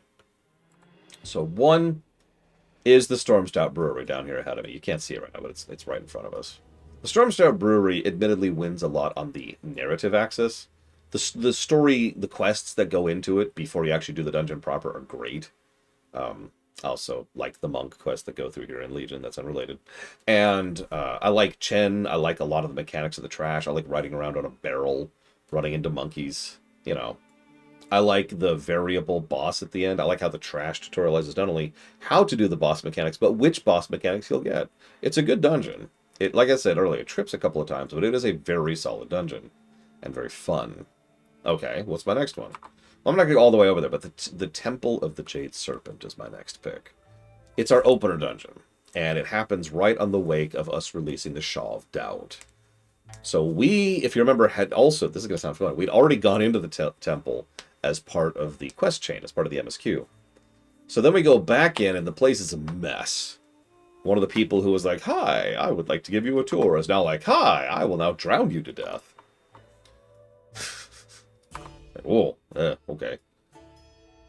It's a very powerful, impacting, fun dungeon. Good aesthetics, good storyline, good follow-through on a lot of things.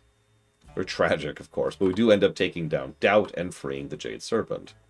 So that's awesome. There it is. It's way up in there in front of it. It's the Jade Forest, or Jade Temple. It's right up there. So what's my third pick? Well, I'm not going to fly to it, because that would take forever. Shalomance. In Pandaria, Shalomance got its overhaul, and I actually really like the new Shalomance. And while I could sit here and gush about all the things it does right, which I'd love to do, let me zoom the camera in on one thing about Shalomance that I really enjoy. Yeah, okay, Lillian Voss is another thing, but she's on the narrative axis, and her chasing Gandling through there, by the way, that's also a quest that carries over from West Plagues, even though that quest was at Kata. Still true. Shalomance. There it is. It's actually the Rattlegore fight. I mean, I love the Instructor Chillheart fight. So this fight, you start off with a soft enrage encroaching wall. But then you have a much faster soft enrage with her doing more and more damage to the entire group, which you just have to heal. You have to push through, because otherwise you'll fall behind. Yeah, I also love the new Lich model, by the way. We got another cool Lich model in Shadowlands. Moving on. The Jandis fight I like this because I was one of the only people who was actually good at it. So you look at her appearance, right? And after all, you get to memorize it. So she's got the piece, she's got the black gloves, she's got those particular boots, and she's got the gray helmet, etc. And she'll make duplicates of herself. Each fake duplicate you kill does damage to the entire party. So you're trying to look for the real duplicate.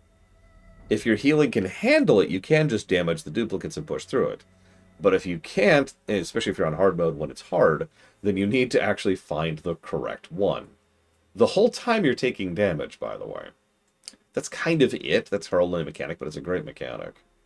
Lillian herself, of course, is actually a two-phase fight. You fight her body, which is being mind-controlled by Gandling, which is exactly as fun and mean as it sounds. And then you fight her soul, which is kind of a slow, soft enrage, oh god, oh god, oh god, kill it, kill it, kill it, quick, kind of a fight. Gandling himself is mostly just a nod to his old vanilla version. There's not actually much change from that. But you notice I skipped over one. This is Rattlegore. In vanilla, he was a pure stat boss. There was no complexity to him at all. This guy is so freaking cool. This is one of those simple but solid boss designs, right? So, he has, first of all, is the bone piles. The bone piles give you bone armor. Bone armor prevents you from taking damage from bone spike, which is designed to basically kill you. The bone piles also produce soul flame, which means you have to have situational awareness on which bone piles to hit at which points in time. But the real star of the show is rusting. Every time he hits you, he does more damage, hits slower, and moves slower. Gradiently, stacking basically forever. So if your tank just stands there and takes it, they're going to die. They're going to get melted as that damage debuff just gets bigger and bigger and bigger. Or damage buff, excuse me. So what the tank is supposed to do is get up there, right up his face, do what he can, tank him until they have the ability to kite him, and then kite him. Rinse and repeat. And the whole time trying to keep in mind where everything else is. This is a great example of how the game design has really been being shoved to the forefront during Pandaria. Because this is one of those seemingly simple mechanics that gives an entire layer and gradient amount of options to the player for how they want to fight the boss, which is awesome. What's the worst raid in Pandaria? Excuse me. What's the least good raid in Pandaria? Is Raytheon even here? Yeah, I was saying he shouldn't be.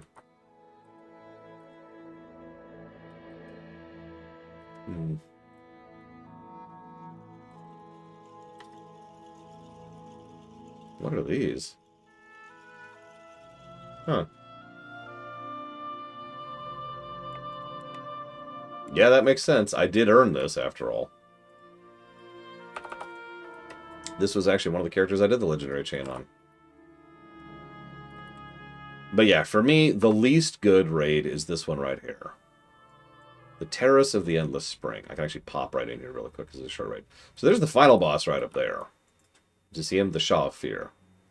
It's not like this is a bad raid. It's just, compared to the bangers that Pandaria had, including Siege of Orgrimmar and the Heart of Fear, this was just kind of like, okay, it's fine. You got your 3 council fight, and which one you kill in which order changes the difficulty of it. Okay, cool. Then you have one of those flip-flop fights, which is very fun, against Sulong up there. And Sulong, you heal, and then you damage. And then you've got the stupid water elemental. I hate the water elemental. And then you have the Shaw of Fear, which is a solid fight. These are all good fights, except for the elemental. Screw the elemental. But yeah, the problem is it's just a short little bite-sized raid going up against some absolute bangers, like I said. So let's flip that. Best raid. Best raid in Pandaria.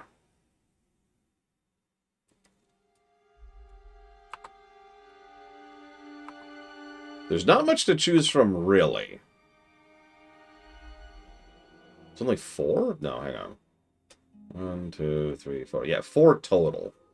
Sorry, no, 5. 4 that count for this.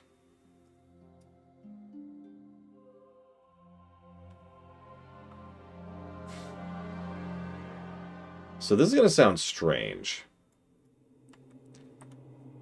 My immediate knee-jerk thought was the Siege of Orgrimmar. Which actually Starts right there, amusingly. If you notice, I'm even in the zone for it. But at the end of the day, while Siege is a really good raid, gameplay and story-wise, there were two things that pulled it down like two little notches. Just again, we're at that inches amongst miles problem, right? So here's the two notches. On the story axis, we don't kill Garrosh. We send him off to be in a bad book. And then we have that terrible ending cutscene. Remember, if the Horde forgets honor again, we will end you. Also, Vol'jin your war chief for 5 seconds. Like, the ending, the narrative ending of Siege was very unsatisfying. It was very comic booky in a bad way, right? It was please buy the next comic book. I was not a huge fan of that. So that means, by definition, the answer can only be the Throne of Thunder. Now, I'm not going to fly all the way out there, because that's a trip, and I can't fly out there. But the Throne of Thunder doesn't have that sticking point. Oh, I mentioned gameplay, too. Sorry. Hang on. Sorry. Siege has another negative to it, which is this fight. The Galacras fight is not, I hesitate to call it bad, but even back in the day, it was a little bit boring. Here, stop me if you've heard this one before. So it's a hold the line mission. It's not quite. What it really is wait out the timer. It's an escort mission combined with a wait out the timer. There is absolutely nothing the player can do to speed up the goblins getting access to the towers. You have to sit there and wait. If your team is on top of it, cool. If you fall behind, you wipe. But either way, there is nothing you can do about that timer. It's frustrating as hell. Again, I hesitate to call it bad, but just... Anyways. Throne. So, Throne best. Throne does so much right. Has so many good fights. Has so much good narrative. I love the fact that, like, you come in basically through the front gates. Right? Just... and down we go. And then we go through the sewers, trying to get back up to where we were. Succeed after going through... And like, the whole time we're down there, we're getting narrative tidbits of exactly how messed up the Thunder King was and how he built half the empire he did. We finally make it up, like, we got this. Yes, we made it. Okay, and then we finally push through his actual elites, and the Thunder King himself is just such a freaking good boss fight. Oh my god. And I have to give bonus points to the fact that, to this very day, Lei Shen is the strongest thing we have beaten without any kind of external help. I know that's a weird thing to point to, but it is a huge hallmark. It's a peak in our character's accomplishments in Warcraft, in World of Warcraft. We killed Lei Shen, empowered by a Titan soul and a Keeper soul, by ourselves. Anyways. Okay. So who's the worst raid boss? Yeah, so I actually already gave this away. It's this dude. It's this dude. It's this dude. There's not a lot of bad raid bosses in this game. In Pandaria, excuse me. Galacras, again, isn't even quite fully bad, but again, the fact that you're just sitting there waiting out the timer says all it really needs to. As you're just sitting there like, come on. Come on. Yeah, even when it was current, it was just like, come on, guys. Come on. Right? It's just, again, I hesitate to call it an actually bad fight, but it's probably the worst boss fight in, worst raid fight, excuse me, in Pandaria. Yeah, at least Lorthamar and Sylvanas are back there sassing. It's something, right? Okay, what's the best raid fight? Yeah, it's a lot trickier, isn't it? What's the best raid fight in Pandaria? I'll pause for a minute. Anybody want to jump in on this? There are several fights I was extremely torn between.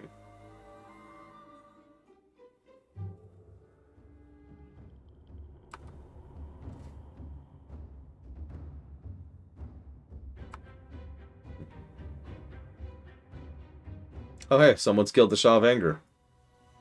In other news, The water continues to be wet.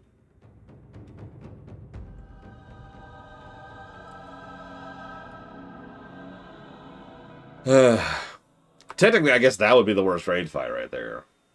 But no.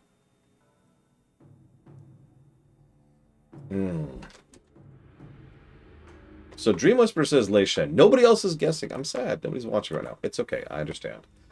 For me, I was very, very torn. There's a lot of extremely good fights. Yeah, the Garrosh fight is fascinating. It's also good on a narrative axis. Because Garrosh is a warrior, but that's it. He's just a warrior. He's just a fighter. He's got an axe, right? But then again, the way he fights you is first he starts off fighting you with his troops, then he fights you with his artillery, then he fights you empowered by the old gods, then he fights you consumed by the old gods. That is some great progression. And I love that. But that ain't it. Hey, Garrosh. First guy to get the new model, too. How about the Paragons? Yep, that's a great fight. How about Siegecraft? I was very tempted by him. He has a mechanic where some of the party has to jump on a conveyor belt to destroy some of the items that are going through it to change which items he uses. So it's in the player's hands completely which mechanics he uses, which is really freaking awesome. That is such a cool mechanic. Unfortunately, the rest of him is just merely excellent, but I was very tempted by Blackfuse. He was very close for me for the best fight in Pandaria. Thok is cool. Spoils can be cool. Iron Juggernaut is... This is an intense fight. You ever heal Iron Juggernaut? Because I have. This fight is bonkers. There's just so much damage coming from every direction. And the goal is just to handle it. Just handle it. Shaw of Pride is a great fight. Oh, these are fantastic. They were so good. They're so good. Oh my god. But for me, I know. It's the cheap answer. It's Lei Shen. Lei Shen is such a good fight. Obviously, narration, narrative axis, story axis, blah, blah, blah. Let's ignore that. So he had 4 chunks to his arena. And as he stood near a chunk, he would power that chunk up. And he would do that chunk's mechanics. Then he would do a phase transition where he would do some stuff, and one of those chunks would be overloaded, which would cause that particular thing to overload, okay? By the way, the longer he spends in any given area, the stronger that area's ability gets. So you want to keep him moving, but you also want to decide where he's going to stand the most, because that's the one that's going to get knocked out.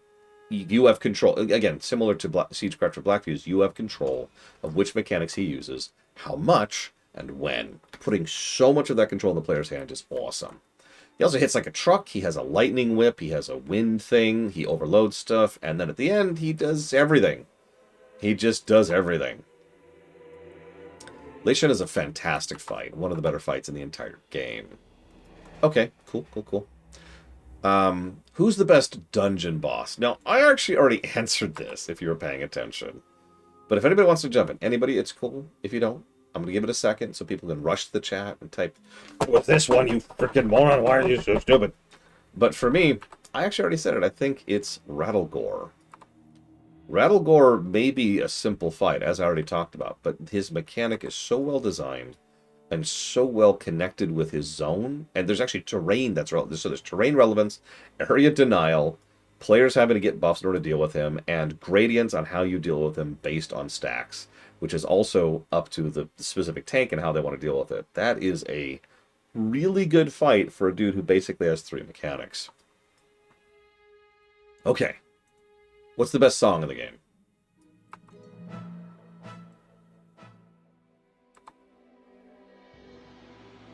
I keep saying game. I apologize. What's the best song in the expansion, is what I meant. There's a lot of good songs in it. That too, Dragon.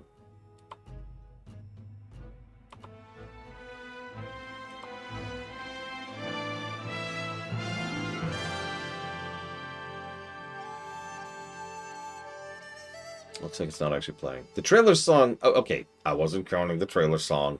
I agree with you. You're 100% right. The trailer song is better. I'm sorry, Evo. I'm so slow. I'm so slow. I hope you can forgive me.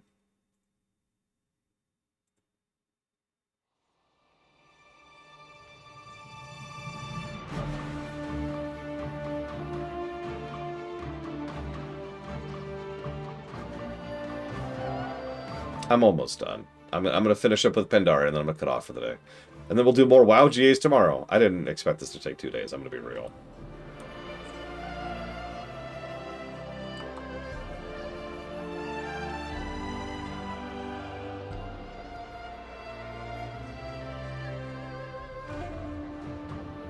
I love this song. This song reminds me of why I loved Pandaria so damned much. That's what I think of when I think of this. I think of when I dragged a friend of mine through WoW for the first time. And I was like, let's go do the Jade Forest. That'll be a good time to see if you like WoW. And lo and behold, they did. Yeah, what are we fighting for? Bingo. Love it. I love that theme. I love this, how the song embodies it. It's just, oh, it's so good. So which zone has the... okay, which zone has the worst visual design? I'm going to skip ahead a little bit because I've already shown you it. It's the Town Long Steps. There's just not much going on in the Town Long Steps. I don't have much to say about that.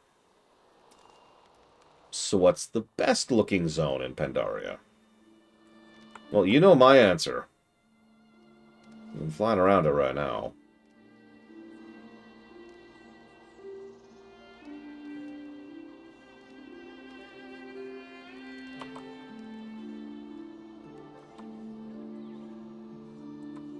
I was tempted by the Valley of the Four Winds.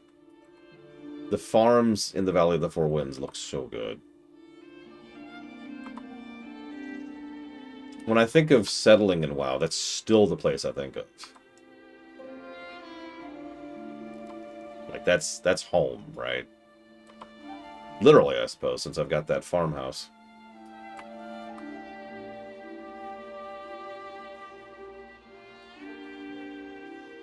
Yeah, the Dread Waste is messed up. I hope so, Linerith. Yeah, look at that. Look at that. So what's the best atmosphere? Which zone has the best atmosphere of Pandaria?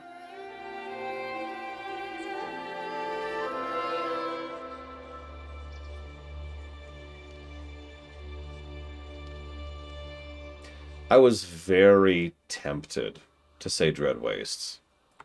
I really was. But remember, atmosphere doesn't just have to be horror, right? Or dread. Although the Dread Waste has wonderful atmosphere, it really does. You really are watching a species kill itself out of fear. It's messed up. But for me, nothing quite compares to this.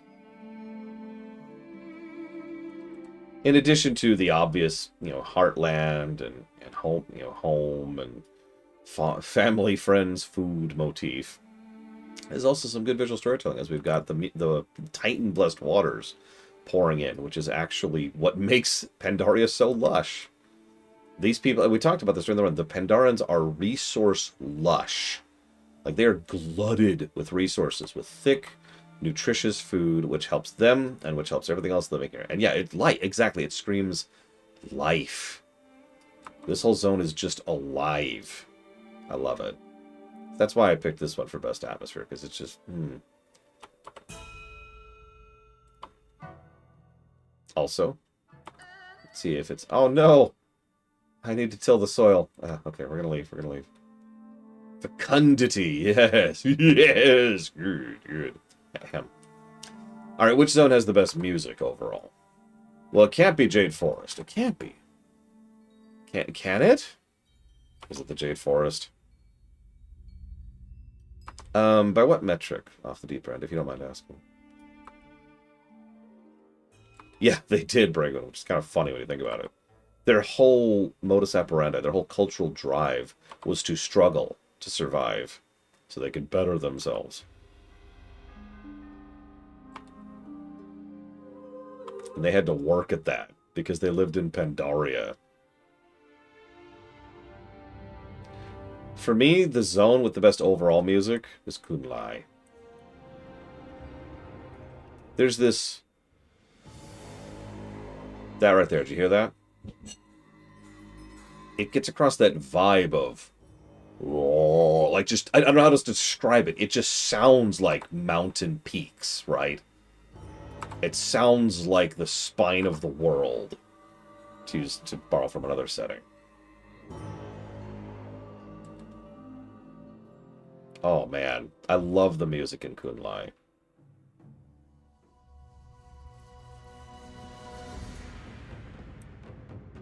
Also, little credit to like the roads that are actually just, you know, ropes and banners in the snow, because that's, yeah, that makes sense. Great. Love it. Love it. Love it. Okay, let's talk about characters.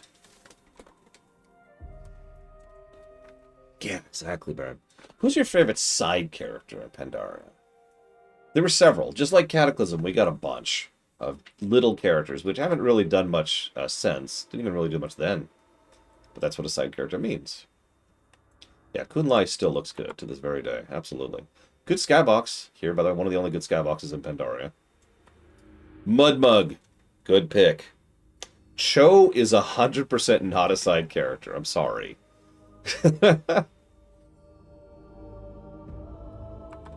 You were thinking of Chen and Lily Storm Stout, Head Viper.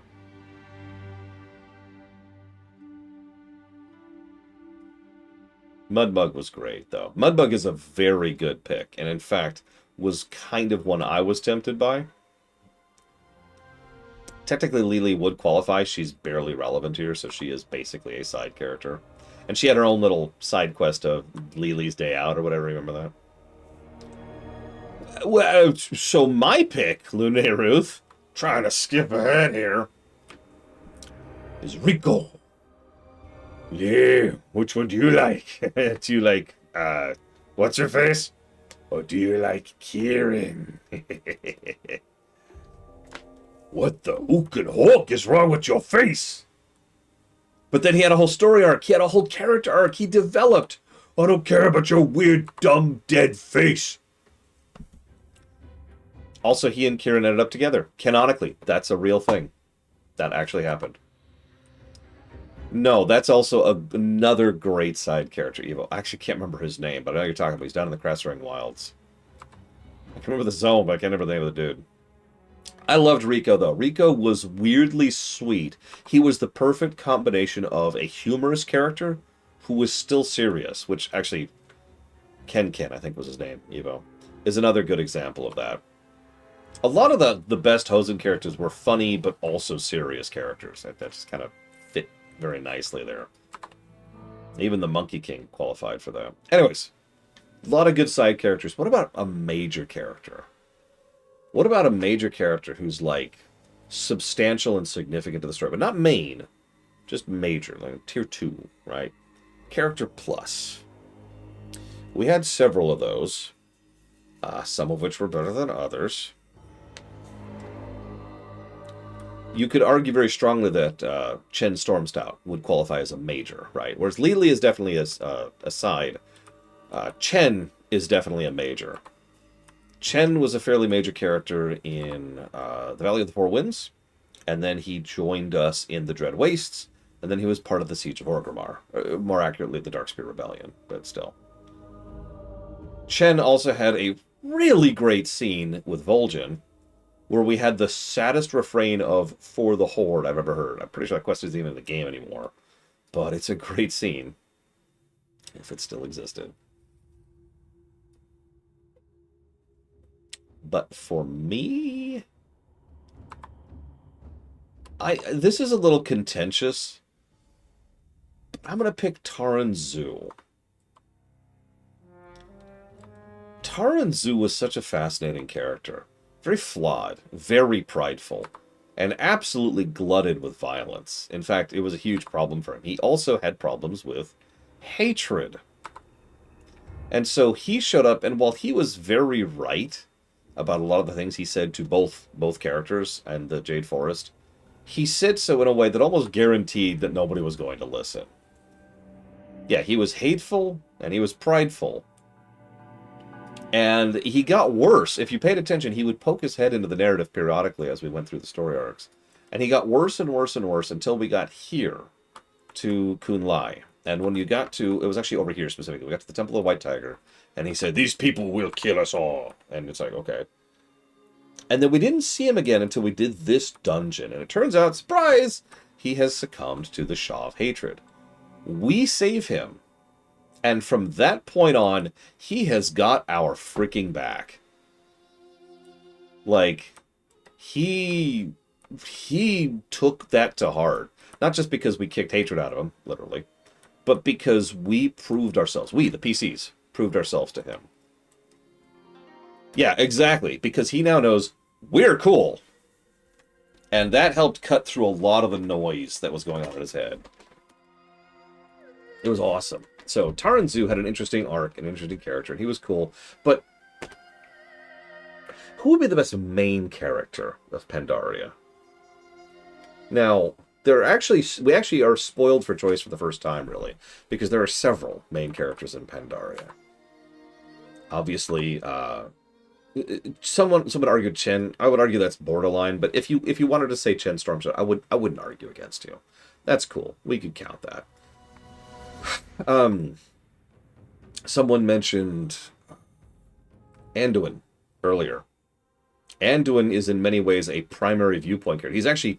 He's a fish out of water character for Pandaria, which works really well because he is now learning about the place just as we are, since this is such an unknown and mysterious land to us.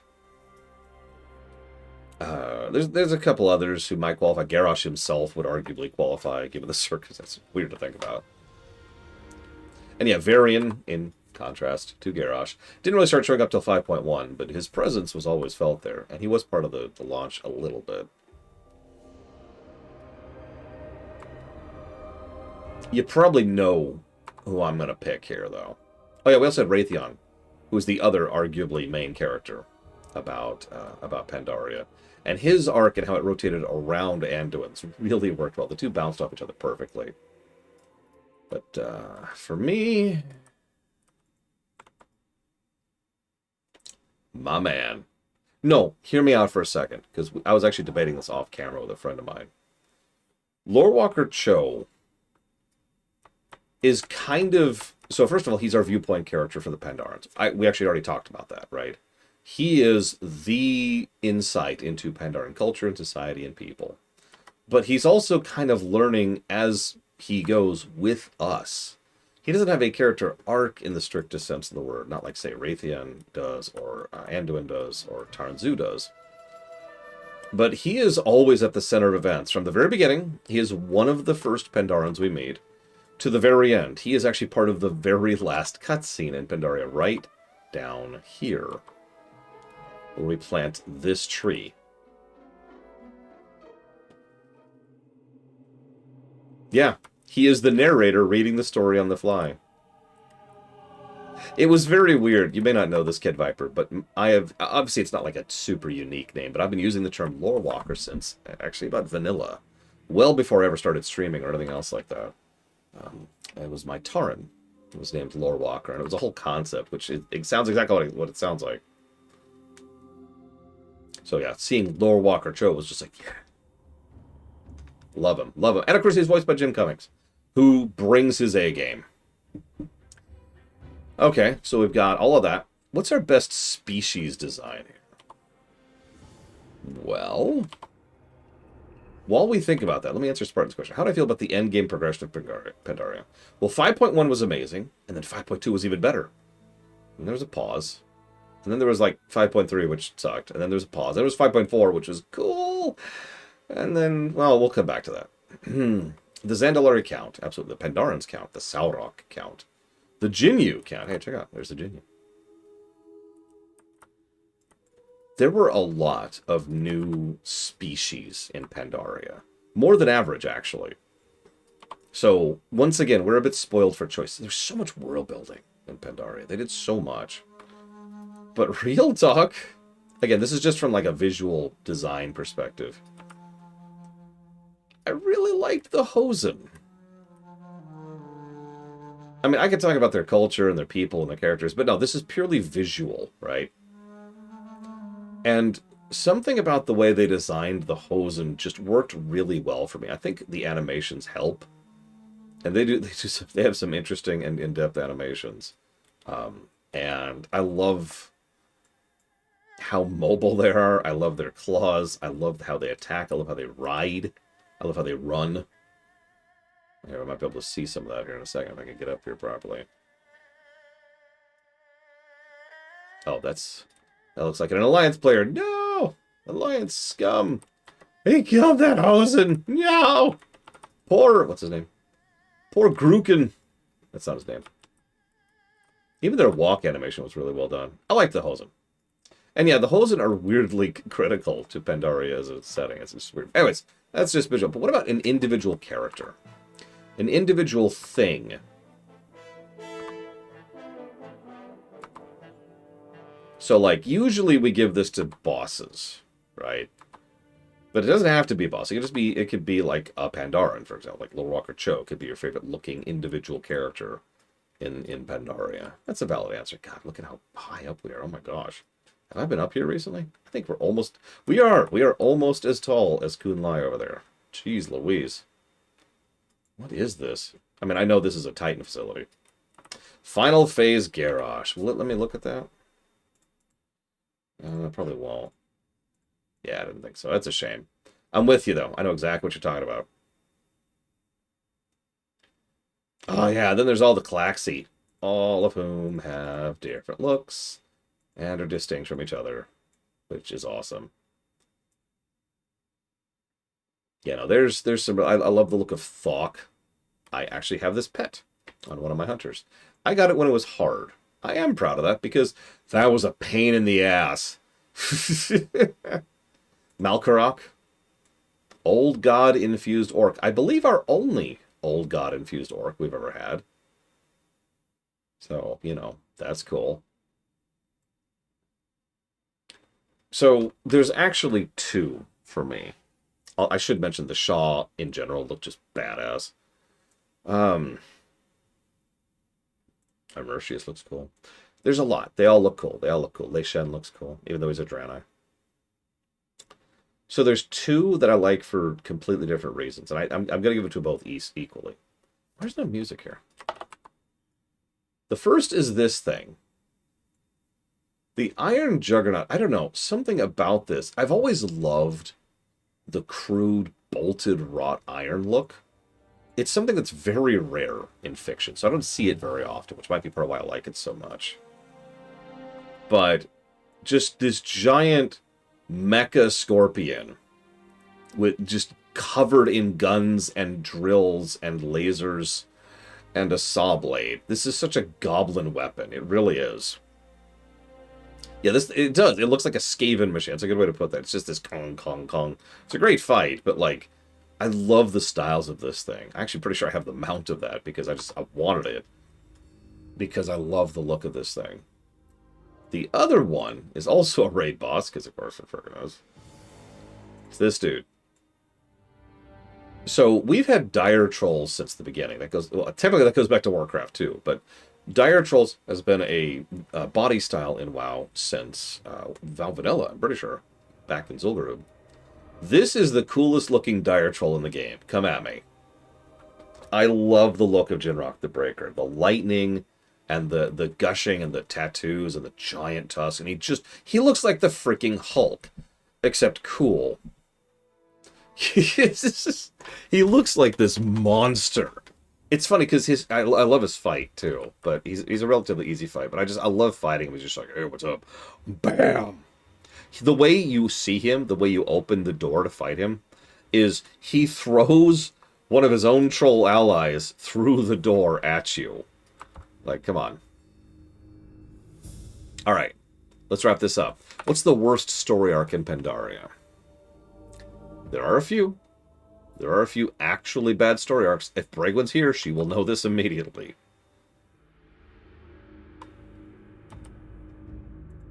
Wow, they lived. Raytheons because they removed it from the game.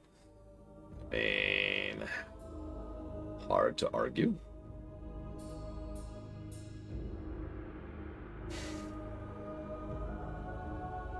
So there's a story arc that has been all but retconned from the game completely.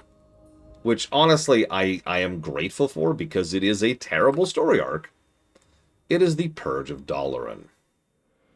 You could argue that this is the Jaina story arc, but it's a portion. It's kind of in a weird place because it's part of the HVA, and it's part of Jaina, and it's part of the Bell, and it's part of Garrosh, and it's just in this really weird, strange space. Yeah, it's Dreadlord Jaina. It's bad writing, put very bluntly. I know there were some bugs with it. I know there were some issues with it at the time. It doesn't change the fact that it's just this weird exception out of absolutely nowhere. And it stinks. It's straight up character assassination, and it's frustrating to have to deal with that. It's a shame because I actually really love the 5.1 storyline until they pause the story. It's like, hang on. Pause. Okay, let's go purge Dalaran. Okay, back to the 5.1 story arc, and it's like, what? Anyways. Alright. Best story arc in Pandaria. I'll give you a hint.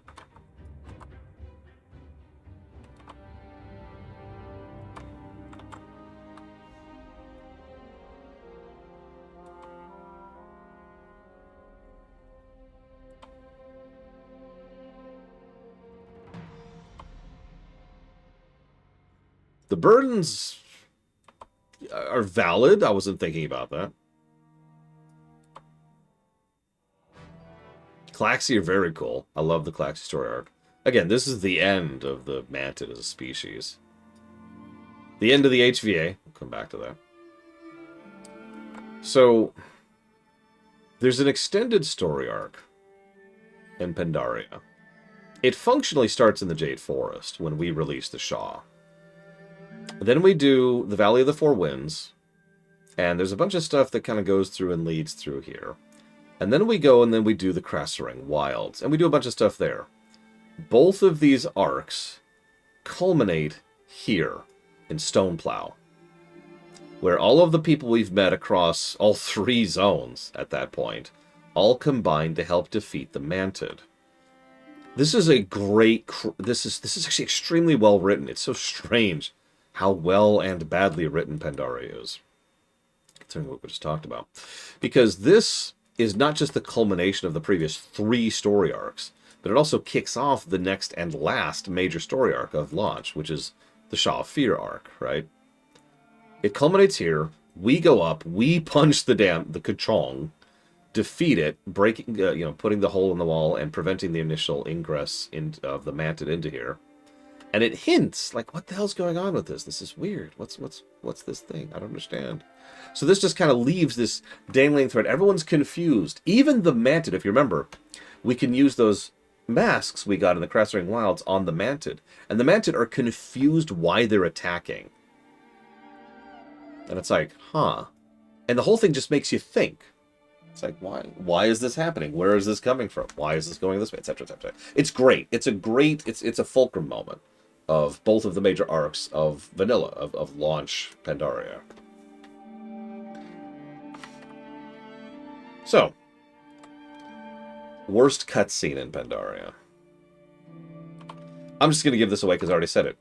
We will end you. Everything I've already complained about it. Everything about the finale cutscene in Orgrimmar.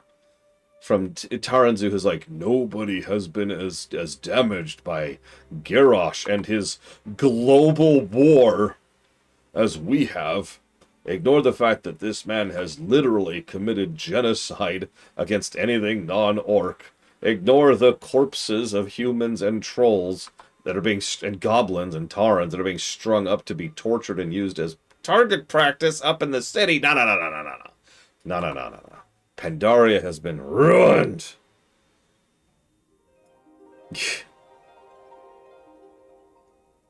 And Taranzu is just like, dude. We're like, do. Oh, yeah, that's another thing. We will end. I remember they were talking at the time how they wanted to show how the Alliance were badass. It was supposed to be this big moment. It was supposed to be this big, like, the Alliance are like, yeah, we're on top of things. They had a whip phrase for it. I forget what it was. And that was supposed to be that. And the whole time I'm just looking at this like, really? That's your big conclusionary moment? Never mind the fact that it was just, yeah, Jaina was like, use this moment, dismantle the Horde. Yes, yes, I'm a Dreadlord, but she really was acting like a Dreadlord. It's no wonder people were thinking that at the time. And meanwhile, over on the Horde thing, they're all like, Vol'jin, you must become our new war chief, because you kept us together. The whole time I'm shouting at my screen, no, I did that. Well, Vol'jin went off and hid because he got stabbed in the throat. Granted, kind of a big deal. But come on! Go away! Anyways. So, yeah, just... If you can think of a worse cutscene in Pandaria, I am absolutely listening, Mr. Red, but I hate that scene. Now, this is funny. This is funny. Because my favorite cutscene is also related to the HVA in Pandaria. There's this wonderful, beautiful moment. There's actually a lot of great cutscenes in Pandaria, but there's this beautiful moment during the lead up to the Throne of Thunder. And as we're walking up there, the Horde... So it's actually... It's two interesting forces. It's Jaina and the Kirin Tor, and Aethys and the Blood Elves. And both of those groups have a lot of history with each other. Let's ignore the Purge. They sure did. Let's ignore that. Both those groups have a lot of history with each other. Aethys knew Jaina personally before Warcraft 3, right? I don't know why I said Aethys. Sorry, Lorthamar. I am very tired, you can tell. I apologize. Lorthamar is there, who knew Jaina before Warcraft 3. And, like, there's history and there's dynamics and there's people on both sides. Aethys was there. That's why I was thinking of Aethys. Aethys was there. He was an old colleague of Jaina's back in the Kirin Tor. And, of course, we had, I think, Varisa, who was there back when she wasn't a character yet. That's something that still arguably hasn't changed. And they're just doing their thing, right? Two great groups who have every reason in the world to hate each other, but, and this is the critical part, both of them have a freaking brain, at least when they're written properly. That's the important part. The willingness to change, I've said this recently, the willingness to change is what makes Equestria better than real life. If someone's called out for being a dick, or racist, or otherwise bad, or causing issues in MLP, you know what happens? They go, oh, you're right, and they are willing to change, to try and be a better person. Coincidentally, Warcraft shares that same trait for the most part. And both Jaina and Lorthamar, when they're written properly, are people who are willing to accomplish the same thing. So, they're helping to fight the Throne of Thunder, but they get to the point where they're fighting each other, and we have just helped Taranzu fight a boss. Taranzu's injured, actually bleeding on the ground, by the way. And he finds out that they're still squabbling, and he actually says, in just the perfect voice, oh, like, children! Like, he's so sick of it. He was speaking for me in that moment. He was so goddamn sick of it. He was so pissed that this was still what was happening. So he's like, you, come here. When you need to do it, because of course he respects us, remember? So he's like, you, champion, let's go. I need you to witness this. Come here. So then it cuts to them, and they're both like, rah, we're dumb, and rah, we're dumb. And both sides are just yelling at each other. And Zu literally jumps and smashes between them. It's like, enough! Enough! Every act of aggression is cause for reprisal. And every act of reprisal leads to another act of aggression. It has to end. No, he did this. No, she did this. No, shut up. Shut up. This ends when one of you turns the other way and walks away. And there's this really long pause. Lorthamar is the first one to sit down, because of course he is. He's Lorthamar, and Jaina isn't being written very well at this point in time. Probably should have been Jaina, if we're being completely honest with ourselves. Yeah, this is someone who was literally lost to / possessed by hatred prior to this.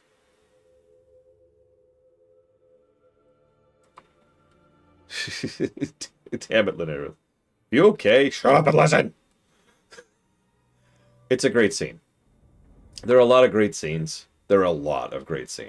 But that's probably my individual favorite. The two walk away and he's like, okay, now we'll go deal with the throne. Jesus Christ, you stupid idiots. All right, two final categories for us. Worst unique thing. So what's the worst thing about Pandaria to you? Regardless of category, regardless of everything. What's the worst individual aspect that is unique to Pandaria for you personally?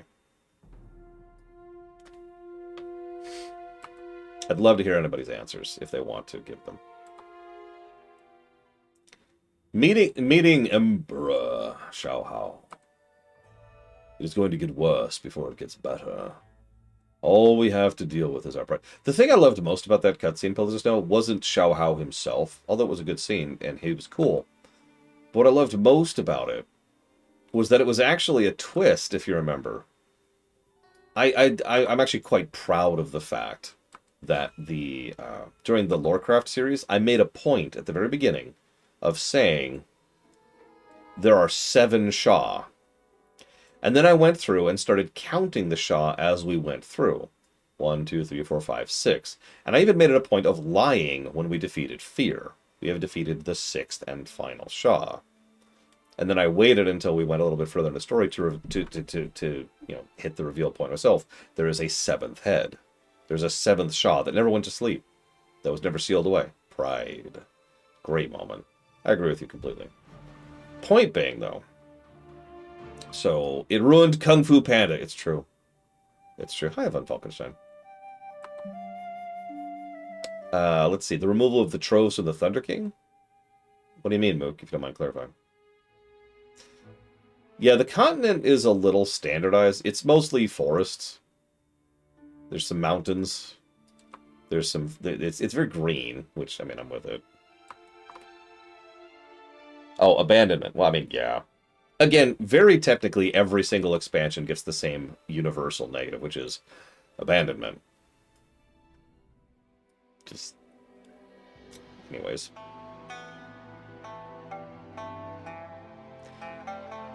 I love this game to death. Please stop abandoning your own content. Wow. Dailies. Yeah, the daily glut was awful. It really was. Almost killed the game for us. For me, the worst unique thing, the worst personal thing in Pandaria was 399 days. For those of you not aware, Pandaria came out, and by about this point, Titan had basically failed in production times. Remember, they started work on Titan all the way back when they were working on Wrath, right?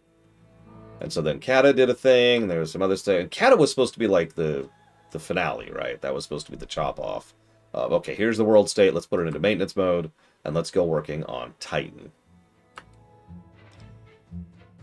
So then, Pandaria came out, and Pandaria was already well through its workload. They had some cool ideas, they know what they were going to go with it, but Pandaria was already very content droughty. Launch was great. 5.1 was great. 5.2 was great. Then there were months and months of essentially nothing. Like, there was the North Barrens Treadmill Zone, which was not very fun. And that's it. And then finally the last patch hit. And all that came out in the last patch was the Siege of Orgrimmar. I don't know why I said that so strange. And the Timeless Isle. And that's it. I actually just told you the number, Linnerith, because I looked it up. It was 399 days between the Siege of Orgrimmar patch and the launch of Warlords. That is over a year of nothing. Siege is a great raid, but God, the content gap was... It's actually one of the worst content gaps they've ever had, depending on how you track that, because there's different ways to track that. It was horrific. Now, I've never been a fan of the Timeless Isle. I don't like the Timeless Isle. I know some people do. That's fine. Difference is cool. But, like, imagine all you have is a zone you can't stand, and a raid, which is a good raid, but, like, that's it. It is no wonder that I bothered to go ahead and get 4 versions, all 4 of the Legendary Cloaks in that period of time, because what else was I going to do? Yeah, that's definitely one of those at-the-time problems, obviously. Alright. Positive. What's the unique, most positive thing about Pandaria for you personally?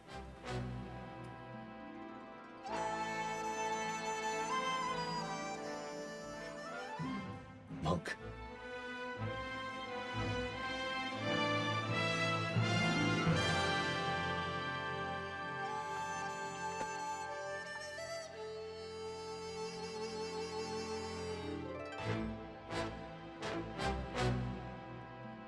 The gardening. Oh man, the gardening. Tone. Yeah. This is probably one of the biggest theme expansions ever. Well, no, that's not true. I would say Dragonflight and War Within are bigger on theme. So that puts this in the number 3 spot. And then there's Shadowlands theme, which was... Ah! Mount Journal, yeah. The Burdens of Shaohao. The Green Flame Quest, which I did when it was hard. I streamed that. Do you know that? I'm not even sure that VOD exists anymore.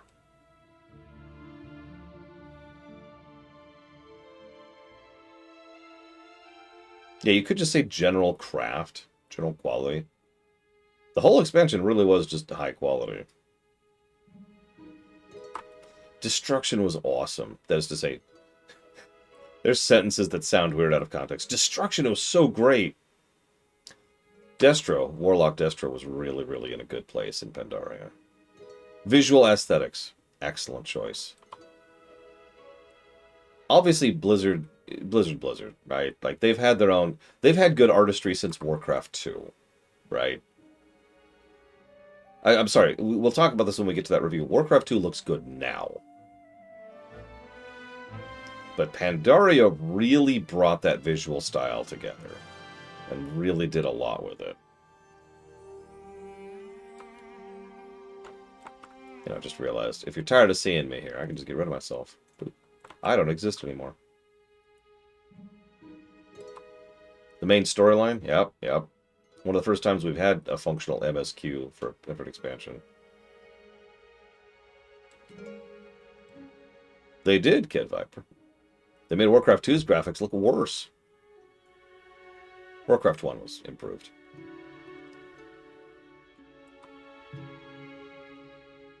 Anyone want to hear my answer?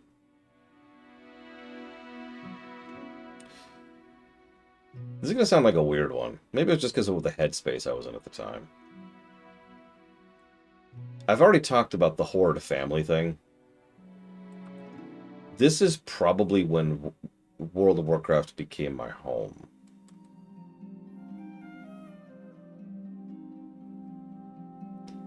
The idea of chosen family is obviously a very important theme to me because of how much I live and breathe that in my real life. And being able to verbalize it, like they gave an identity to the Horde, is what it really boils down to. The Horde had always been just kind of a bunch of misfits, but it was very all over the place, right? It was just kind of an inconsistent thing, and it was kind of up to you to fill in the gaps. But no, in Pandaria, the Horde were written, they were designed. There was an identity to what the Horde were. It was the first time they distinguished the idea of Hellscream and his people, his supporters, being a different group of people from the Horde, right? There's a wonderful bit where this quest actually is still in the game, where Thrall goes back to see what the hell is going on at the Echo Isles, and he finds a bunch of Hellscream supporters there, holding the trolls, citizens of the Horde. Could you imagine armed forces holding the citizens of their own people against their will?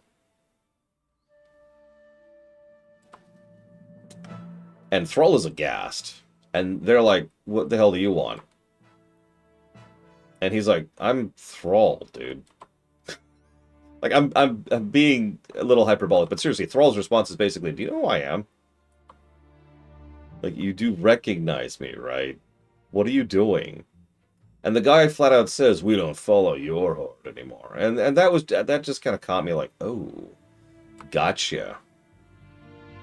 Yeah, they don't care about Thrall. Why would they? He doesn't support their worldview. Why would he?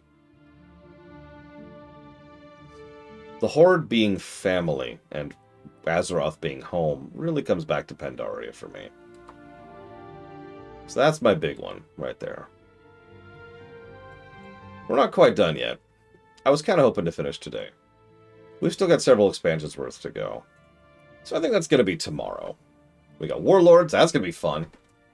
Legion, BFA, Shadowlands, Dragonflight, War Within. See you tomorrow.